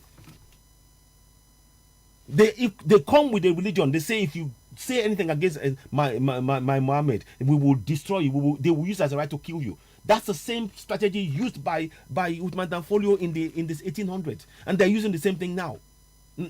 1900. 1907. They took over. It's time we woke up, my people. It's time we woke up. Nobody can do this for us. We have to do this collectively. Middle Belt, Oduduwas, and Biafrans, or Igbo, however you want to call it. Now, please don't get into. We haven't got time for squabbles. What we need is to make sure that we secure the future for the coming generation of Middle Beltans, the Igbo people, Oduduwa people, whatever you want to call yourselves. You have to be alive. If you're going to be even call yourself whatever, you got to be alive first. Unity is the key now, right now. That is why our own population is fluid. You can certainly not say this is the population of Nigeria. So these issues was raised. These same issues were raised in NEC, and NEC admitted and accommodated all of these concerns and said, yes, we will do this. All these issues, there were some. You see, when decisions are taken, you don't give a dissenting view. Anyway, I'm not going to play anymore because it is now clear to you that they have only one policy: the total assimilation of foreigners at the expense of the indigenous people, which are you and me and our fellow brothers and sisters in the Middle Belt, in Southwest and Southeast. I hope that is clear for us all to see. Now, let me show you part of the things that they're doing to make sure this becomes a reality. Now, we need to be very, very aware of. I'm going to show you this now. It's going to come up now, hopefully. It should come up. 1 second. Because we've been docile, and those governors, I'm pointing this out about the governors, the ineffectiveness of our governors collectively. And if we wait for them to do anything for us, nothing will change. Oh, sorry. Let me just do this again. I thought it was ready, but it isn't. But I'll get that here. 1 second, please. In this. Now, let me just drop that down. So you'll see it come up in a minute. It will come up in a minute. So now, here we go. Is that it? 1 second. Where are we now? No. Okay. Come on then. Sorry, 1 minute. I'm just going to get this right. It's been a bit difficult, but we will get there. It's playing about. Now, here we go. Now, watch this closely. In these 4 regions. Watch. Now, I want to tell you the essence of this military exercise. Soldiers, like we are, will be sent into towns and villages, and they will be going house to house to conduct searching. What are they searching for? They will be searching for weapons. They will be searching for arms and ammunitions in the houses and the homes of people. And as they are searching, especially in the southeast, if they find any gun, whether it is 10 gun, whether it is Oka made, whatever type of gun they found in your house, they will take it. And when they take it, if there is any young man in your house, that young man is going with them, because automatically that young man will become a member of the unknown gunmen that they claim to be looking for. And if care is not taken, that young man is not coming back home again. Now, this military exercise that they're going to carry out, they're going to carry out a mop-up of arms and ammunitions. They will go house to house, like I said earlier, to seize any kind of weapon they see in your house, and they will take it. Now, what does this signify to you? Remember that the terrorists in the northeast and northwest. Oh, sorry. 1 second, please. We'll be back in a second. Sorry. The Fulanis, so-called herdsmen that are scattered all over the country, they are all having their military assault rifles, AK-47, AK-49, even the rocket propellers. They have all kind of weapons, GPMG you can think of. They are parading them everywhere they go, and nobody is saying anything or doing anything about it. But now they will come to you in the southwest, the north central, the middle belt, the southeast and south to collect the little weapons maybe that you would have used in your own little way to defend yourself in event of any attack by these headsmen. The soldiers will come in there and pick them up, and then they will leave you at the mercy of these Fulani headsmen, because after this exercise the soldiers will now go, will seize those weapons now and leave, and then the Fulanis will enter. That will be the next step. And when the Fulani enters and you have nothing to defend yourself with, have this at the back of your mind, because that is what is going to happen. Remember, late Dr. Obadiah Melafia had told us that by 2022, and these people are planning, they have perfected their plans to start a civil war in Nigeria. By the time they start this civil war, they are the only ones that has weapons. Your own weapons now have been taken away by the soldiers. You see? Are you listening? So that you will have nothing to defend yourself with. And their Fulani men will come in at ease. Do you get it now? Do you see it now? Are you Do you see what their plans are? So, what do you do now is to prepare your mind. If you have anything in your house that is implicating, you know how to keep it because they are coming to your house. That is the exercise they are talking about. The military exercise is they'll go from house to house searching for arms and ammunition. And if they find your own, they will take it. So, if you have anyone with you, you know how you keep it. Because time will come. In the very short time ahead of us now, you will need it. At least, even before you are killed, you will make noise. With your little weapon in your hand, you can be able to make a little noise before the Fulanis get on you. And God on your side, you can use that weapon to defend yourself and you will not get killed. So, what are we saying here now is that you, whoever you are, please, I am begging you, as you hear this message, this audio, make sure you send it across to our brothers in the southeast, our brothers in the southwest, our brothers in the north central, and our brothers in the south. Every one of you, wherever you are, be prepared. Know that the evil days are here. There is no point postponing the evil days anymore, because the evil days are here. Whether you like it or not, you might be one of those who pay death.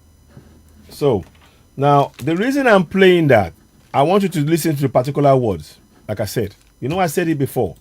They said, oh, by the way, we are going to now, they will come into your community and take your guns away from you, what you use to protect you. And the army will do it. And as they are leaving, the Fulani terrorists will be behind them, coming to kill the people that the army has made defenseless. Defenseless. So that is the message that I want us all to really pick up on today and communicate this to all our area. And this is why Vigilante Group is important.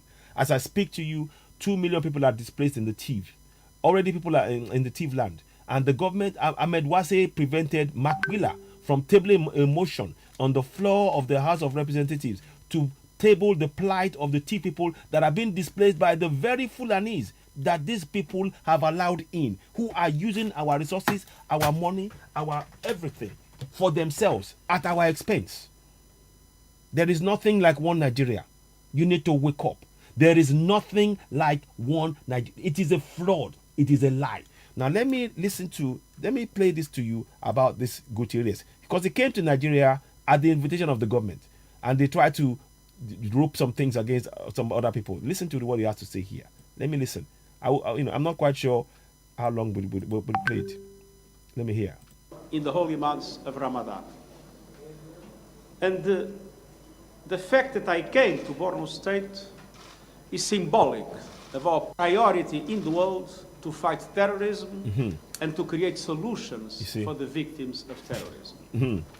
Now, the Borno State I've heard about in many... Now, their solution to protect the victims of terrorism is for us to assimilate with the very people carrying out the extermination and the killing of the indigenous people. That is their solution. Listen on.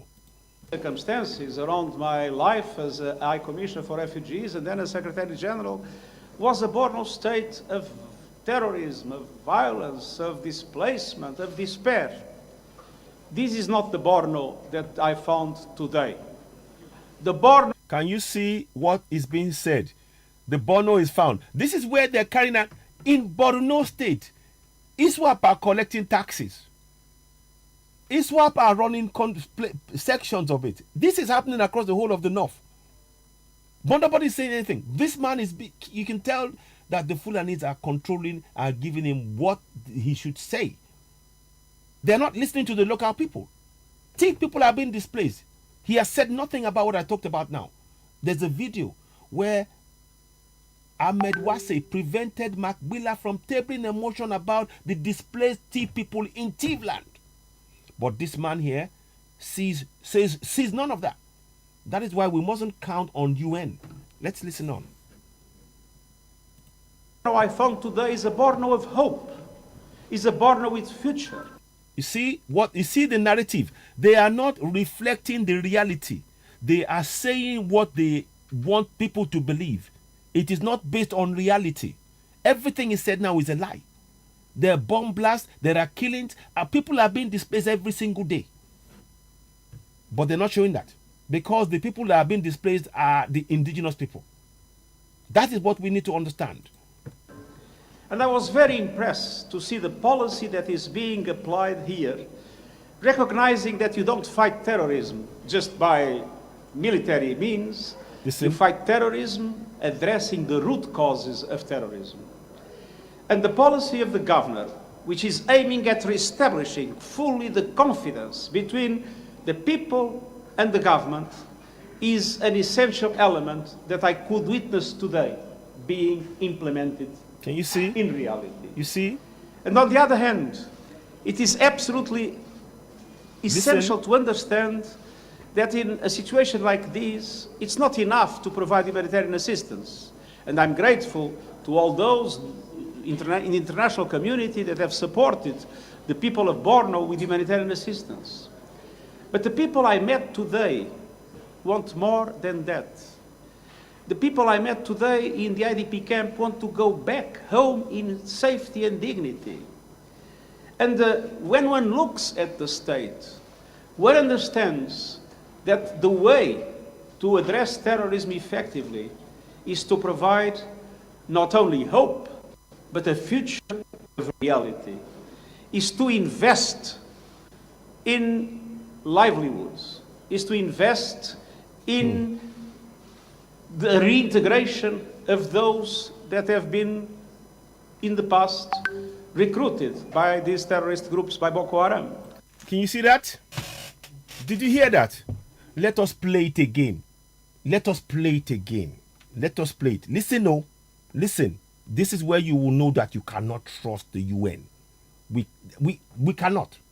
Forget it. They are telling you on whose side they are. They are with the Fulanis, who are the non-indigenous people oppressing us in our land. Listen again, no.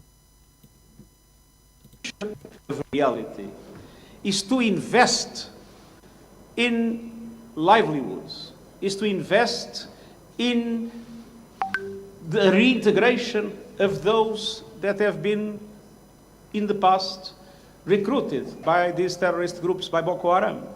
So to reintegrate those who have been in the terrorist groups, Boko Haram. But what he doesn't tell you is that those who've been recruited into Boko Haram, are they not from West Africa? Are they not the Fulanis? They are foreigners. Can you see now why you cannot rely on the UN? I hope you can see it too. Me, it is clear as night and day. I hope you can see it. You cannot rely on the UN, US, UK, You cannot. The only people we can rely on is ourselves. Middle Beltans, Biafrans, and Oduduwa. That is the only people we can rely on. We are the ones to provide the solution because it is clear. For us to assimilate, to rehabilitate the very people killing us, means that we are bringing killers in our midst to do more killings. Which goes back to the point I came with at the beginning. Let's go back. I showed you what I was showing you before. Let me go back again and bring this up. Where is it? Where is it? Not that one. Not this. This is what I was showing you before. Goes back to the point I'm saying here. Here. Says, I hope you can see it. I'm trying to make sure you can see it. Because I want to remind us, because oftentimes we forget. In 2016, the Nigerian government launched Operation Safe Corridor to facilitate the rehabilitation of ex-insurgents. According to official data, coordinated military campaigns to date have resulted in mass surrender of more than 35,000 Boko Haram and ISWAP terrorists and their family. So they are bringing in foreigners as well as their families at the expense of us, the people. Are you seeing that? Are you seeing that? Look, the phone line is on. If you want to call in on this subject, because it is very important, the phone lines are open. Let me just test the phone line.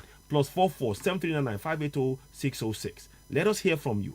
Let us hear. I'm going to stop here for a minute because I want to just hear. Yeah, hey, ladies and gentlemen, I'm going to be doing a live broadcast shortly. So I'm bringing this broadcast to an end. I'll be doing the broadcast shortly. Thank you for watching. You're watching Oduduwa TV Radio, Citizen AY. And of course, we'll be back later on this afternoon. Thank you for watching. We're just going to bring this to an end now. And we're doing a broadcast shortly to talk about some latest news. Thank you and tune in. Stay tuned. Thank you and goodbye for now.